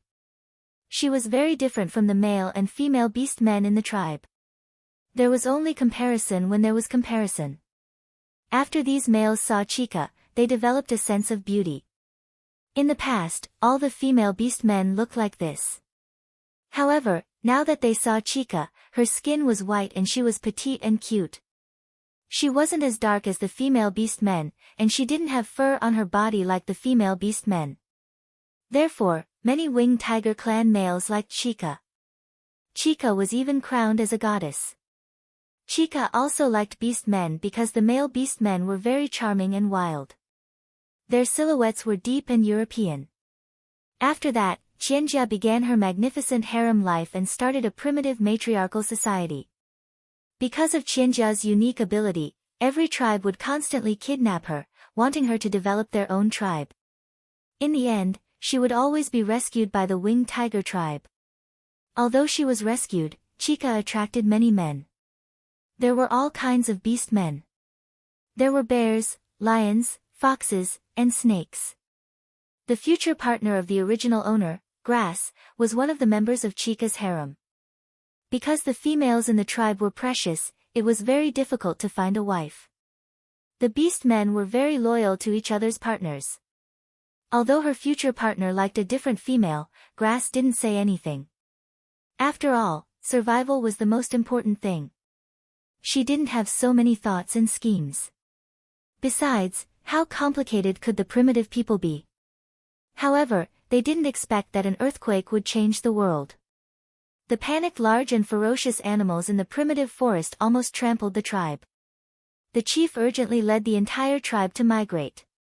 The females didn't have the strength, so they relied on the males to transform and send them away. Many male beast men subconsciously took the food seeds and various spices with them. They also wanted to protect Chica. Many female beast men in the tribe were left behind. When the male beast men returned, they were trampled by animals or torn apart by carnivores. Many died. Grass also died at this time. She was killed by a pack of wolves. Before she died, she looked at the sky, hoping that a tiger with wings would come back to save her. Grass didn't understand. She was taught that she was precious since she was young. She shouldered the heavy responsibility of reproducing the tribe. But why did she abandon them just like that? Later, with the help of various tribes, Chica built a city and started the era of the Empress. Grass's wish: 1. I don't want to die. 2. I want to save those female beast men who were also abandoned. After accepting the plot, Ning Shu wiped the cold sweat on his head. He was sweating because of the cold medicine. In addition, this plot made Ning Shu a little uncomfortable. It was NP again. Fortunately, he didn't come here himself this time. Looking at the original owner's wish, it could only be said that the people in the primitive society were very simple. They didn't have any schemes. They only wanted to save themselves and then save others. They didn't even think about taking revenge on the goddess Chica who stole their partner. Rumble. Ning Shu felt a little hungry. But looking at the cave, there didn't seem to be anything. Ning Shu sighed in his heart. He had the foresight to exchange for a fasting pill. He stuffed a fasting pill into his mouth. The fasting pill turned into a warm current in his mouth and flowed into his stomach. He immediately felt much better. Ning Shu wanted to lie down and rest, but he felt that the withered grass under him was wet and sticky. He picked up the withered grass and shook it. A lot of insects were shaken out. Ning Shu felt goosebumps all over his body. He took a stone and smashed the insects to death. He really didn't like the wet withered grass. Ning Shu carried the withered grass out of the cave. He wanted to dry the grass outside the cave. As soon as he came out of the cave, Ning Shu saw that there were many caves around. There were many female beast men sitting together, holding bone needles and animal skins in their hands. Chapter 326. It was Ning Shu's first time seeing a primitive scenery. There was an endless primitive forest, and huge birds were flying in the sky. The whole world was in an uncivilized state, wild and dangerous. There were children playing on the flat ground around the cave. Some of the children had even turned into tiger cubs with small wings on their backs. The children were playing together and rolling on the ground. There were also small female orcs who hadn't turned into human form nestled in the arms of adults, watching these tiger cubs play. Ning Shu felt that his worldview was broken again. Ning Shu really couldn't stand such a strange setting. The most important thing was that she could have sex in her animal form and human form, and the feeling was different. Even her penis looked different. The problem was that Qian Jia had more than one man. Ning Shu withdrew his gaze and spread the withered grass in his arms at the entrance of the cave, letting the sun shine more. Ning Shu raised his head and saw two dazzling suns in the sky. Fuck, my worldview. Fuck, why are you up? A female orc turned her head and looked at Ning Shu. She quickly got up from the stone bench and walked in front of Ning Shu. Ning Shu recognized this male and female orc. He had added firewood to the fire in her cave before, and he was called Ji. His name was either Chao or Ji. As a person who had traversed the world, he really couldn't accept the name Chao. Fuck, are you feeling better? Ning Shu asked Ji. Hearing her own name, Ning Shu couldn't help but let her imagination run wild. If she were to introduce herself in the future. Fuck. I'm much better. Ning Shu stammered, but he finally said it. Ji was taller than Chao. His face was dark, and the hair on his face was about half a centimeter long. According to aesthetics, female orcs were considered ugly. However, the male beast men were very charming, very, very charming. For example, the male beast men of the winged tiger race had amber eyes like tigers, while the male beast men of the black snake race had feminine beauty. Ning Shu completely suspected that this setting was for the convenience of the female lead. All males were charming, and both sexes were ugly. Then in this world, only Chica was the prettiest and most beautiful person. However, in terms of survival, male beast men could transform into tigers to keep warm in the unusually cold winter, but female beast men could not. They could only grow fur to resist the cold, and their dark skin could absorb more heat. Besides, there were two suns in the sky, so it was impossible not to get dark. Why don't I come to your house? Ning Shu invited Ji. After all, she was the first person he saw after he woke up. Primitive people did not know how to be polite. As soon as Ning Shu invited her, Ji entered Ning Shu's cave. Ning Shu looked at the dark cave and felt a little bitter. Ji sat on the ground and added some dry wood to the fire for Ning Shu. Damn, I wonder what the hunting team got this time. The weather is getting colder. I don't know if we can survive this winter. Ning Shu said to Ji. Ning Shu was a little absent-minded. He guessed that the hunting team would bring Chica with them this time. By then, the whole winged tiger race would have a qualitative leap. Ning Shu did not have any bad feelings towards Chica. After all, she had changed the barren situation of primitive beast men.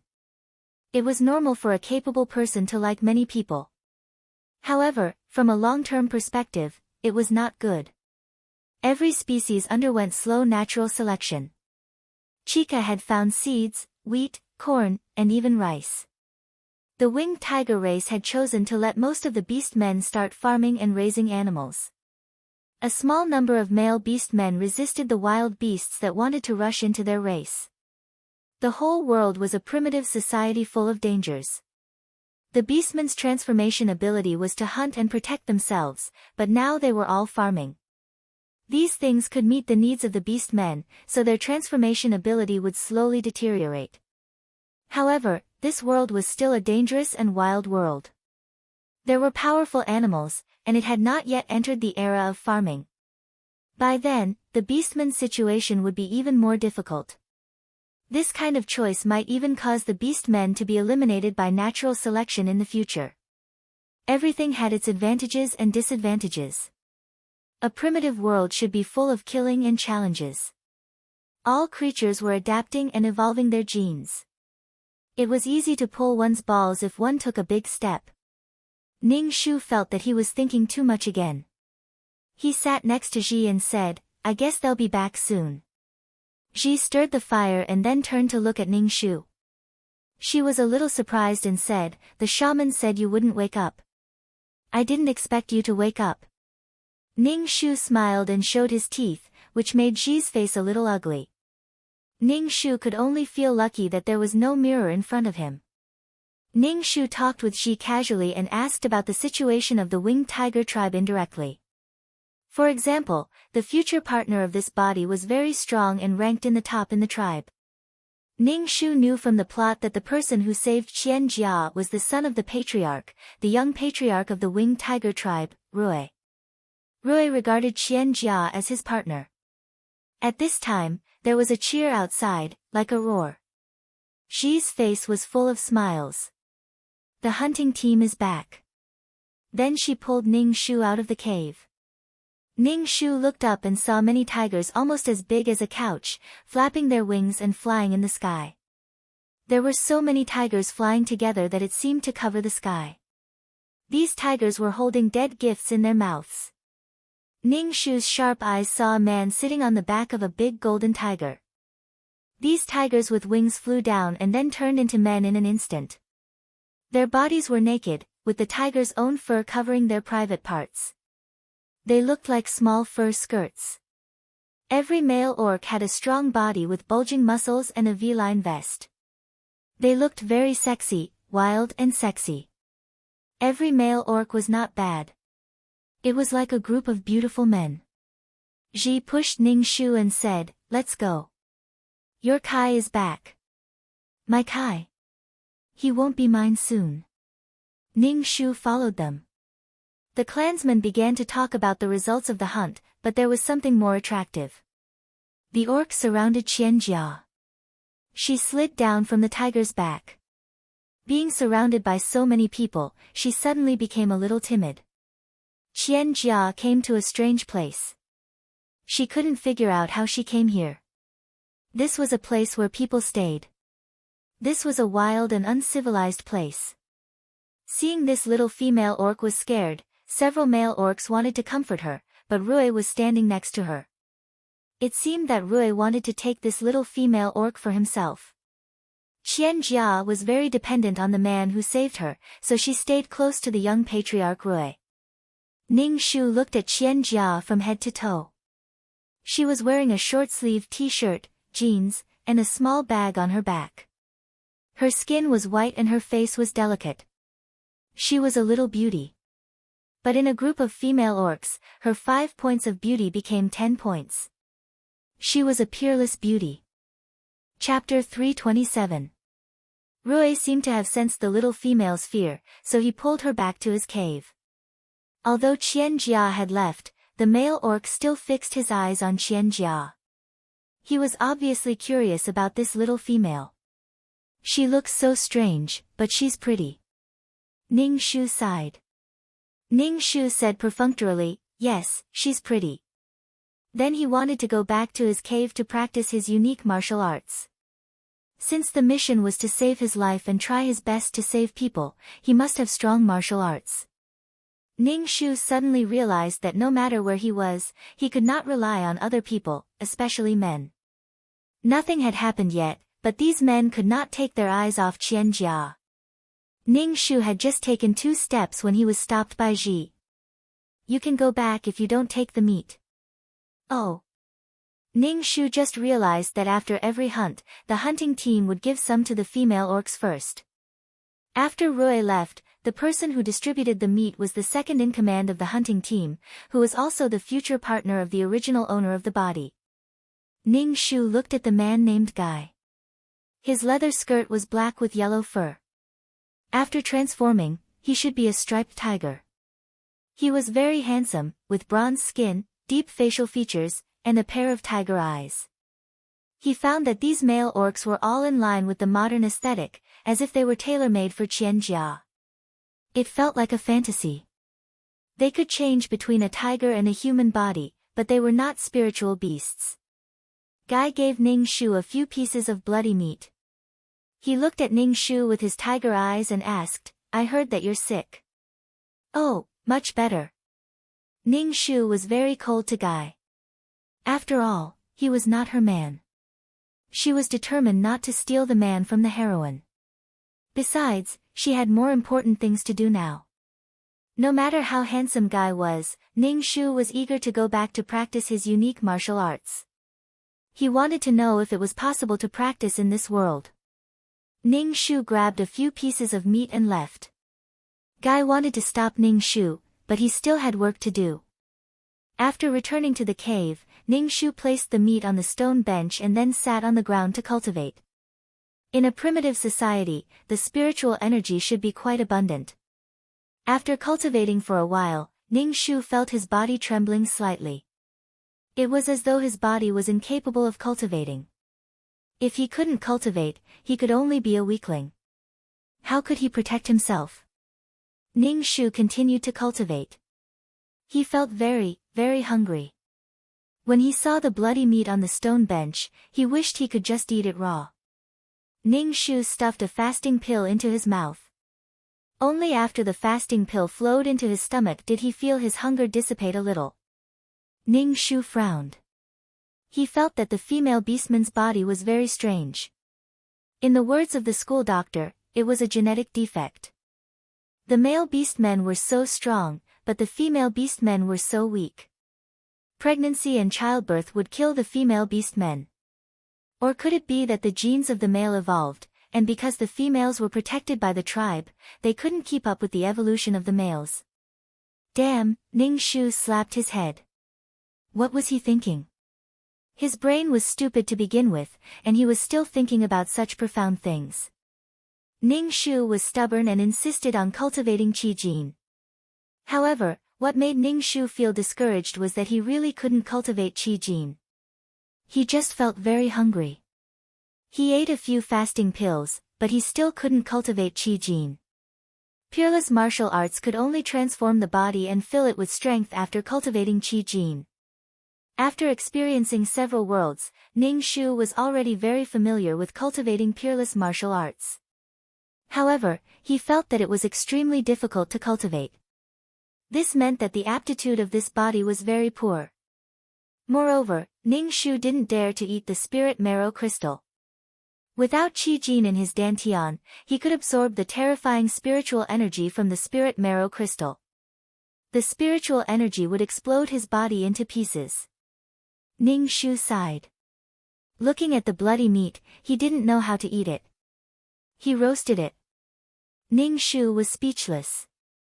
It was only after staying in the primitive society that he realized the convenience Qian Jia brought to the primitive society. He thought that she was a goddess, a messenger sent by God. Ning Shu took the bloody meat to Ji's house next door and said to Ji, "Let's eat it together." Ji saw Ning Shu take all the meat and said, "Are you going to eat all of it?"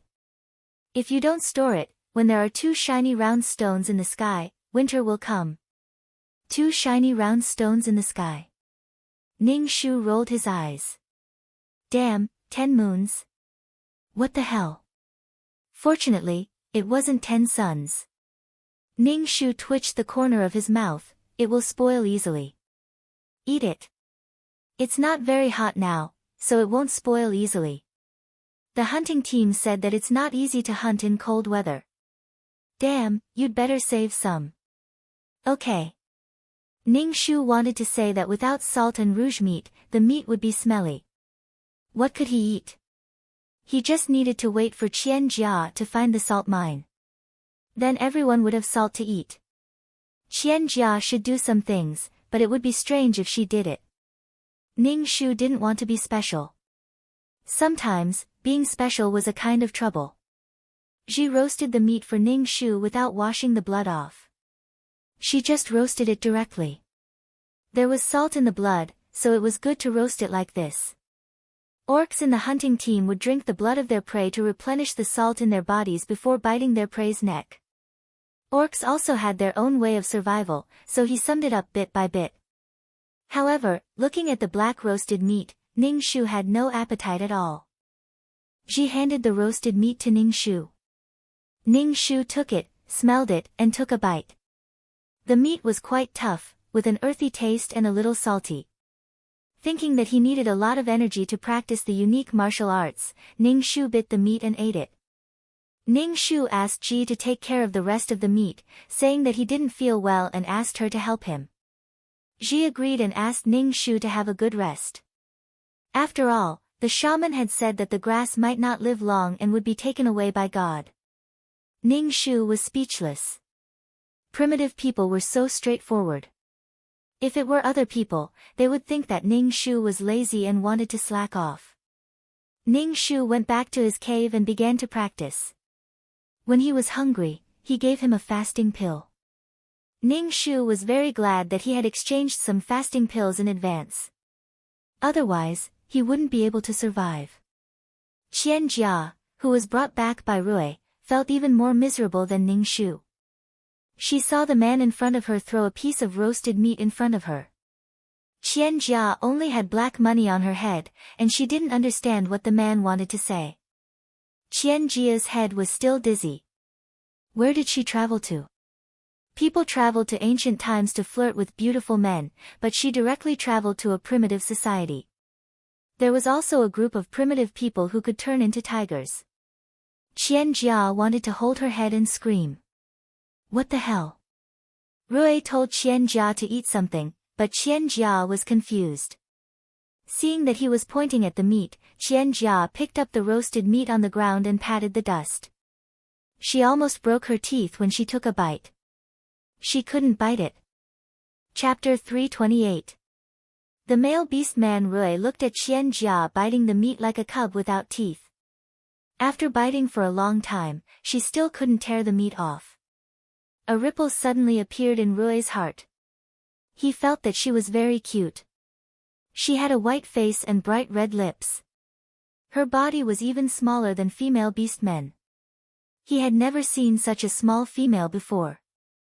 Rui tore the cooked meat and placed it in front of Qian Jia. Qian Jia only took a bite and almost vomited. It was tasteless and tasteless.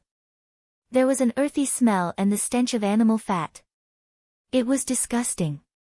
Qian Jia had never eaten anything so disgusting before. Qian Jia was remorseful in her heart. She shouldn't have been so picky about her food before she transmigrated.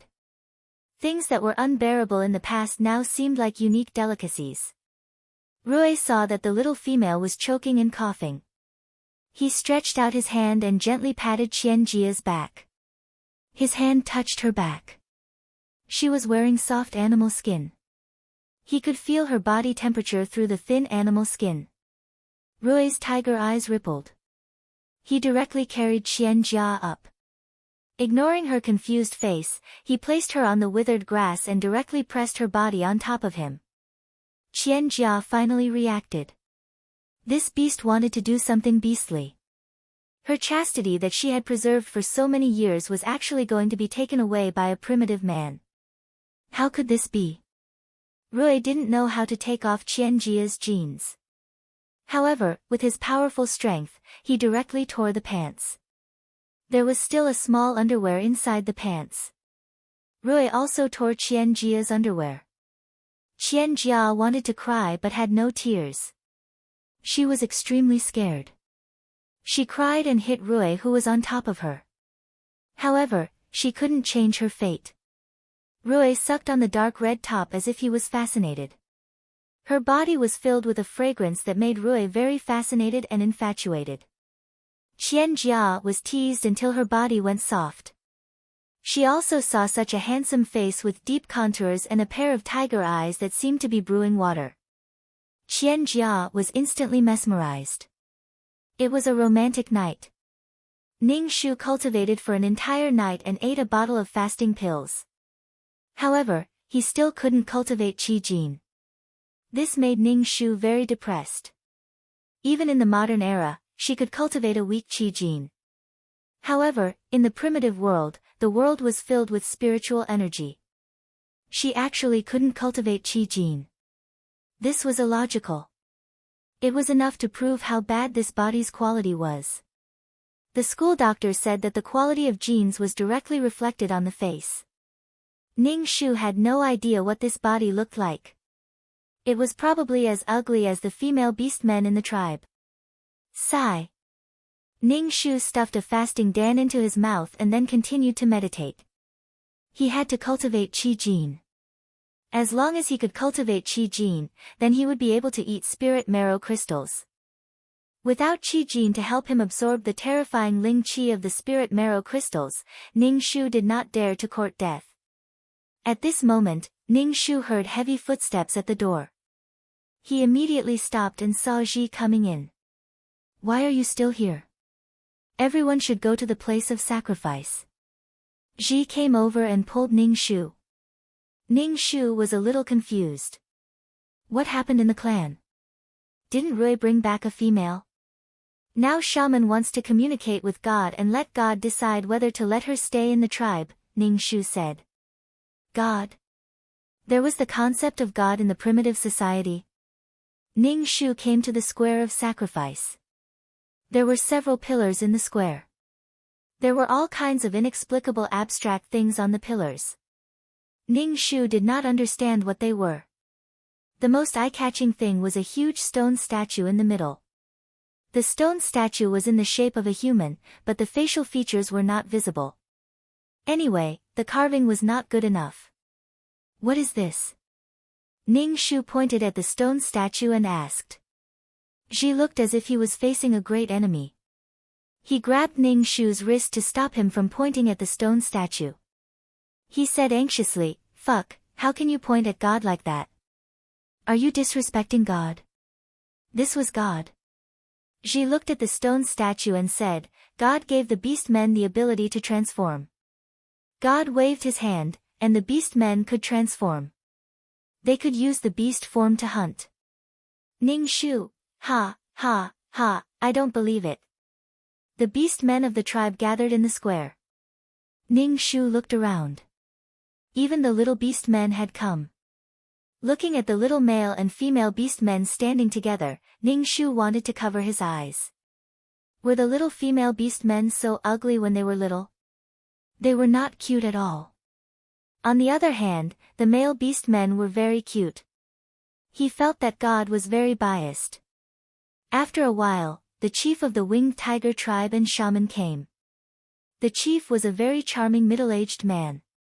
The shaman was a female beast man with bird feathers all over her body.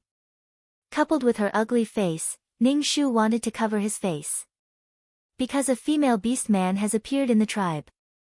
Now, we are going to tell God about it. God will decide whether this female beast man can stay in the tribe, the shaman said in a hoarse voice. Rui turned into a tiger and carried Qianjia directly to the sacrifice square. Under the gaze of everyone, Qianjia was a little embarrassed to get off Rui. There was a blush on her white face. She stuck out her tongue embarrassedly. Ning Shu narrowed his eyes and looked at Qianjia. Her t-shirt was a little dirty. She was no longer wearing jeans. Instead, she was wrapped in animal skin to cover her breasts. A pair of white and tender legs were exposed. She was not wearing shoes. Under the sunlight, they reflected a pearl-like halo. Her black hair was a little messy because of the wind. The contrast between black and white was very beautiful. Ning Shu had seen many female beast men with ugly faces.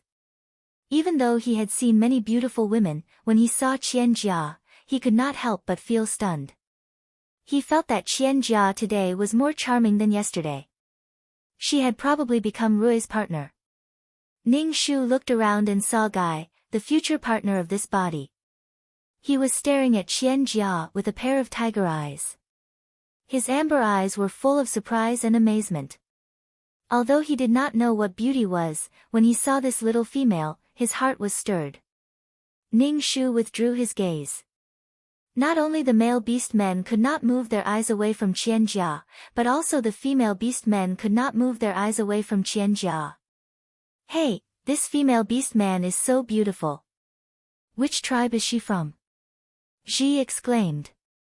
Ji then touched his hair, looking a little dispirited. Ning Shu looked at Ji and felt that it was quite funny. Qianjia was really capable. She had directly changed the beauty standards of the beast men. Qianjia was beautiful now. However, after being nourished by the beast men, she would become more and more beautiful in the future.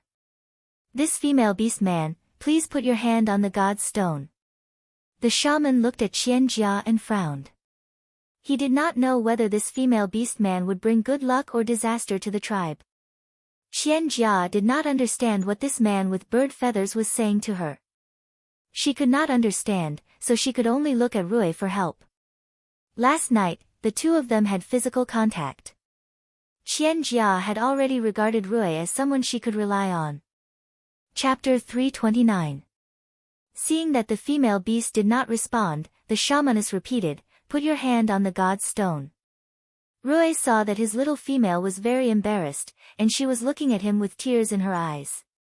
He grabbed Qianjia's hand and walked to the altar in front of the stone statue. Rui put Qianjia's hand on a stone on the altar and smiled at Qianjia. Ning Shu looked at the stone. It was oval-shaped and palm-sized, but it was gray all over. It did not look special. How could it be a god's stone? The more powerful items were all dusty, just like the chaos gems and low-quality primordial crystal stones. Qianjia's hand was on the stone, and she felt the stone get hotter and hotter. Finally, it felt like her hand was going to blister. Qianjia could not take it anymore, and she quickly pulled her hand back.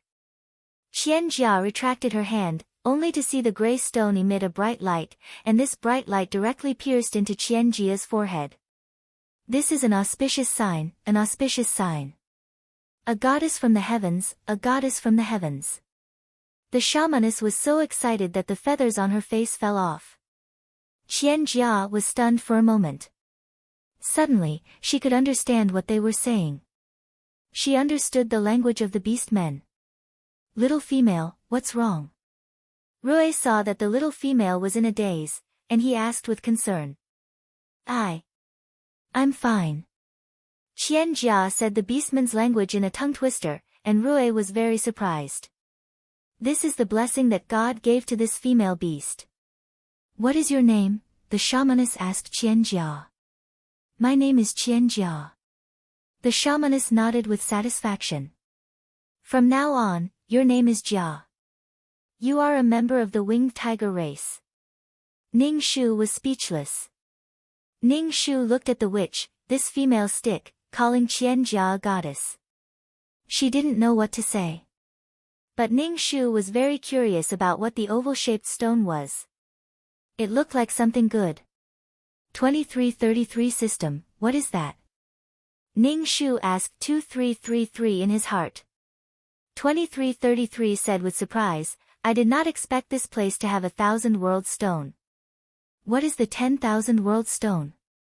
Ning Shu asked, his eyes staring at the 10,000 world stone on the altar, feeling that it was a good thing. The 10,000 world stone can only be found in high-level planes. It's the cornerstone that supports a plane. However, the 10,000 world stone is even more amazing because it records the entire plane's matters. The formation of the laws are all recorded inside. Don't be fooled by its small size. It contains the endless vast process of the formation of the plane's laws. This thing is extremely precious. If a powerful expert obtains the 10,000 world stone and comprehends the laws within, their future will be limitless. 2333 was also a little excited. What a lucky bastard. Ning Shu clutched his chest. Damn, such a good thing was right in front of him, but he couldn't get it. It was heartbreaking. Ning Shu took a deep breath and asked, what about Qian Jia? 2333 said, maybe it saw that Qian Jia had some luck, so the 1,000 world stone gave her some benefits. Damn, the main character is so awesome. I also want to touch the 10,000 world stone. The beastmen all gathered around and greeted the new female beastman. Qian Jia struggled to deal with them. For example, they asked her where she came from and what she was wearing. Some female beastmen reached out and pulled Qian Jia's hair, causing her to grimace in pain. Rui immediately transformed into a tiger, carried Qian Jia on his back, and flew away. Ning Shu walked in front of the altar and looked at the 10,000 world stone. His heart was really pounding. Ning Shu retracted his gaze and walked in front of the feathery shaman. He said to the shaman, "Shaman, I want to become the shaman of the tribe." The shaman was stunned. He didn't say anything and just turned around and left. Ning Shu followed behind him and entered the shaman's cave. The shaman's cave had the smell of herbs.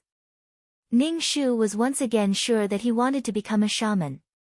The shaman sat on a stone bench and looked at Ning Shu.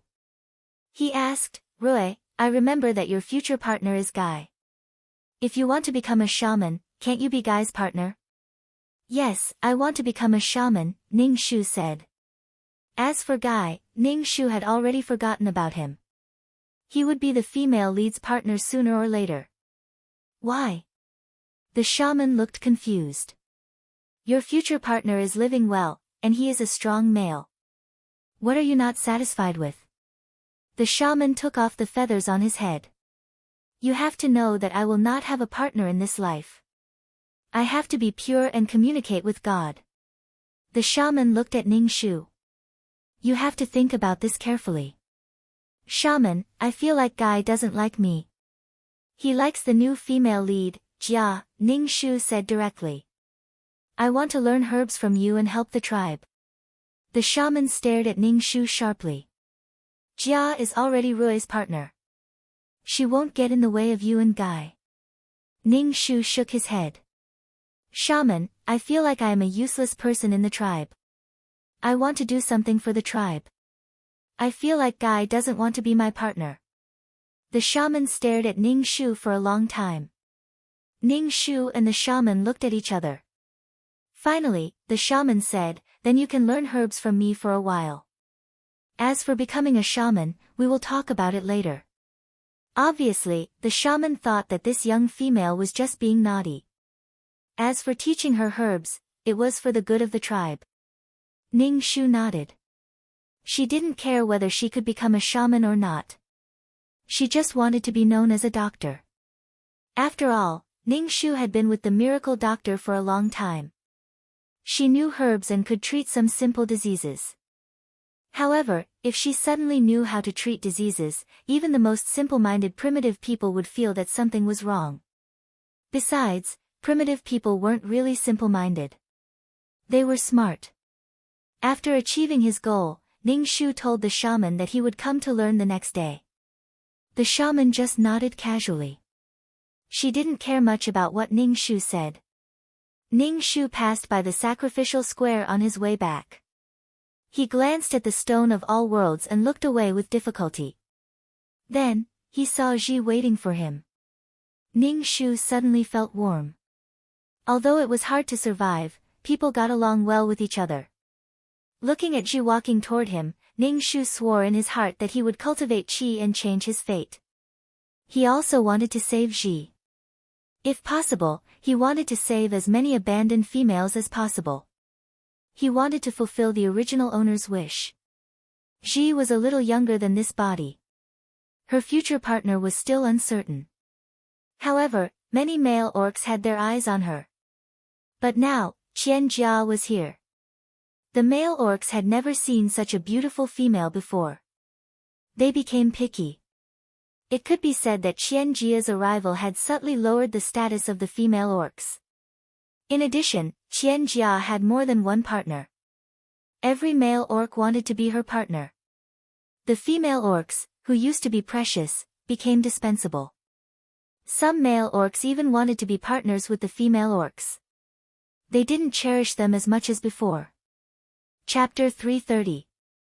Ning-Shu began his busy life of practicing martial arts at night and learning herbs from the shaman during the day.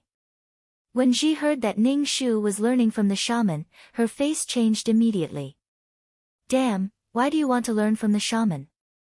Do you want to be a shaman? Ning-Shu said carelessly, I want to be a shaman, but the shaman doesn't seem to like me. Fuck, witches are not allowed to have partners. Although they have a noble status in the tribe, they are still lonely. You have Kai, why do you want to be a witch? Ji tried to persuade Ning-Shu. She felt that there was something wrong with her neighbor's head. Both Ji and Chao had no parents, so they were very close. Ji didn't want Chao to be lonely for the rest of her life.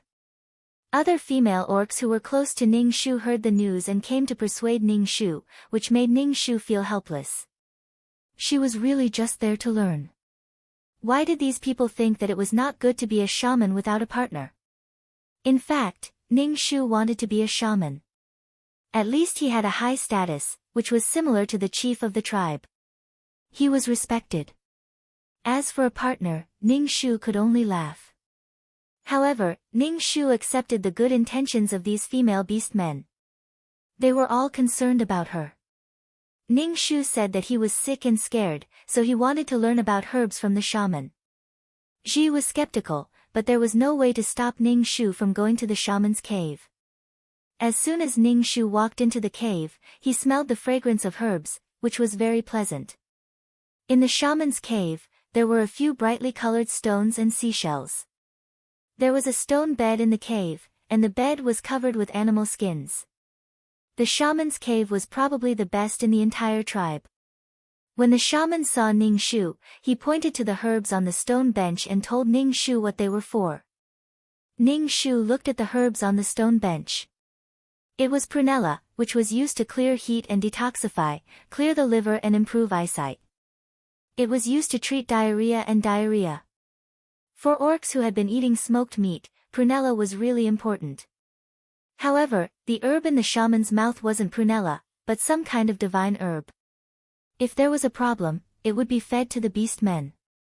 Ning-Shu was speechless. Is it really okay to eat like this? It seemed like the shaman didn't know a lot of herbs.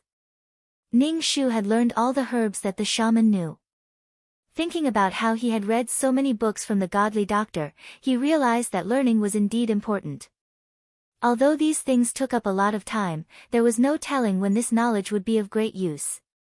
When the shamaness saw that Ning-Shu was learning seriously, she looked better. She even took out a small stone and gave it to Ning-Shu. She asked Ning-Shu to try to communicate with the stone. As long as he could communicate with the god stone, he would be able to communicate with God.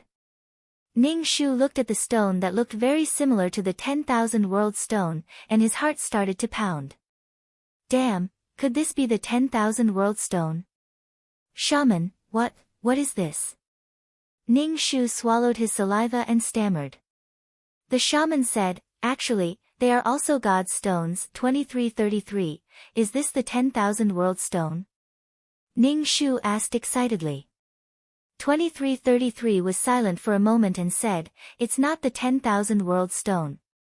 It can barely be considered a pseudo 10,000 world stone. There are laws in it, but it can't be compared to the 10,000 world stone. Oh, Ning-Shu was a bit disappointed, but the shaman gave this to her. Did she want to make her a shaman? I'm old, and I'm looking for someone to become a shaman. Since you want to become a shaman, try to communicate with the God Stone. If you can, then God will choose you. The shaman said. Ning Shu was speechless. Ning Shu felt annoyed when she heard the shaman's words, but she couldn't get distracted at all. He took the pseudo 10,000 world stone and went back. Back in the cave, Ning Shu held the God Stone and tried to communicate with it. But who could tell her how to talk to a stone? Ning Shu tried to send her consciousness into the pseudo 10,000 world stone like a contract spirit beast. Ning Shu didn't expect her consciousness to really enter the 10,000 world stone and see what was inside. Ning Shu felt like she was watching a movie. She saw what was recorded in the 10,000 world stone. The world was barren. There was nothing. There was no water, no sky, no trees. There was nothing. In the boundless desolation, a figure suddenly appeared in the air. This figure was completely black, like a shadow. It was impossible to see what it looked like, and it was unknown whether it was a man or a woman. It was looking down from above. Ning Shu even felt that the person's eyes were filled with endless coldness. It was as if the person was looking at her. He waved his hand and the sky became clear. 2 suns appeared in the sky. Green grass quickly appeared on the ground and then quickly grew into towering trees. Soon, the entire world was a forest. Then, a bird appeared in her hand. The bird spread its wings and flew to the branches. Then, many animals appeared in the forest. There were all kinds of animals and even dinosaurs. The black figure pointed at a lion and then the lion turned into a person. It crawled in front of the black figure. Then, all kinds of beast men appeared. The black figure casually threw a 10,000 world stone on the ground and disappeared. Then, he recorded some messy things. Ning Shu was sweating. He retracted his consciousness with difficulty. He was in a state of shock. Damn, there really is a God. Damn, my 3 views. To be able to create things so casually, if this wasn't a God, then what was? So, what she said about the beastman's ability to transform was given by a God was true. The problem was that Ning Shu didn't see who it was at all. Ning Shu calmed himself down and curled his lips. Now, it seemed that the 10,000 world stone on the altar had an owner. Snatching something from such a powerful person was definitely courting death. There was actually such a powerful person in the world. Ning Shu's 3 views were overturned. He was worse than an ant now. Ning Shu told 2333 what he saw in the pseudo 10,000 world stone. After a moment of silence, she said, "Now, it seems that this world should be a place where a top person collects the power of faith. Ning Shu, don't be stupid. If you want to take the 10,000 world stone, we will all die. I'm about to pee my pants. I won't even dare to look at the 10,000 world stone in the future." Ning Shu rolled his eyes. Taking a deep breath, Ning Shu decided to forget what he saw. Looking at things of a higher level would only make one more depressed. But Ning Shu saw his position clearly. He was just an ant struggling to survive. Working hard to survive was more important than anything else. Ning Shu calmed himself down and continued to cultivate. The most important thing now was to complete the mission. As for other things, they were just floating clouds. But that gaze was so scary. Woo-woo, the next day, Ning Shu told the shaman that he couldn't communicate with the God Stone. When the shaman heard that, she almost threw a rock at Ning Shu. How can it be so easy to communicate with the God Stone? It has only been a day, you are too anxious. Chapter 331. After coming out of the cave, Ning Shu bumped into Guy. Ning Shu didn't think that Guy was looking for him. Ever since he came to this world, Ning Shu had only said one sentence to Guy, "You're sick." "Oh, I'm much better." Other than that, they didn't talk at all. Ning Shu suspected that Guy didn't like the original owner of this body. Even without Qian Jia, Ning Shu felt that they wouldn't be together. Ning Shu and Guy brushed past each other. Guy was stunned for a second, then he caught up with Ning Shu and asked, "Why are you leaving?" Ning Shu looked at him in surprise and said, "Why are you looking for me? If you don't talk to me, I can only leave." Guy looked at Ning Shu with his tiger-like eyes. He paused for a second and said, "I heard from Ji that you're learning something from the shaman. Do you want to be a shaman?" "It depends on the shaman." "I'm just learning about herbs from the shaman," Ning Shu said calmly.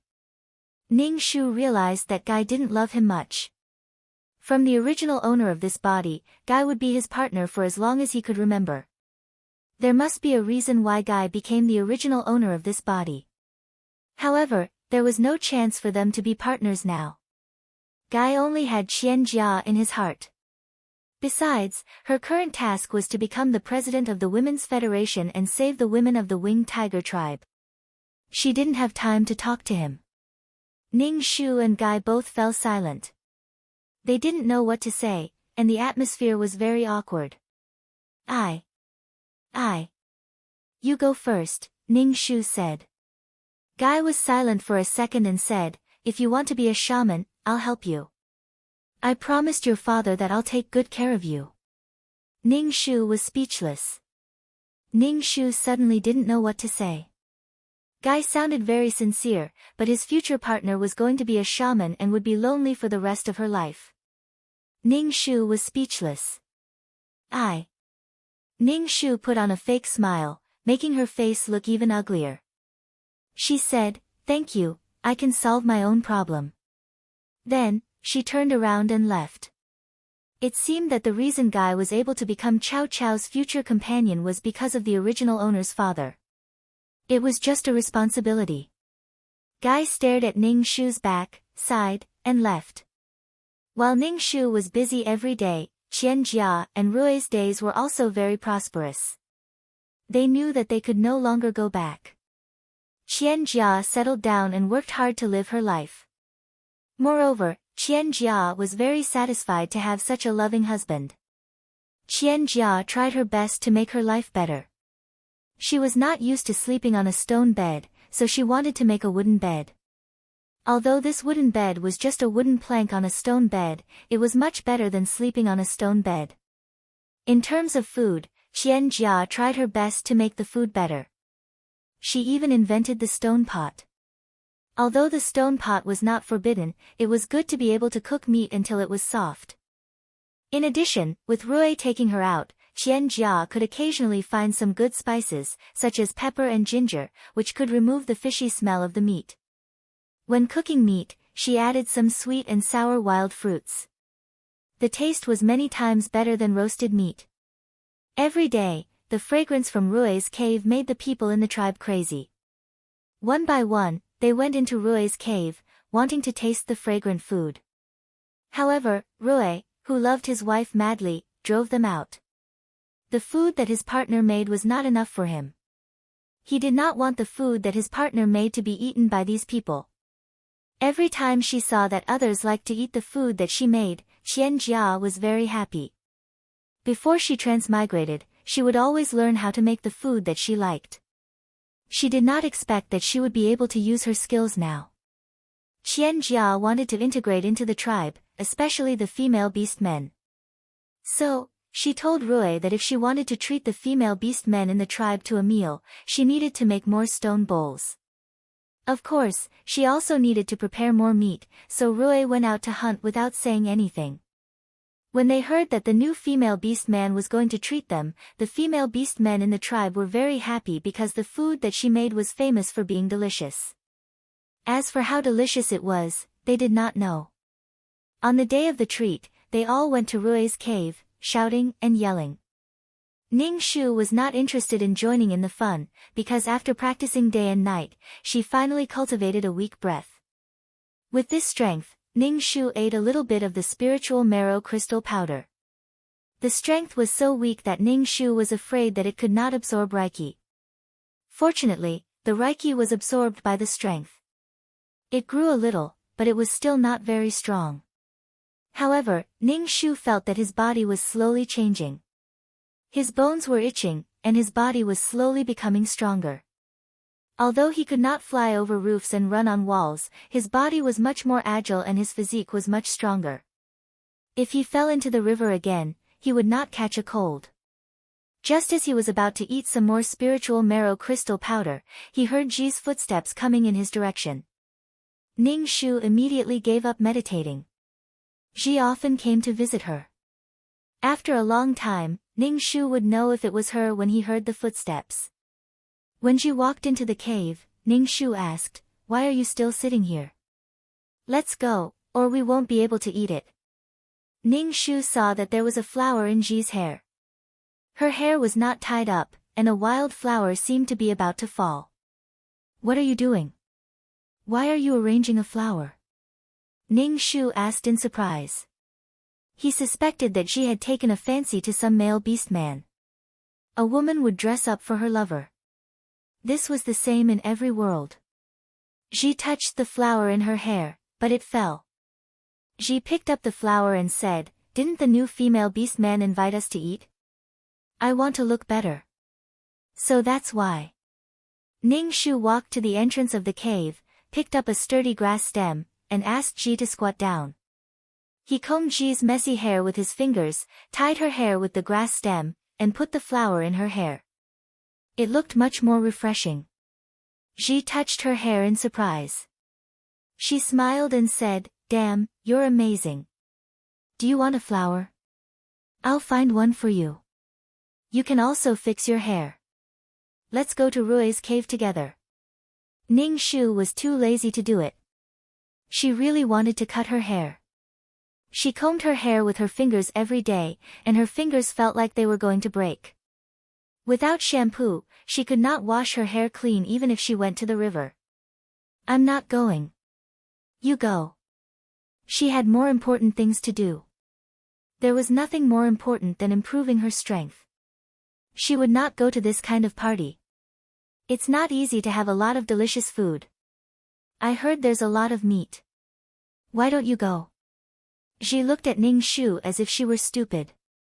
She pulled Ning Shu away. With Ning Shu's current strength, he could get rid of Ji's hand, but Ning Shu did not. Besides, he was tired of eating barbecued meat these days.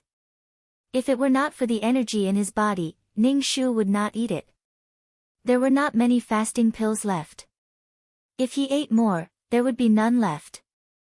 Chapter 332. When they arrived at Rui's cave, there were already many people gathered in front of the cave entrance. They were cooking on the flat ground outside the cave entrance. Qian Jia was warmly entertaining these female orcs who came as guests. Then, he busied himself and started cooking. All the female orcs were very curious about how Qian Jia could make such fragrant food. They were especially curious about the Swiss Army knife in Qian Jia's hand, which could easily cut the meat. Qian Jia generously told them all her methods. No matter what the female orcs asked, Qian Jia answered generously. Qian Jia felt very proud of using her ability to change the people around her. Ning Shu looked at Qian Jia. She was wearing a different t-shirt from before. She had animal skin around her waist, and her hair was combed into a beautiful centipede braid. Then she tied it with a lace-like ribbon and tied it into a bow. She looked fresh and beautiful. There was a world of difference between her and the female orcs around her. Ning Shu looked at the lace hair band on her head and wondered if it was the lace on her underwear. Ji, who was standing next to Ning Shu, saw such a beautiful Qian Jia. She touched the wildflowers on her head and felt a little inferior. Ning Shu pulled Ji's hand and whispered, "Ji, I think you're prettier than Qian Jia." Ji smiled and joined the group of people who were asking how to cook the meat. Ning Shu sat on the stone bench and looked at Qian Jia, who was busy but at ease. She held a fish in her hand and told the female orcs that it was edible.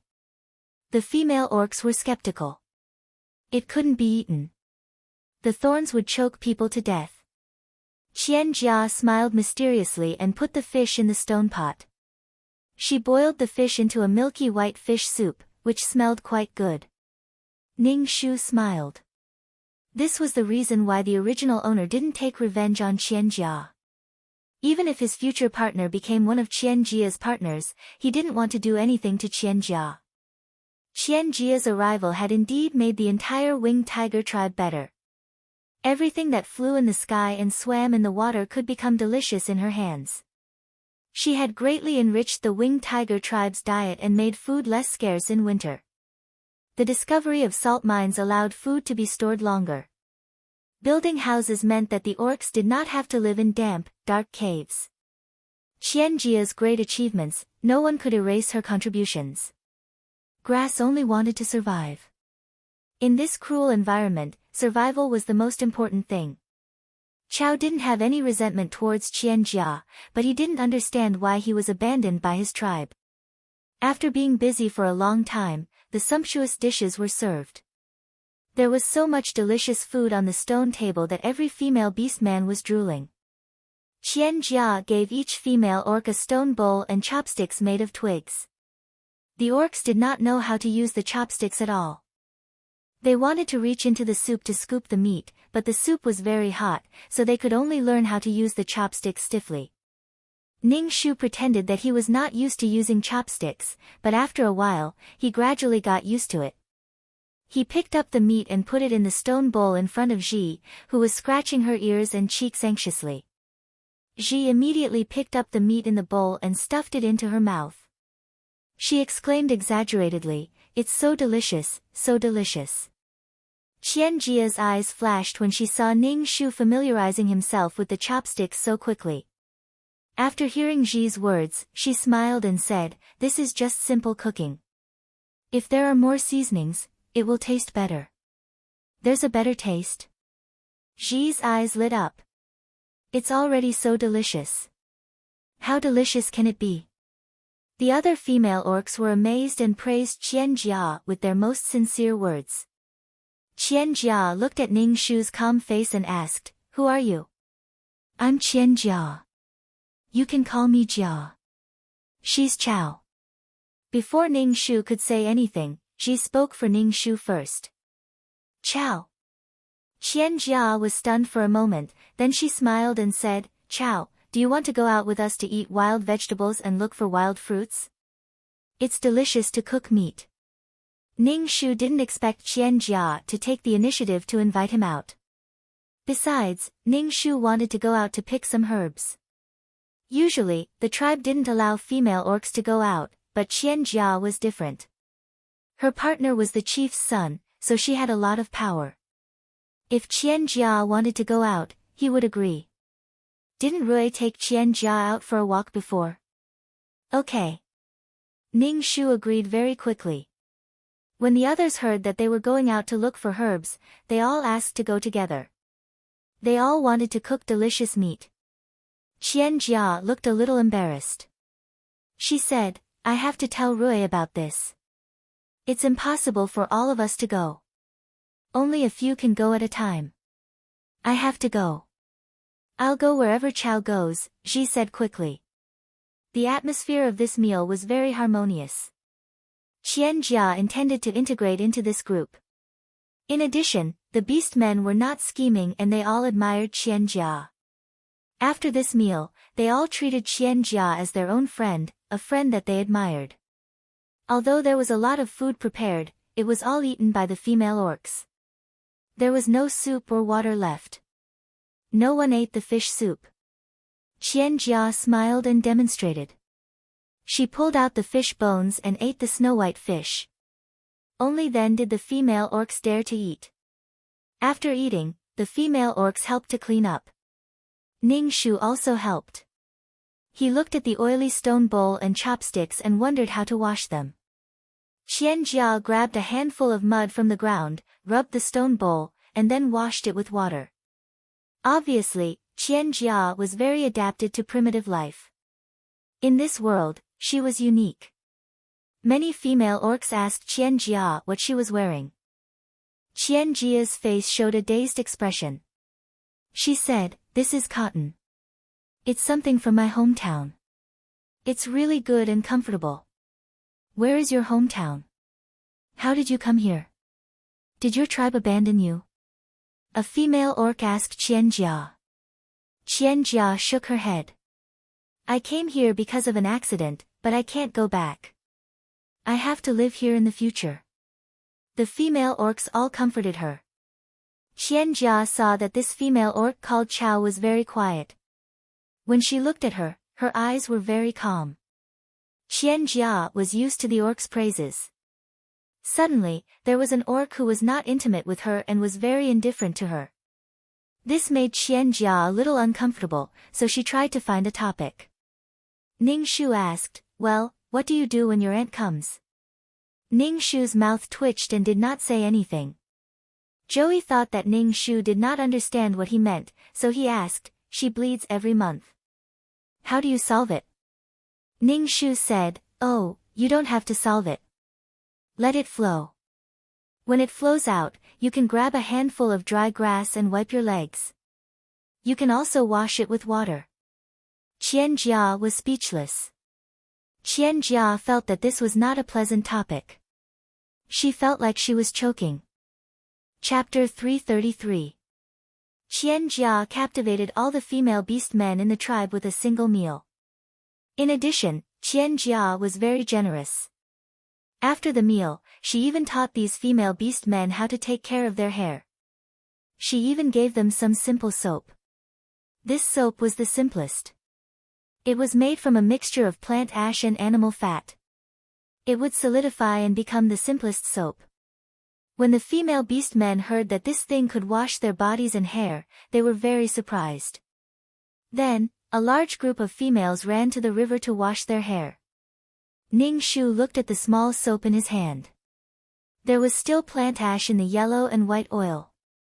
He followed these female beast men to the river to wash their hair. After washing with the simple soap, his hair was indeed much cleaner than before. Ning Shu really wanted to ask Chika what she majored in at the university. She knew how to make soap, burn clay pots, build houses, and forge iron when she discovered iron ore. She directly made the primitive world skip the Bronze Age and enter the Iron Age. Everything was in Qianjia's hands, and she easily succeeded. Although she failed twice, she would always succeed. In fact, Qianjia was an omnipotent Mary Sue. However, this had nothing to do with her. Her mission did not conflict with the female lead Qianjia. It was necessary to maintain peace. Ning Shu borrowed something from Qianjia. "Jia, can you give me your knife, the thing you use to chop meat? I want to cut my hair."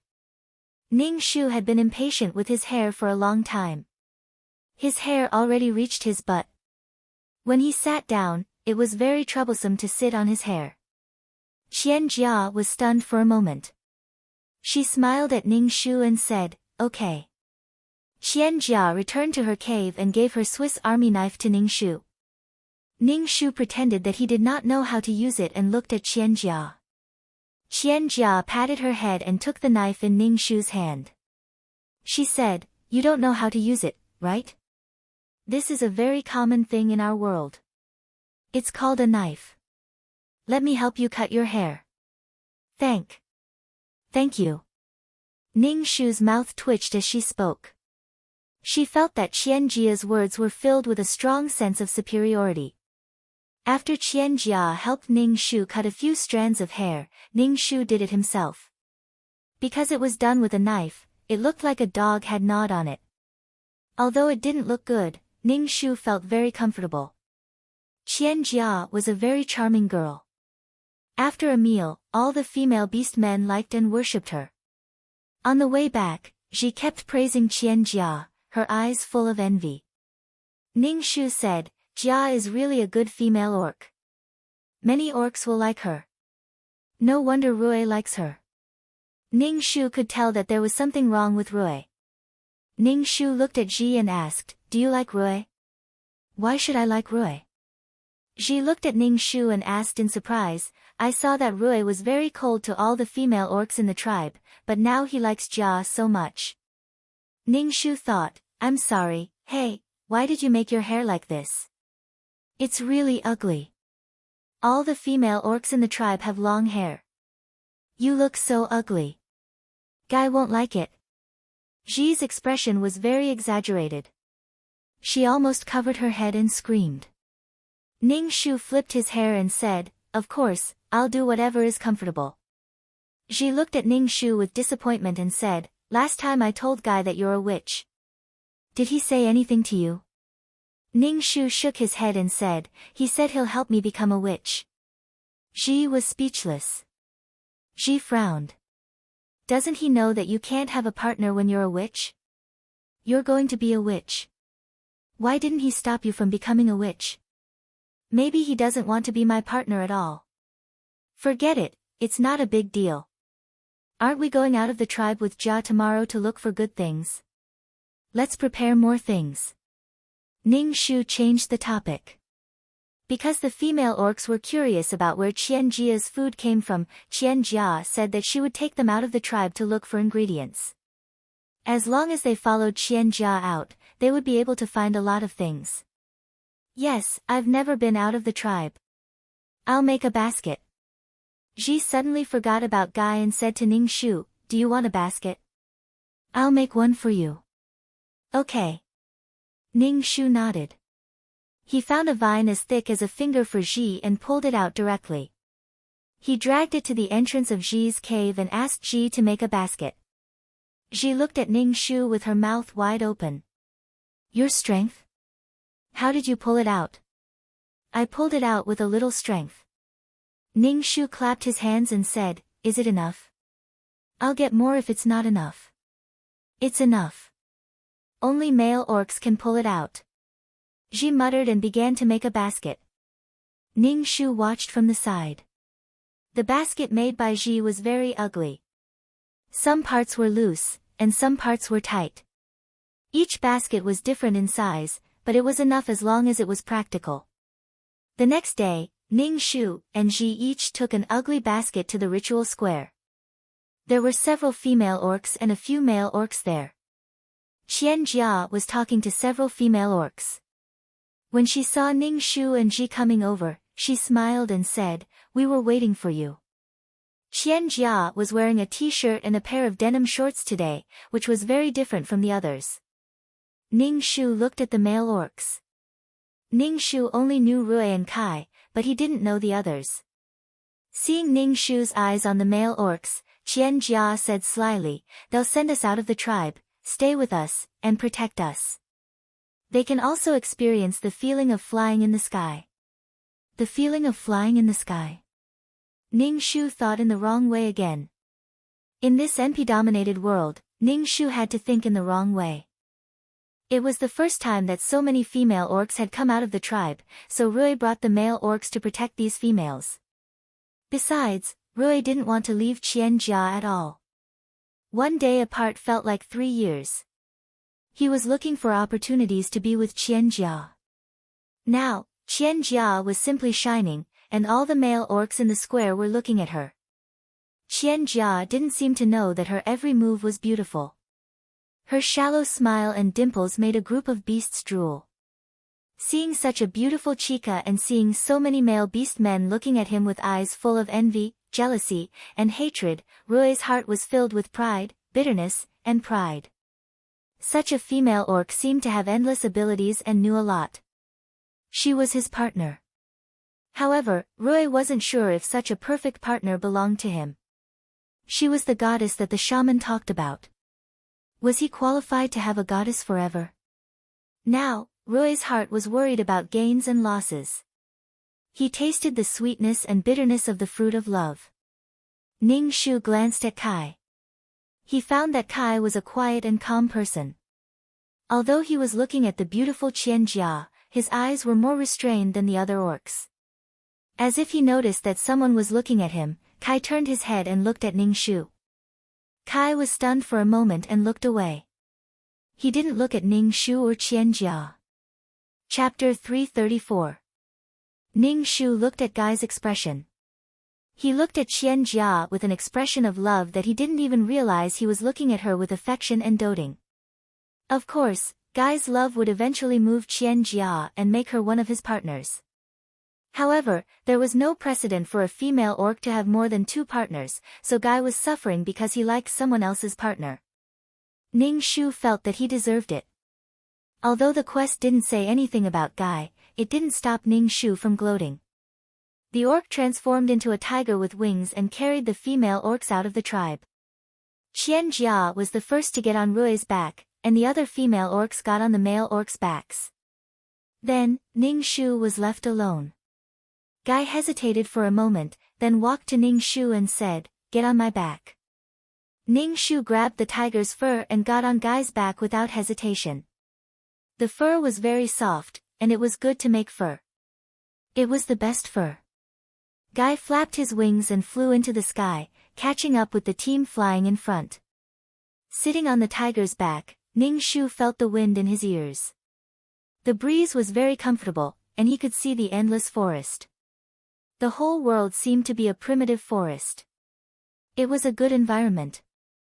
Not far away from the tribe, Rui, who was flying in front, said, "It's our first time out. We can't go too far. Let's stop here." Then, they slowly landed. Because it was their first time out of the tribe, the female orcs were very excited. They looked around with curiosity on their faces. They had lived in the tribe since they were young, and their elders had told them that the outside world was very dangerous. The female orcs were too weak, and the outside world was very dangerous for them. Now that they were out of the tribe, the female orcs were excited, surprised, and a little scared. She ran over with a basket in her hand and held Ning Shu's hand. She was obviously a little scared. Ning Shu smiled at her, grabbed her hand, and said, "Don't be afraid. I'm here." Ning Shu felt that what the tribe was doing was a little inhumane. Locking up the female beast men in the tribe and imprisoning them in the name of protection. One had to know that any evolution and adaptation to an environment was full of blood. Qian Jia, who was walking in the front, said to everyone, "This forest is full of treasures and edible things. However, it is also very dangerous. When you are looking for things, you should pay attention to snakes, insects, rats, and ants." Beside Qian Jia, there was a black fungus growing on a withered tree. She said to everyone, "This thing is also good. Take it back and dry it. Then, fry it with meat and eat it. It's very delicious." When the female orc heard that it was edible, she began to pick them. Qian Jia pointed at the mushrooms growing on the ground. "These things are very fresh when used to make soup." When the female orc heard this, she started looking for mushrooms. She picked a very bright-colored mushroom. Ning Shu said, "Fuck, look at this. It's so big. This can't be done, this can't be eaten." Before Ning Shu could finish, Qian Jia came over and said sternly to Ji, "This is poisonous. For things like mushrooms, the brighter the color, the more poisonous they are. Remember, this kind of mushroom can't be eaten." Ji was startled by Qian Jia's serious look. She looked at Ning Shu. Ning Shu said, "Since Qian Jia said that it's poisonous, throw it away." "Oh." Ji hurriedly threw the poisonous mushroom away. Qian Jia picked some purslane. Every time she picked something, she would explain to the female orc that it was edible. Ning Shu was not interested in the wild vegetables. Instead, he picked a few herbs. Ji was very excited when she heard Qian Jia say that it was edible. When Ji saw that there were only some herbs in Ning Shu's basket, she quickly said, "Fuck, why do you only have so little? I'll share it with you." "No, I have herbs. Take them back and dry them. Light them in the cave. They can drive away mosquitoes," Ning Shu said. Even if she brought these ingredients back, she couldn't cook them. She didn't know how to cook, and now she didn't even have the tools to cook. Ning Shu was not interested in these things. "Okay, I'll help you pick the herbs." She had a bright smile on her face. Her face was sweaty, and she smiled brightly. Ning Shu saw that. It was just a trip, but they were so happy. Perhaps these female orcs had discovered their value, so they were so happy. The atmosphere in the team was very warm. The baskets of the female orcs were filled with all kinds of edible things, including wild vegetables, and even spices like pepper and ginger. The male orcs protected the female orcs and helped them carry the baskets. Ning Shu held a wooden stick in his hand and pushed aside the thorns to look for herbs. Fortunately, he found some basic and practical herbs, some herbs that could cure colds, and some herbs that could treat wounds and stop bleeding. If one was injured, they could directly chew the herbs and apply them to the wound to stop bleeding quickly. Ning Shu's basket was the one with the least things in the team, and Ji's basket was full. As long as she heard that it was edible, Ji would stuff it into the basket. Her basket was full, and she also stuffed it into Ning Shu's basket. Ning Shu was speechless. You don't even know what to do with these things when you bring them back. Why did you bring so many of them? Chika, who was walking in front, cried out in pain. Then, she fell down and rolled on the sand, eating a mouthful of mud. Hearing Qianjia's voice, all the male orcs threw away the baskets in their hands and swarmed toward Qianjia. Even many female orcs ran over to help Qianjia out of concern. Ji was a little slow to watch the orcs swarm in chaos. Ning Shu saw a small snake coiled around her feet, sticking out its tongue and opening its mouth to bite her calf. Ning Shu raised the branch in his hand and instantly hit the snake's head, making it change shape. Fuck! Ji stared at Ning Shu in a daze, and then her face was instantly filled with fear. Ning Shu said angrily, "Pay attention to your surroundings. Don't worry, hold a stick in your hand." Okay. Ji quickly picked up a branch on the ground and followed Ning Shu's example, pushing aside the thorns and weeds. Ning Shu looked at Qianjia, who had just fallen down. Everyone was concerned about her, and the male orcs turned a blind eye to the real danger. They were all focused on Qianjia. Since ancient times, the pursuit of beauty had been an instinct. It was really cruel. Qianjia, who had fallen down, was in a daze with sand in her mouth. Seeing Qianjia like this, Rui was worried to death. Even the calm guy showed anxiety on his face. "Jia, what's wrong with you?" Rui asked anxiously. Qianjia spat out the sand in her mouth and suddenly hugged Rui and laughed. Ning Shu walked over and tasted some sand. It was salty, so there should be a salt mine below. No wonder there was no grass in this desert. It's salty, we found salt. Qianjia shouted happily. When she came to this world, her biggest regret was that there was no salt. Without salt, the food she made was really tasteless. Now, they had found a salt mine. Chapter 335. Qianjia was so happy that she jumped up and down. Rui looked at her and was even more worried. However, in order to avoid any mistakes, Qianjia said to Rui, "Can you dig into the sand? The deeper the better. See if there is a salt mine inside." Guy was the first to transform into a tiger and began to dig into the sand with his claws. The other male beast men also transformed into tigers and began to dig into the sand. "What are they doing?" Ji asked Ning Shu in a daze. Her eyes were filled with confusion. Sure enough, the female lead was very lucky. She only fell down and found a salt mine. This sand had existed for a long time, but only the female lead had found a salt mine.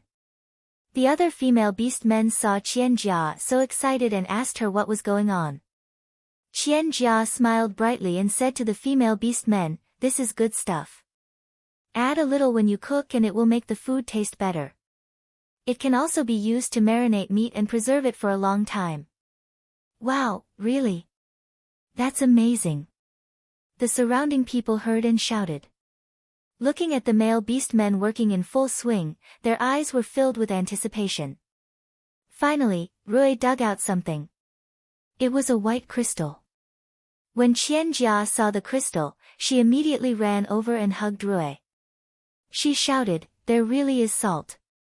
There really is salt. That's great, that's great." Qianjia was so happy that she kissed Rui. Rui's expression suddenly rippled. The other beast men also wanted to get a kiss from Qianjia, but Rui kicked them away. Rui sent someone back to inform the chieftain. After a while, the chieftain and the shaman rushed over. Seeing the white crystal, the chieftain's face was filled with excitement. Our winged tiger tribe also has a bitter crystal. Because the taste of salt was bitter and salty, it was called bitter crystal. The chieftain's eyes were filled with tears. Their tribe didn't have this kind of thing. Even if they went to other tribes to exchange, they wouldn't do it. Now that they found a bitter crystal mine, the chieftain was so happy that he cried. Dad, Jia found it. Rui quickly said to his dad. He wanted to take credit for Qian Jia. Good, good. The chieftain said with a smile. Patriarch, this isn't bitter crystal. This is salt. Qian Jia emphasized. What kind of name was bitter crystal? Alright, you're the one who found this thing. You can name it however you want. The leader was very kind to Qian Jia. Shamaness also had a smile on her face. She knelt down and kowtowed to the sky, shouting, God really blesses the winged tiger clan. Ning Shu was speechless. The discovery of the salt mine was a major event for the entire tribe. Qian Jia had become the hero of the winged tiger tribe. Qian Jia was a little embarrassed by these beastmen's praise. She quickly waved her hand and said, I am also a member of the winged tiger tribe. I have been taken care of by everyone during this time. This is what I should do. As expected, you were sent by God to the winged tiger clan. The clan leader nodded. The male winged tiger beast men looked at Qian Jia with even gentler eyes. Even the female winged tiger beast men liked Qian Jia very much. Fuck, what's this? Why are the chief and the shaman so happy? Ji was confused when she saw that everyone else was so happy. In fact, most of the beast men didn't know why the chief and the shaman were so happy. However, when they saw that everyone was happy, they were happy too. Ning Shu shook his head and said lightly, I don't know either. The clan leader waved his hand and asked a few male winged tiger beast men to carry the salt back. Then, he covered the exposed salt mine with sand and told everyone, this is the lifeblood of the winged tiger clan. You must not tell anyone. When everyone saw the clan leader's serious expression, they all said that they wouldn't tell anyone about the salt mine. Ning Shu looked at the salt and asked Qian Jia, is this thing poisonous? How can it be poisonous? Rui looked at Ning Shu unhappily. Fuck, don't talk nonsense, Guy reminded Ning Shu. Yeah, the chief said it's good stuff. How can it be poisonous? The other male winged tiger beast men said. Ning Shu was speechless. Fuck, did I say something disgraceful? Why was she being attacked by a group of people? This was the difference between a beautiful woman and an ugly woman. Ning Shu felt that he had become the villain, and he was deliberately looking for trouble. Fuck, I was just asking. Why are you so mean to her? Ji stood up for Ning Shu. However, with so many people watching, her voice was trembling. Ning Shu's heart warmed. He shrugged and said, I was just asking. After all, I've never seen this kind of thing before. Can't I ask? The atmosphere suddenly became a little unpleasant. Ning Shu took her wicker basket, pulled the branch, and turned to leave. At this time, Qian Jia patted her head and said, Fuck, you reminded me that this kind of salt can't be eaten. There are some impurities in it and it also contains sulfur. It's harmful to the body. You have to boil it again before eating it. Qian Jia caught up with Ning Shu and said with a smile, Fuck, thank you for reminding me. Ning Shu said with a fake smile, I don't care. Seeing Ning Shu like this, Qian Jia asked, Are you angry? Jia, Fuck isn't angry. Guy came over to comfort Qian Jia. Ning Shu was speechless. You are all great heroes of the winged tiger tribe, the chief said with a smile. Everyone returned to the tribe. The female beast men had a lot of things in their baskets. However, when they came back, these female beast men realized that they didn't know how to cook at all. They stared blankly at the pile of materials. Qian Jia waved her hand and said, We found a salt mine today. This is something to be happy about. Tonight, I'll let everyone have a taste of the dishes with salt. Okay. Qian Jia's suggestion received the approval of all the beast men. The main reason was that after eating Qianjia's food, they couldn't eat the meat they roasted anymore. Rui said to Qianjia helplessly and proudly, "Won't this be too tiring? I don't want you to suffer too much." Qianjia smiled and said, "There are so many people here. With so many people helping, I won't tire myself out." This was the first time in the history of the tribe that it was so lively and quiet.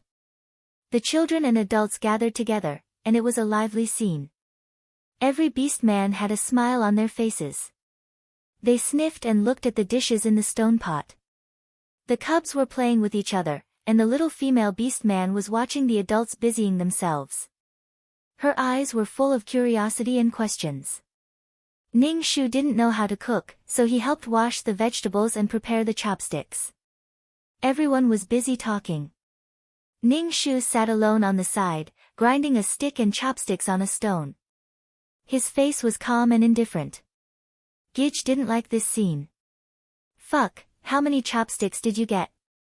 Ji walked over and asked Ning Shu. "They're all here." Ning Shu handed a bundle of chopsticks to Ji. Ji looked at Ning Shu's indifferent expression and asked, "Fuck, are you still angry?" Chapter 336. Ji looked at Ning Shu and said, "I don't think you like Jia." "Really?" Ning Shu raised his eyebrows. He didn't have a bad impression of her, but he didn't have a good impression of her either. However, Ning Shu found it funny to see an ordinary girl go to another world and become a unique and brilliant woman. She was even a goddess sent by the gods. Ji sat beside Ning Shu with chopsticks. Ning Shu said, "Everyone in the tribe likes Qianjia now. I know you're angry because of Guy, but Jia is Rui's partner." It seemed that not everyone was blind. At least, Ji had seen through the problem. It should be said that most of the male winged tigers liked Qianjia now, excluding the old ones. It could be said that all the young males had a good impression of Qianjia. Her halo was so strong that Ning Shu didn't dare to look directly at her. "It's okay. I'm not angry."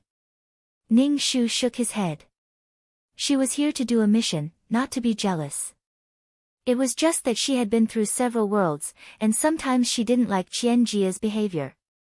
Maybe it was because she knew Qianjia's background, so sometimes she felt very strange. Why did she become so powerful after transmigrating? The meal was ready in the afternoon.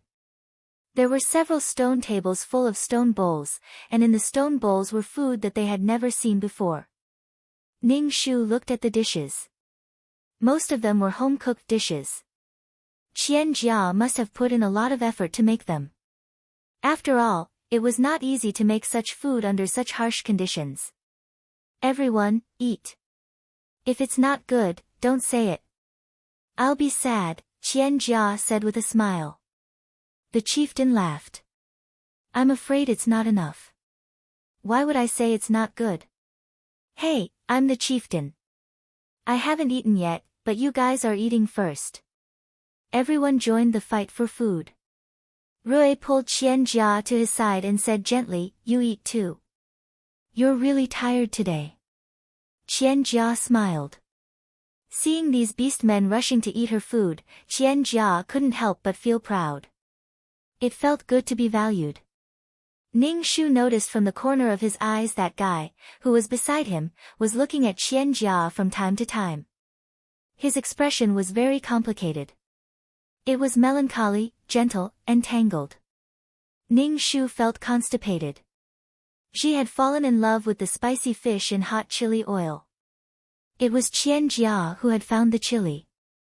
When she had found the chili, Qianjia had wanted to cook the fish in hot chili oil. Some beast men liked boiled fish very much, but some didn't dare to eat it. Ning Shu put down his chopsticks after he was full. These things were incomparably attractive to the beast men, but to Ning Shu, they were just ordinary things. "Fuck, why aren't you eating?" She turned around and saw that Ning Shu had already put down his chopsticks. She immediately picked up some food for Ning Shu and said, "Eat more." "You eat." "I'm full," Ning Shu said with a smile. Qianjia saw that Ning Shu had stopped eating, but the other beast men were still eating. Even if they were burping, they were still eating with great enjoyment on their faces. Ning Shu's expression was calm.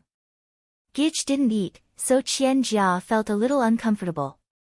She asked, "Fuck, are these dishes not to your liking?" As soon as Qian Jia said this, everyone at the table looked at Ning Shu. Ning Shu twitched the corner of his mouth and said, "I'm full. I can't eat anymore." Could it be that she still had to feed her after she was full? Even if there was an immortal pill, she wouldn't be able to eat it. "I thought you didn't like it. What do you like to eat? If I know how to, I can teach you how to cook it." Qian Jia felt that this beast man called Grass was different from other beast men.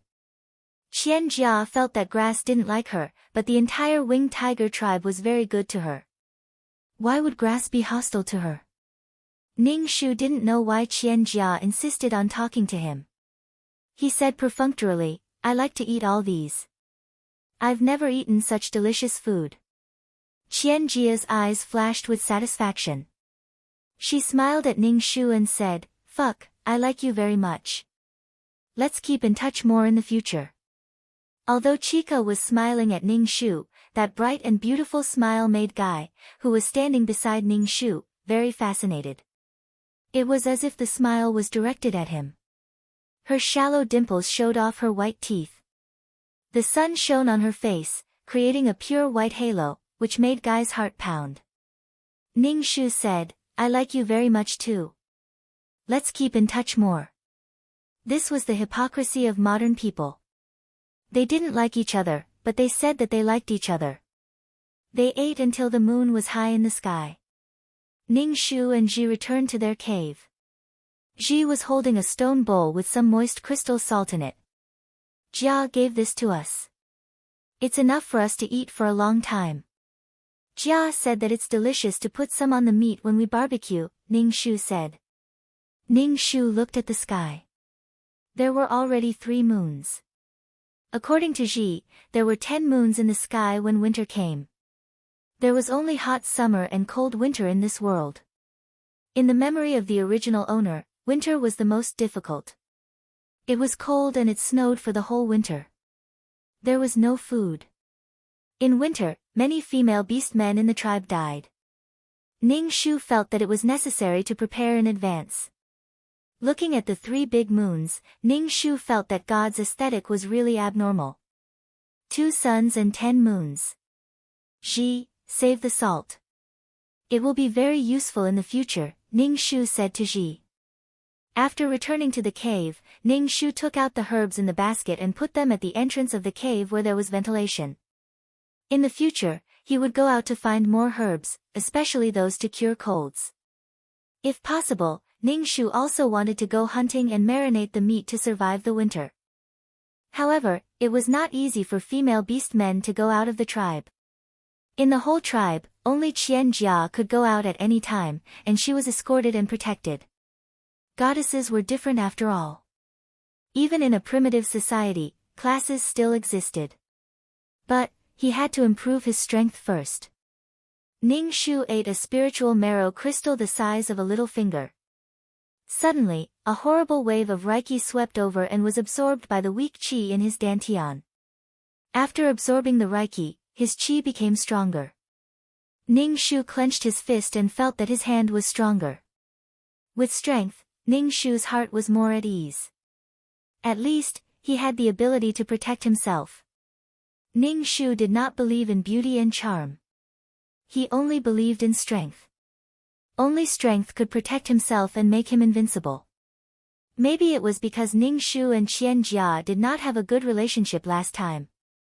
Qian Jia took the female beast men out to find things and did not bring Ning Shu anymore. Ning Shu knew that Qian Jia was upset. His attitude probably made Qian Jia unhappy. He wanted to go out to find herbs, but now he could not even go out of the tribe. Chapter 337. Qian Jia no longer took Ning Shu with her, but she would take Ji with her. Every time Ji came back, she would give Ning Shu a lot of things, such as wild grapes and other fruits. Now, the female orcs in the tribe liked to go out with Qian Jia. Every time they went out, there would be a lot of gains, so the female orcs were very keen to go out.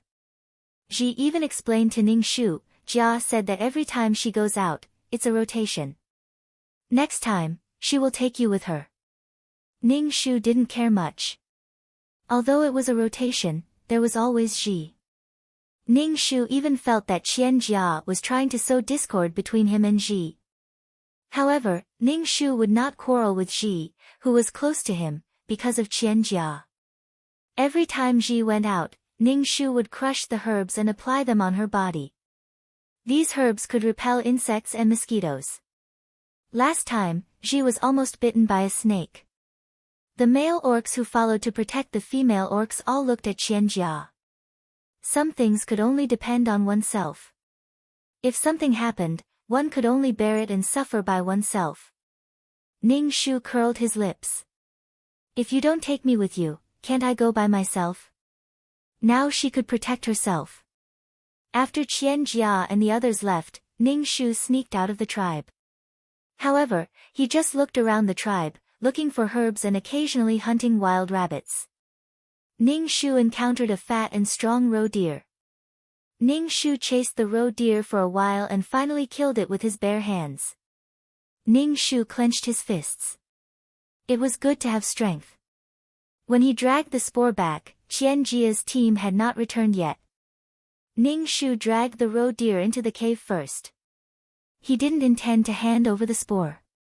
This time, Qian Jia found wheat, and it was a mature wheat seed. She was very excited. Thinking that she could eat steamed buns in the future, Qian Jia felt that life was good. After Qian Jia came back, she asked Rui to cultivate a piece of land. Rui agreed very quickly and asked some male orcs in the tribe to help. Guy was the first to respond. Qian Jia made a lot of delicious food to reward them. When Ning Shu heard this news, his face twitched. Could it be that wheat was grown regardless of season? But Chica still managed to grow it. Perhaps this world didn't have seasons. There were no 4 seasons to begin with. Ji handed the herbs in the basket to Ning Shu and said, I saw you pick this last time. I don't know if this is what you want. Ning Shu saw that there were not many wild vegetables and fruits in Ji's basket. She guessed that Ji had already found herbs for her. Ning Shu was really touched. The stuff you apply on me works very well. I always get bites from the insects when I go out before, but they don't bite me anymore after I apply it, she said to Ning Shu with a smile. Then, she handed the fruit to Ning Shu and said, try this tomato. You can eat, I'm not eating. Ning Shu placed the herbs at the entrance of the cave to dry. Ning Shu thought for a moment and dragged the dead roe deer in front of Ji. Ji looked at the prey in surprise and asked, where did you get this? I sneaked out to collect herbs and met this one. I killed it and will keep it. When winter comes, we'll have food, Ning Shu said. Ji looked very surprised and scared. How could you sneak out? Without a male to protect you, what if you encounter danger? You actually went hunting? I'm very strong. It's okay. I'll protect myself. Let's salt the meat. Ning Shu had to store enough food now to deal with the disaster. Ji looked a little hesitant. Are we really not going to hand this in? The prey in the tribe had to be distributed. It was the first time that Ji had hidden it secretly. Ning Shu didn't care. We'll be fine as long as we don't let anyone find out. Because Ji can cook a lot of delicious food, Rui will definitely give more prey to Qianjia. In addition, Qianjia has contributed a lot to the tribe, so no orcs will say anything. But if we don't have enough food, we won't be able to survive the winter. Ning Shu persuaded Ji patiently. Some things were easier for 2 people to do. Ji bit her lips and finally nodded. She picked up a stone from the ground and sharpened it, preparing to cut open the robe. Ning Shu took the stone. I'll do it. I'm very strong. Ning Shu skinned the roe deer and found a place to bury it. Ji held the salt jar and saw Ning Shu rubbing a lot of salt on the meat. She said, should I ask Ji for more salt? Yes, but don't ask for too much at once. Ning Shu was already very frugal with salt. After rubbing the meat with salt, he rubbed it for a long time to let the meat taste and preserve it. A large bowl of salt was barely enough to marinate the roe deer. Ji found a stalk of grass and hung up the roe deer meat. Looking at so much meat, Ji was very satisfied. Ning Shu sighed and looked at the empty jar. Qian Jia almost controlled the salt of the entire tribe. As long as she could boil the coarse salt, she would be able to use it. If the people in the tribe wanted salt, they would either go to Qian Jia or the patriarch. Ning Shu wanted to get salt from the salt mine and cook it himself, but the salt mine was a little far from the tribe. Moreover, the chieftain valued the salt mine very much and did not allow the tribesmen to get it privately. Only Qianjia could get salt from the salt mine and cook it at will. Now Qianjia's status in the winged tiger tribe was infinitely high. The key was that the whole tribe liked her, except for Ning Shu. Ning Shu stayed in his cave when he had nothing to do. He was either practicing martial arts or collecting herbs. He was busy with his own things, and it felt like he did not talk to Qianjia at all. Ji asked Qianjia for salt every few days, but Qianjia did not give her much each time. After a few times, Qianjia was a little confused and asked Ji, "Why did you use up your salt so quickly?" Ji said embarrassedly, "I like salt. The barbecued meat is very delicious." Qianjia did not know whether to laugh or cry. She gave Ji a stone bowl of salt and said, "You can't eat too much salt. It's not good for your health. By the way, why didn't Chow take any salt? She ate with me. That's why I used up my salt so quickly," Ji said. Qianjia's eyes flashed. She looked at Ji and said, "It's good that Chow has a friend like you, but she has to do some things herself. Let her come and get salt by herself in the future." "Oh," Ji nodded and left with the stone bowl. Qianjia looked at Ji's back and leaned on Rui. She was a little discouraged and said, "Rui, I feel that Chow doesn't like me. Did I do something wrong?" Rui immediately said, "You're the best. No orc can compare to you. Chow is just a female orc. She doesn't like you, but there are plenty of other orcs who like you. It's her loss if she doesn't like you," Rui said as he pinched Qianjia's delicate face. Rui only pinched it gently, but there were red marks on her face. Rui's heart ached. Qianjia smiled and said, "Honey, it's so good to meet you. It's my luck to meet you. Fortunately, I was the one who saved you." Chapter 338. P.S. Today's update is here, and at the same time, I'm trying to get more votes for the 515 Fan Festival. Everyone has 8 votes, and you can even get some coins for voting. Ji brought the salt back from Qianjia. Ning Shu said, "Jia asked you to get the salt yourself. I feel that she's a little unhappy." Ning Shu was turning the bacon over to prevent it from smelling. Hearing Ji's words, he asked, "She's unhappy?" "Yes, she asked you to get the salt yourself. I took the salt too many times, and she's unhappy," Ji said to Ning Shu. "I feel that there's something between you and Jia. What could there be?" Ning Shu said indifferently. Seeing the salt in Ji's hand, he said, "I'll go hunt some prey and marinate it later." Ji nodded. "Why don't you go and find Jia now? I feel that she's unhappy. We'll have to get the salt from her in the future." Ning Shu grabbed a handful of withered grass and wiped the grease on his hands. "I'll go now." Ning Shu arrived in front of Qianjia and Rui's cave. The entrance of Qianjia's cave had been reclaimed and fenced off. Some vegetables were planted inside. There were bright red chili peppers and small tomatoes. Ning Shu guessed that they were wild, as they were very small. There was also a grape trellis with small bunches of purple grapes. It was a farmhouse scene. Ning Shu stood at the door and shouted, "Jia." Qianjia came out of the cave and saw Ning Shu. She was a little surprised and asked with a smile, "Damn, why are you here?" Ning Shu said, "Jia, I want some salt. She asked me to come and get it." When Qianjia heard Ning Shu's words, her eyes flashed with pride and displeasure. She was proud that this cold female orc didn't lower herself to ask for salt from her. She was displeased because she didn't owe this orc anything. Why did she have such a dead face when she wanted something? How could these people take it for granted? Didn't it take her a lot of time to boil the salt? Qian Jia was willing to give salt to these beast men, but it didn't mean that she would be so cold when asking for something from her. She would still give it to them. She didn't owe this female beast man anything. Qian Jia was used to being held on a pedestal, and now she didn't like Ning Shu's attitude. Ning Shu saw that Qian Jia didn't speak, so he asked, "Can't I? No more salt?" Qian Jia smiled, revealing 2 dimples, and said, "Aren't you with Xi? I've already taken the salt branch back. Come back next time after you finish eating." Ning Shu frowned and stared at Qian Jia. Xi had told her to come over and ask for salt from Qian Jia, but Qian Jia had refused. Why did Qian Jia give Xi the wrong impression that she was angry and ask her to come over? Ning Shu looked at Qian Jia, who was standing on the steps at the entrance of the cave. She was looking down at him condescendingly, appearing high and mighty. Ning Shu instantly understood what Qian Jia meant.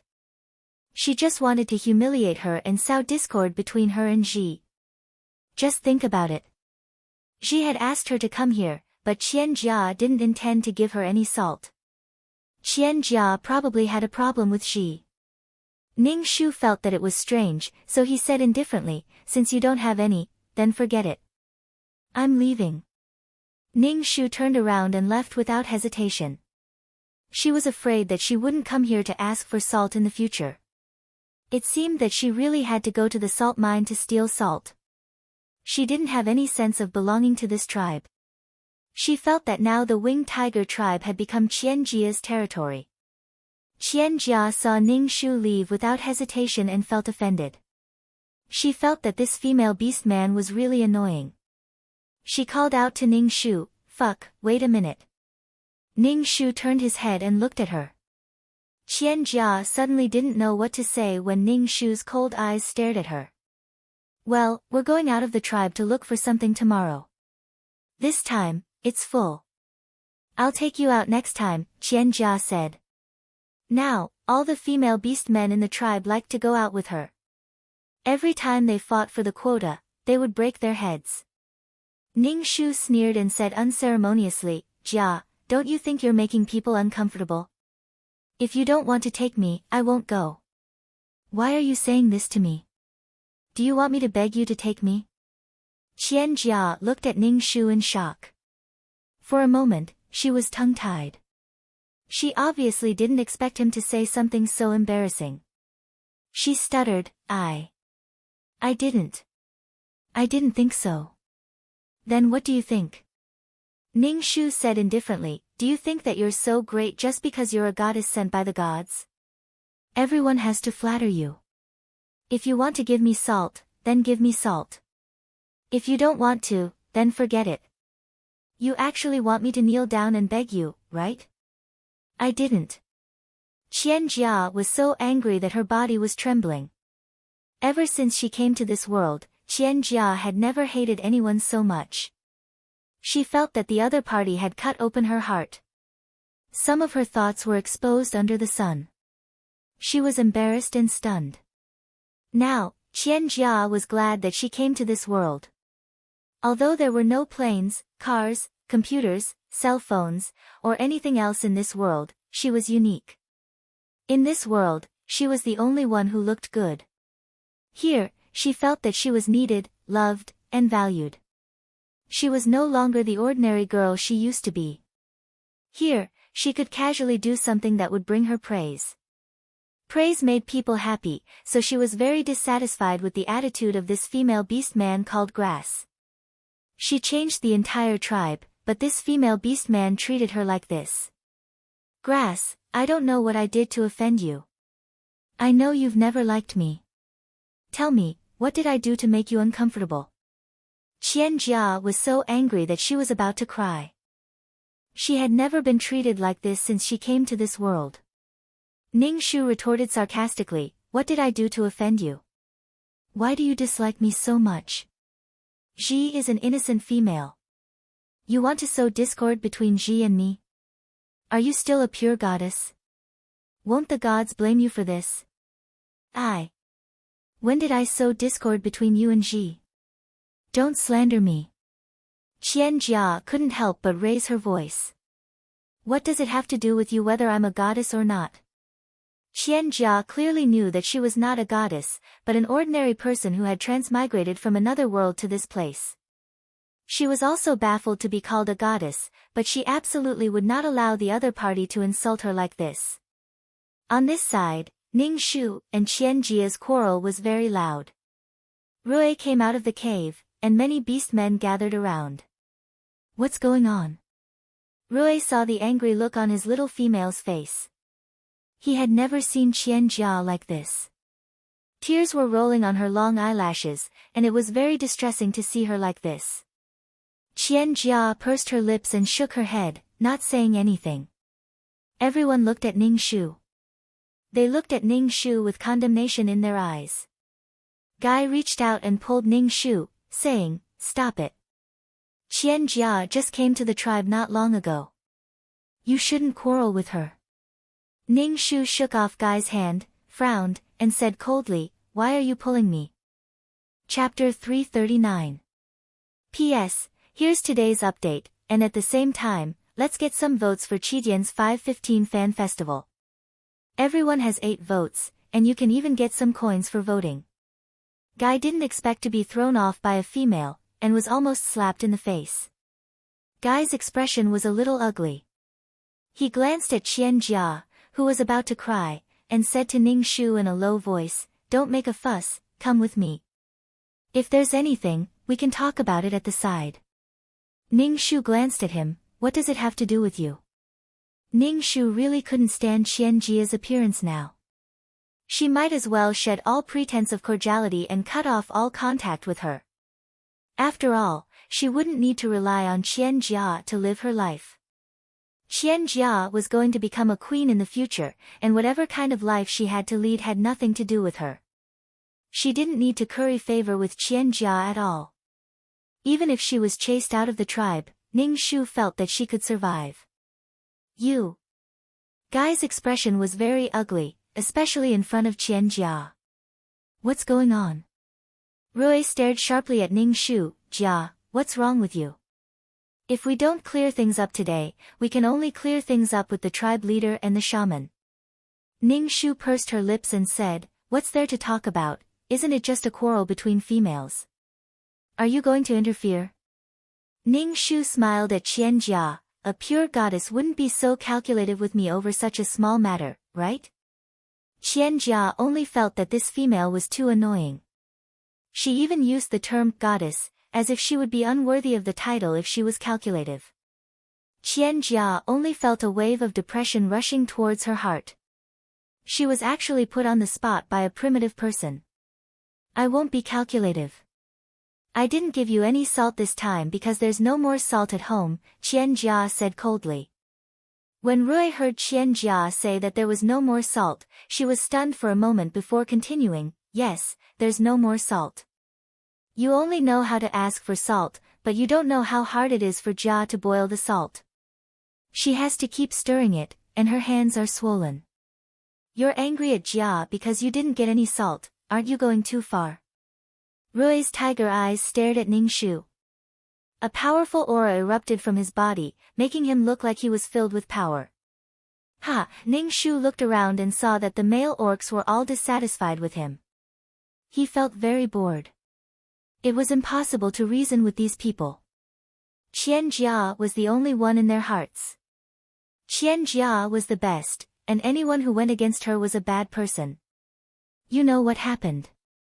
Ning Shu pointed at Qian Jia and then at himself. I know. Ning Shu turned around and left. Jia, don't be too sad. I'll go find Chao and ask him. Guy said to Qian Jia and then hurriedly chased after Ning Shu. Fuck, wait a moment. Guy stretched out his arm and pulled Ning Shu back. His tiger eyes were filled with embarrassment and displeasure. Fuck, you're making trouble with Jia and making everyone unhappy. Jia has done so much for the tribe and made everyone's lives better. Can't you just bear with it for a while? Why should he bear with it? Ning Shu rolled his eyes at Guy. Who are you? I'm very familiar with you. Get out of my way. Guy was clearly annoyed by Ning Shu's shameless behavior. Disgust flashed in his eyes, but he still said, I promised your father that I would treat you well. Treat me well? Ning Shu poked Guy's chest with her finger. She used a lot of force. Guy groaned, but he didn't dodge. Ning Shu said coldly, Kai, don't lecture me like you're doing it for my own good. My father lost his life to save you. There's no one else in my life. Now you want to step on me to please Jia. Is this how you treat me? Do you think I'm a fool? What does it have to do with me whether she is a goddess or not? Should I kneel down and lick her toes?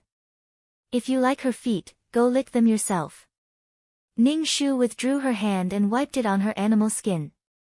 Disgusting. Liking someone else's partner. Ning Shu brushed past Guy. Guy's tiger eyes trembled. His bronze skin was a little pale. He froze on the spot and then chased after Ning Shu. I don't like Jia. I just admire her. She's a goddess and Rui's partner. I've never thought of liking her. Don't go around spreading rumors. Ning Shu was full of disgust for Guy. Even primitive people were so shy. Ning Shu rolled his eyes and left. Men were like this no matter what world they were in. It was simply disgusting. Especially men under the Mary Sue halo.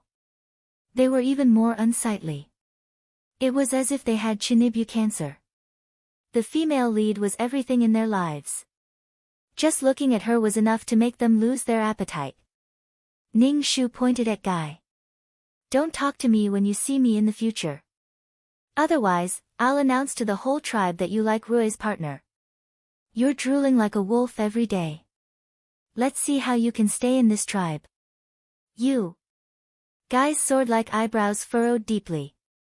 His expression was very ugly. There was anger on his face, as well as embarrassment and anger. Fuck, how can you be such a person? Ning Shu, haha, back in the cave, Ji was weaving a basket. Seeing that Ning Shu's hands were empty, Ji asked, didn't you take any salt? Don't mention it. I quarreled with Jia. This has nothing to do with you. You can do whatever you want. Ning Shu weighed the basket and said, Ji, weave a bigger basket. I'm going to the salt mine tonight to move salt. Ji's expression changed immediately. She quickly asked, Ji, you're going to the salt mine? Do you know where it is? The chief said that no orcs in the tribe can take salt without permission. If they find out, they'll be kicked out of the tribe. It's better to go at night. It's too dangerous. Ji, what's wrong with you? Ji looked at Ning Shu worriedly. Ning Shu took a wooden stick that was as thick as a child's fist and sharpened it on a stone. That way, it would be more lethal. Everything is for survival. I've quarreled with the goddess this time. She won't give me any salt in the future. You have to ask her for it. If we don't have enough salt, we can't store food. I'll go get some salt and we'll cook it ourselves. If I'm found out, you can say that you didn't know anything and that I did it. Ning Shu sharpened the stick in his hand. When the stick was sharpened, he mashed some herbs and smeared them on his body. Ji saw that the sky was getting dark. Just looking at it made people scared. She didn't want to let Chao take the risk. She said, Chao, don't go. It's too dangerous at night. We already have so much meat. It's enough for the two of us. If the chief finds out, we'll be punished. This amount of meat is far from enough. Don't worry, I'll be fine. Ning Shu smeared the mosquito-repellent herbs all over his body and carried the basket on his back. The shoulder strap made of old rattan was a little painful. He took the stick out of the cave. Ji watched Ning Shu's figure disappear into the darkness. It was as if he was swallowed by the darkness. Ji felt very uncomfortable. He sat in the cave and waited for Ning Shu anxiously. Chapter 340. P.S. Here's today's update. At the same time, I'm trying to get votes for Chidian's 515 fan festival. Everyone has 8 votes, and you can even get some coins for voting. There were 3 moons in the sky, shining brightly on the world. Ning Shu shuttled through the forest with a wooden stick in his hand. Every time he passed by a place, Ning Shu would break some branches to make a mark. There were many nocturnal animals in the forest. Ning Shu encountered a bat the size of a millstone. Its entire body was black and ferocious. When it opened its fleshy wings and pounced on people, it made people feel terrified. Ning Shu held a long wooden stick and used his chi to pierce through the bat. The bat screeched sharply, and its smelly blood splattered on Ning Shu's face. It was so warm that it made people feel nauseous. However, Ning Shu's stab was like poking a hornet's nest. The bats in the surrounding trees all rushed towards Ning Shu. Ning Shu carried the wooden stick and was afraid of running away. If he was chased too tightly, he turned around and hit the bat that wanted to grab him with its claws. After killing a bat, the other bats surrounded the dead bat and seemed to be tearing its flesh. After running for a long time, Ning Shu stopped to catch his breath. His shoulder was a little sore from the rattan straps. Right now, it was only an empty basket. If he carried the salt, his shoulder would hurt even more. Ning Shu didn't know how long he had walked, but he still hadn't found the salt mine. When he found the salt mine, Ning Shu noticed that there was a towering tree not far from the mine. It was very big, and the crown of the tree was so big that it covered the sky. When he returned to the tribe, Ning Shu mainly memorized some special plants, thinking that he might come to the salt mine. Sure enough, it was better to fly in the sky. His field of vision was wider, and he could see the big uncle at a glance. Now that he was slowly touching it, he didn't know how long it would take. Looking up at the sky, the 3 moons' light had dimmed a little. It was probably dawn. At that time, it would be very dark, and he didn't know how to go back.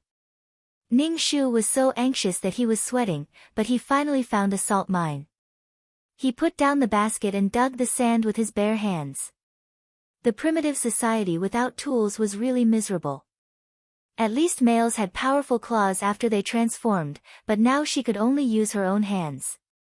Ning Shu circulated his chi, took a deep breath, and began to dig with all his might. By the time he reached the salt, the sky had already turned dark, and the moon had begun to set.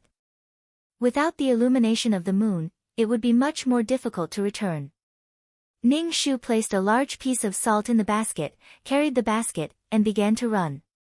Her shoulder was burning with pain, and she could feel the coarse vines wrapping around her flesh. The journey back was much smoother. With the markings they made before, by the time they reached the tribe, the sky was so dark that they couldn't even see their fingers in front of them. There was a flickering fire at the entrance of the cave. Ning Shu walked into the cave. In the cave, Ji was still awake and was using a branch to stir the fire. "You're back." Ji hurriedly threw away the branch in his hand and let out a long breath. His face relaxed a little, and he reached out to take the basket from Ning Shu's back. "Gently, gently, my shoulder hurts." Ning Shu gasped in pain. After putting down the basket, Ning Shu peeled off the animal's skin and saw that his shoulder was bleeding. He chewed 2 handfuls of herbs and applied it on it. Ji looked at Ning Shu and said angrily, "I asked you to get salt from Jia, but you fell out with her.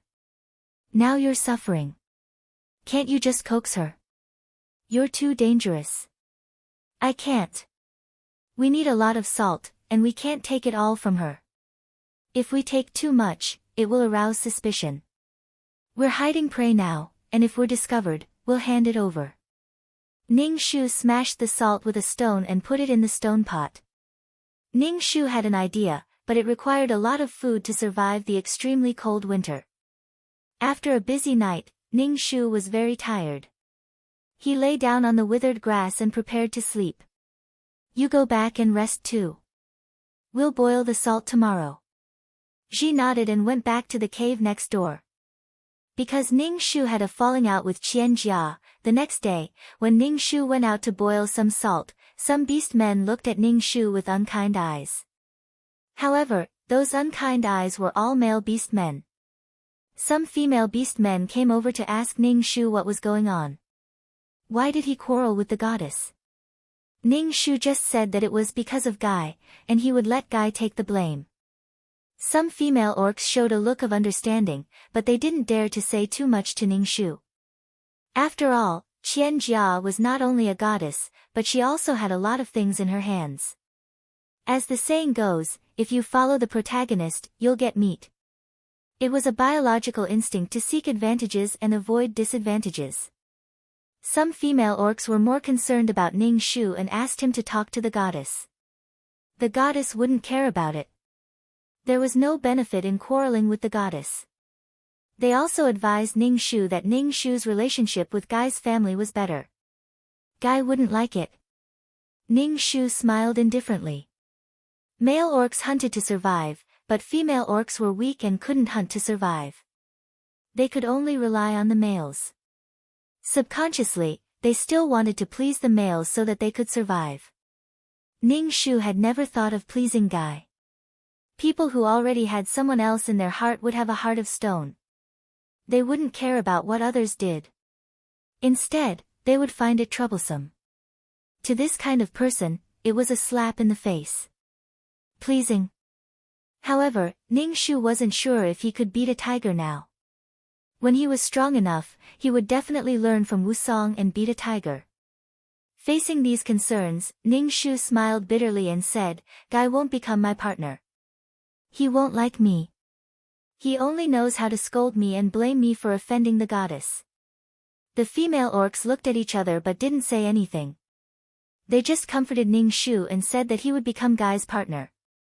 At the same time, they understood Ning Shu's pain of not caring about such an excellent partner. No wonder this insensible female had quarreled with the goddess. Ning Shu curled her lips. She couldn't be bothered with these trivial matters. She had a lot of things to do. She felt that the orcs now were a little greedy, especially the male orcs. In the past, the heavy responsibility of hunting was placed on them. The burden of the entire tribe's survival was placed on them. Now, because of Qian Jia, they found a lot of food, which greatly reduced their burden. Now, they were either thinking about Qian Jia or thinking about love and hate all day long. When Qian Jia called them, they would run over. Because of a lot of salt, Ning Shu didn't have to worry about hunting. In the past, when he encountered stronger prey with more meat, he didn't dare to hunt. He was afraid that there wouldn't be enough salt and the meat would go bad if he dragged it back. Now, he had no scruples. Every time Ning Shu dragged the prey back, she would think that the prey was dead and that Chow would pick it up just like that. Now, Ji and Ning Shu cooperated seamlessly. The ventilation of the two holes was full of bacon.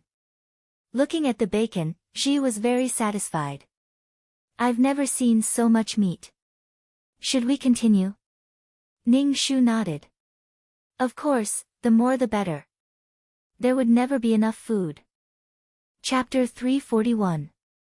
P.S. Here's today's update, and at the same time, I'm trying to get more votes for Chidian's 515 Fan Festival.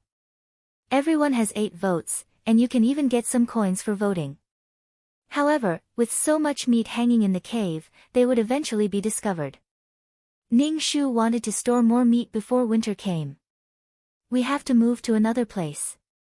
I found a big cave when I was hunting. Let's put the meat in the cave, Ning Shu said. Ah, take the meat outside the tribe? She asked. We'll be discovered sooner or later.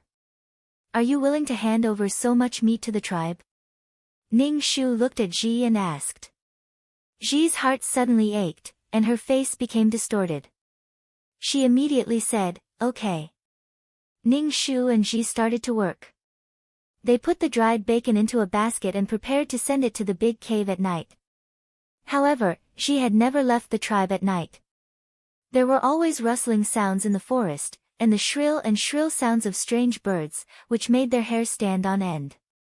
Ji, who was standing beside Ning Shu, was trembling. It's okay. I'm here. Ning Shu's voice was very calm, and Ji's heart calmed down a little. Ning Shu saw that she was walking slowly, so he moved some bacon from her basket to his own basket. Ning Shu found the big cave when he was chasing a wild boar. It was very big, and there was a water source in the cave. It would be a very good shelter. Ji put down the basket, looked around, and felt that the cave was really big. Ning Shu first poked the soil with a sharp stick, then began to dig the soil with sharp stones, preparing to dig a big hole. Damn, what are you doing? Ji asked with some confusion. Ning Shu said while working, are we just going to put the meat here? There are so many animals in the forest. They will drag the meat away, cover it with big leaves, and bury it underground. Okay. Ji quickly took a stone and dug the hole. Ning Shu smacked his lips. His fingers were full of barbs. How great would it be if female orcs could also transform? They could use their claws to dig the ground. The two of them busied themselves for a long time before they finally dug out a hole that was half the height of a person. Ning Shu covered the bottom of the hole with a large leaf and then placed the bacon on top of the leaf. Ji, I'll go back and bring the cured meat here. You stay here, Ning Shu said to Ji. Ji's voice trembled. Fuck, I'm scared. Don't be afraid, I'll be back soon. Ning Shu picked up the sharp wooden stick from the ground and stuffed it into Ji's hand. Don't be afraid. Stay strong. I'll be back soon. Ning Shu took the two baskets and ran out of the cave quickly. Using his qi, he shuttled through the forest under the moonlight. After returning to the cave, he placed the cured meat in the basket and quickly returned to the cave. In the cave, Ji held the wooden stick tightly. When she saw Ning Shu, she sighed in relief and helped to place the cured meat in the hole. After going back and forth several times, Ning Shu finally moved the cured meat from the cave to the cave. The rest of the cured meat was just cured. He covered the cured meat with a large leaf and then buried it with soil. Ning Shu and Ji picked at the top of the leaf and covered it tightly. After this was done, Ning Shu's heart was finally relieved. It could be considered as the first batch of supplies. He brought Ji back to the tribe. The days passed by unhurriedly. Ning Shu was in a hurry every day. If she wasn't cultivating, she would be hunting. When the wheat planted by Qian Jia was ripe, she invited the whole tribe to eat noodles. Although they didn't know how she ground the flour, Qian Jia was omnipotent. Everyone was invited. Qian Jia seemed to have forgotten about Ning Shu. The others didn't mention it either. After all, on such a festive day, it wouldn't be good if Chow didn't know how to behave. Ji was also invited. Seeing that Ning Shu didn't go, she didn't go either. Ning Shu couldn't help but smile when he saw Ji staying by his side. He pushed her away and asked her to go to the banquet. What's wrong with missing a meal of noodles? I'm also a modern person. Qian Jia not only made noodles, but also steamed buns. Although it was a little boring, it was enough to amaze these primitive people. After the meal, the chieftain announced that they would start to plant wheat. Then, tigers were digging in every place in the tribe. Many female orcs began to sow the seeds under Qian Jia's guidance. The whole tribe was in full swing, but it had little to do with Ning Shu. It was probably because of the rumors in the tribe. People in the tribe said that Guy was going to abandon Chow and didn't want to be her partner. Guy came to Ning Shu and asked him to help open up the land for Ning Shu and let her plant some food. Ning Shu refused with a straight face. Guy frowned and said with an unhappy expression, "You can also have a special harvest by planting some wheat. Do you want to wait for a little prey every day? How are you going to survive the winter? How I survive is none of your business." Ning Shu didn't want to talk to Guy. Guy was originally kind, but he was very unhappy with Ning Shu's attitude, especially when he saw that she was so lazy. Compared to Qian Jia, Guy was even more dissatisfied with this future partner of his. He was very annoyed. Thinking of becoming Chow's partner, Guy's heart turned cold. Ji also got some seeds and asked Ning Shu if he wanted to plant them.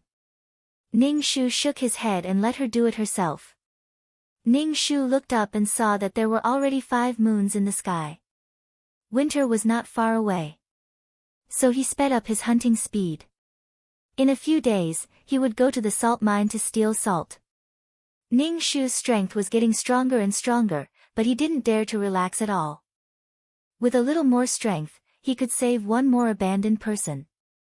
Qian Jia also made pottery pots. She made clay pots by kneading mud into the shape of pots and burning them at a high temperature. Qian Jia failed several times and finally succeeded once. After that, her success rate became higher and higher. The corner of Ning Shu's mouth twitched. Why was everything always so simple in her hands? How could making pottery pots be so simple? Qian Jia's pottery pots caused a huge response in the tribe. It was really convenient to have a pottery pot. It could be used to make bowls and vessels to hold water. However, this technology was exclusive. Qian Jia told everyone her method, but the female orcs were not as successful as Qian Jia. Occasionally, there were 2 who succeeded. Ji also got a pottery pot. When Ji went to ask Qian Jia for salt, Qian Jia generously gave her a pottery pot to hold salt. Although there was enough salt now, Ning Shu still asked Ji to ask for salt from Qian Jia.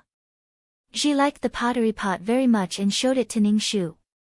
Ning Shu didn't take it to heart. He had seen porcelain pots that were many times more exquisite than this one. This thing was really not that attractive. Qian Jia knows a lot. First, she discovered the salt mine, then she planted wheat. She knows a lot. She is really a goddess sent by God. Ji praised Qian Jia. After all, these things were true.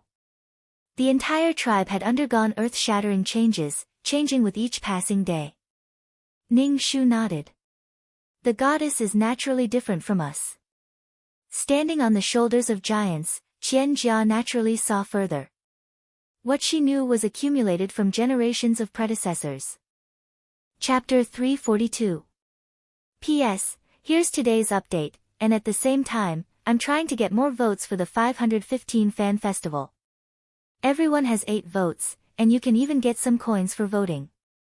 Ning Shu and Ji had stored a lot of meat. Seeing that there was a lot of cured meat, Ning Shu slowed down his hunting speed and started to grow herbs. In winter, the whole world would be covered with ice and snow. At that time, it would be impossible to find herbs, not even a single weed. He tied up the dried herbs and wrapped them in animal skin. Not long after the pot became hot, Qian Jia started to build a house again.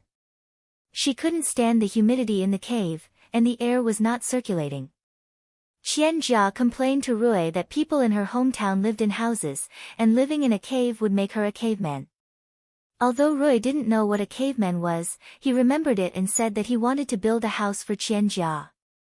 Qian Jia was suddenly interested and decided to build a house.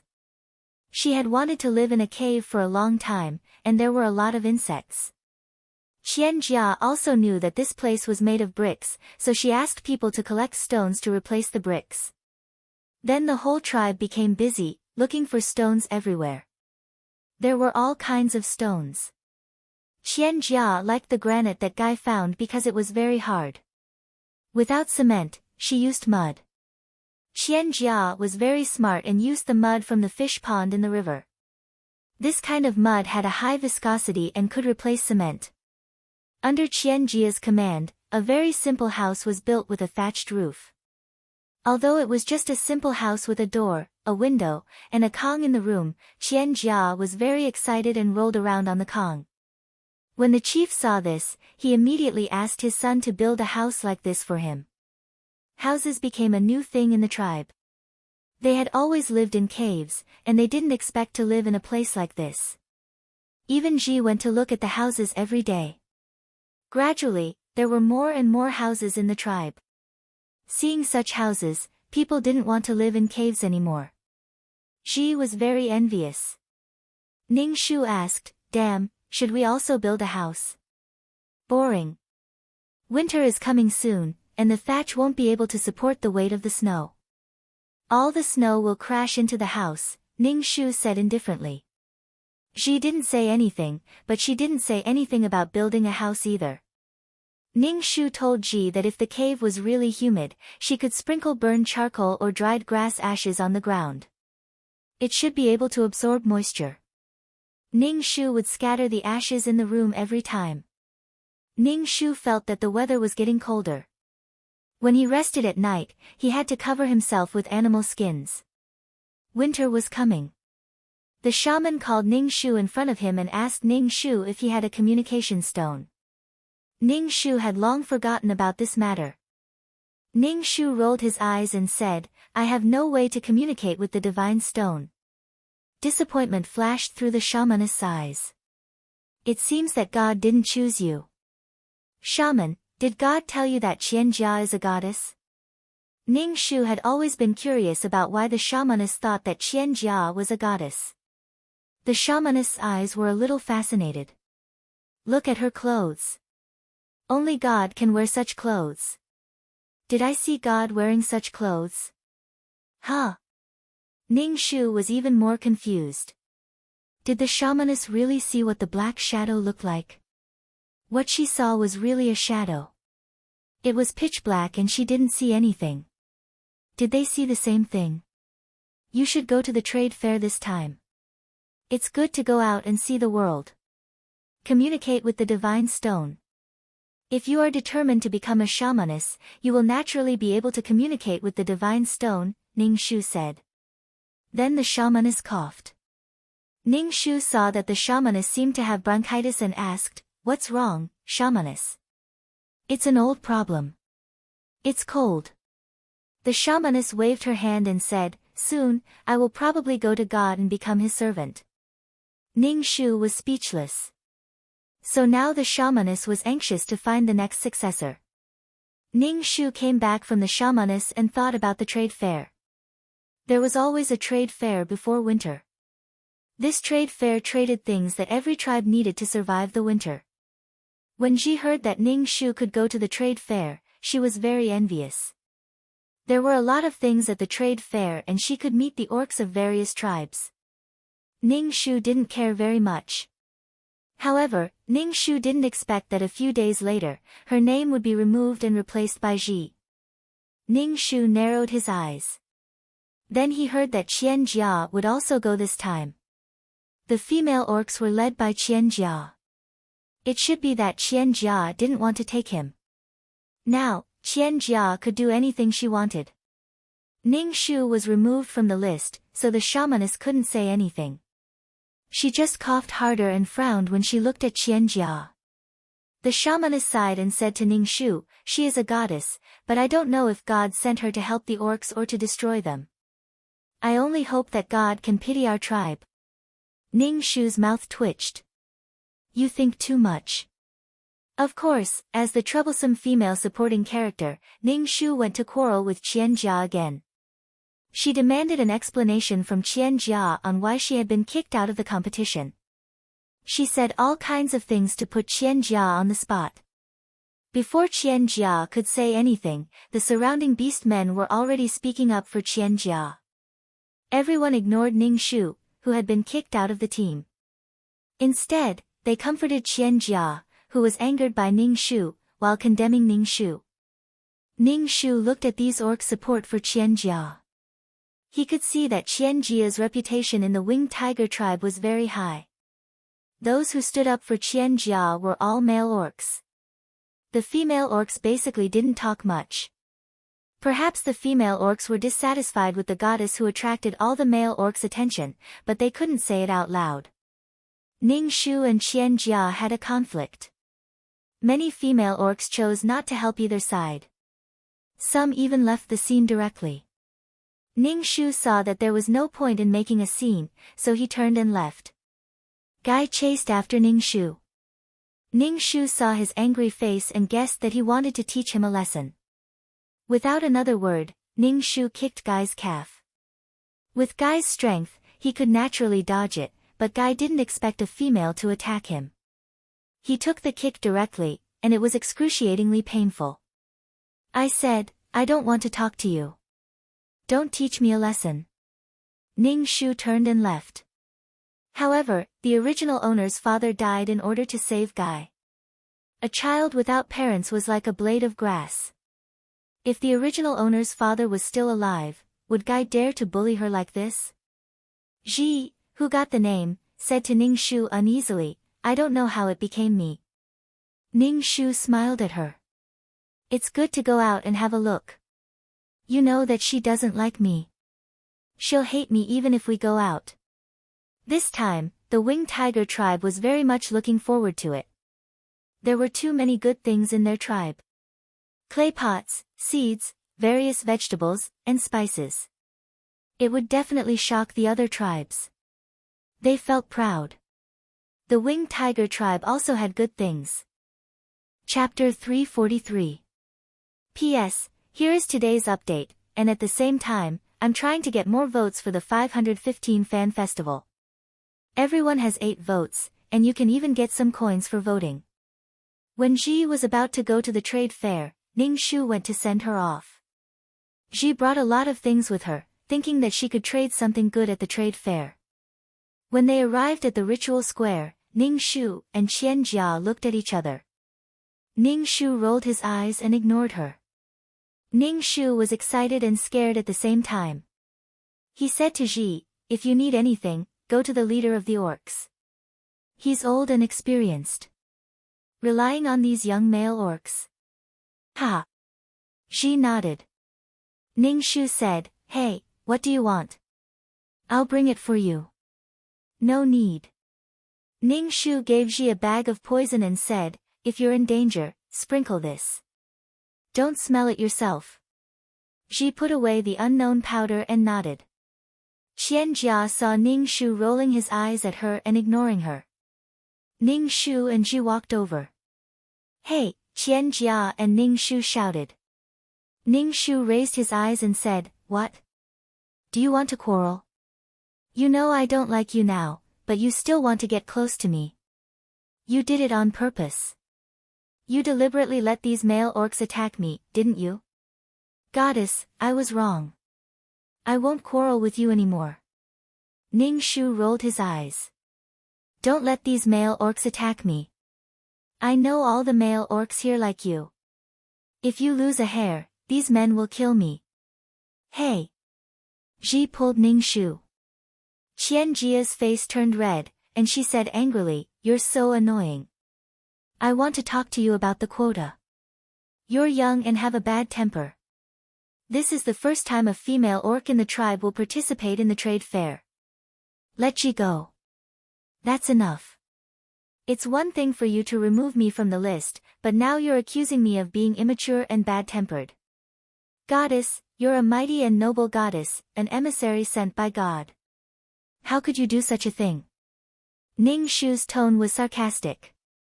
She had tricked others, and now she wanted others to treat her as a good person.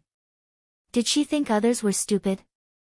She was trying to sow discord between her and Ji. Qian Jia didn't know how to communicate with this female orc. She was so annoying. Hey, don't make things unpleasant. Guy saw Qian Jia and Rui's expressions, and Ning Shu quickly. Ning Shu spat at Guy rudely. When did I make things difficult? I didn't even want to talk to her, but she came to talk to me and removed my quota. Do I have to kneel down and thank her? Don't talk to me. I don't want to see you. My father must be blind to save someone like you. Ning Shu's face was full of disdain. Guy's face darkened instantly. He didn't know that his future partner was such a person. Guy wiped his face. Being said like that in front of Qian Jia, especially by his future partner, made him feel like a beast was gnawing at his heart. He was embarrassed, resentful, and a little afraid that Qian Jia would look down on him. Since the relationship between Chao and Qian was so bad now, if he really became Chao's partner, he was afraid that he wouldn't be able to interact with Rui's family anymore. Chao was an immature female orc. She could embarrass people by throwing a tantrum. Hey, can't you talk nicely? Can't you see that Jia is explaining to you? Guy said helplessly. Ning Shu was speechless. Damn, was this even an explanation? She said this before they left. Was she trying to poke at his heart? Kai, I'm telling you one last time, if you ever talk to me again, I'll beat you up every time I see you. Do you believe that I know you like this goddess? If you like her, then so be it. Why do you have to target me? What right do you have to make demands of me? Not only do you have no right to make demands of me, you even owe my father his life. My father died because of you, Kai, you're such a person.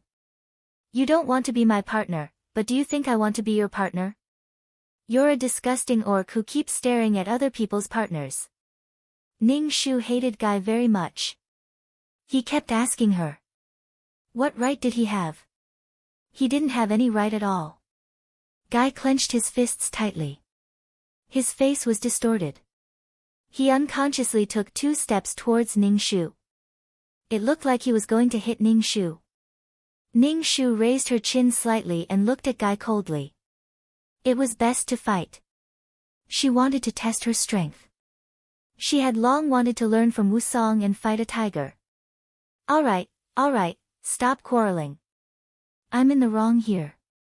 Qian Jia reached out her hand and placed it on Guy's chest.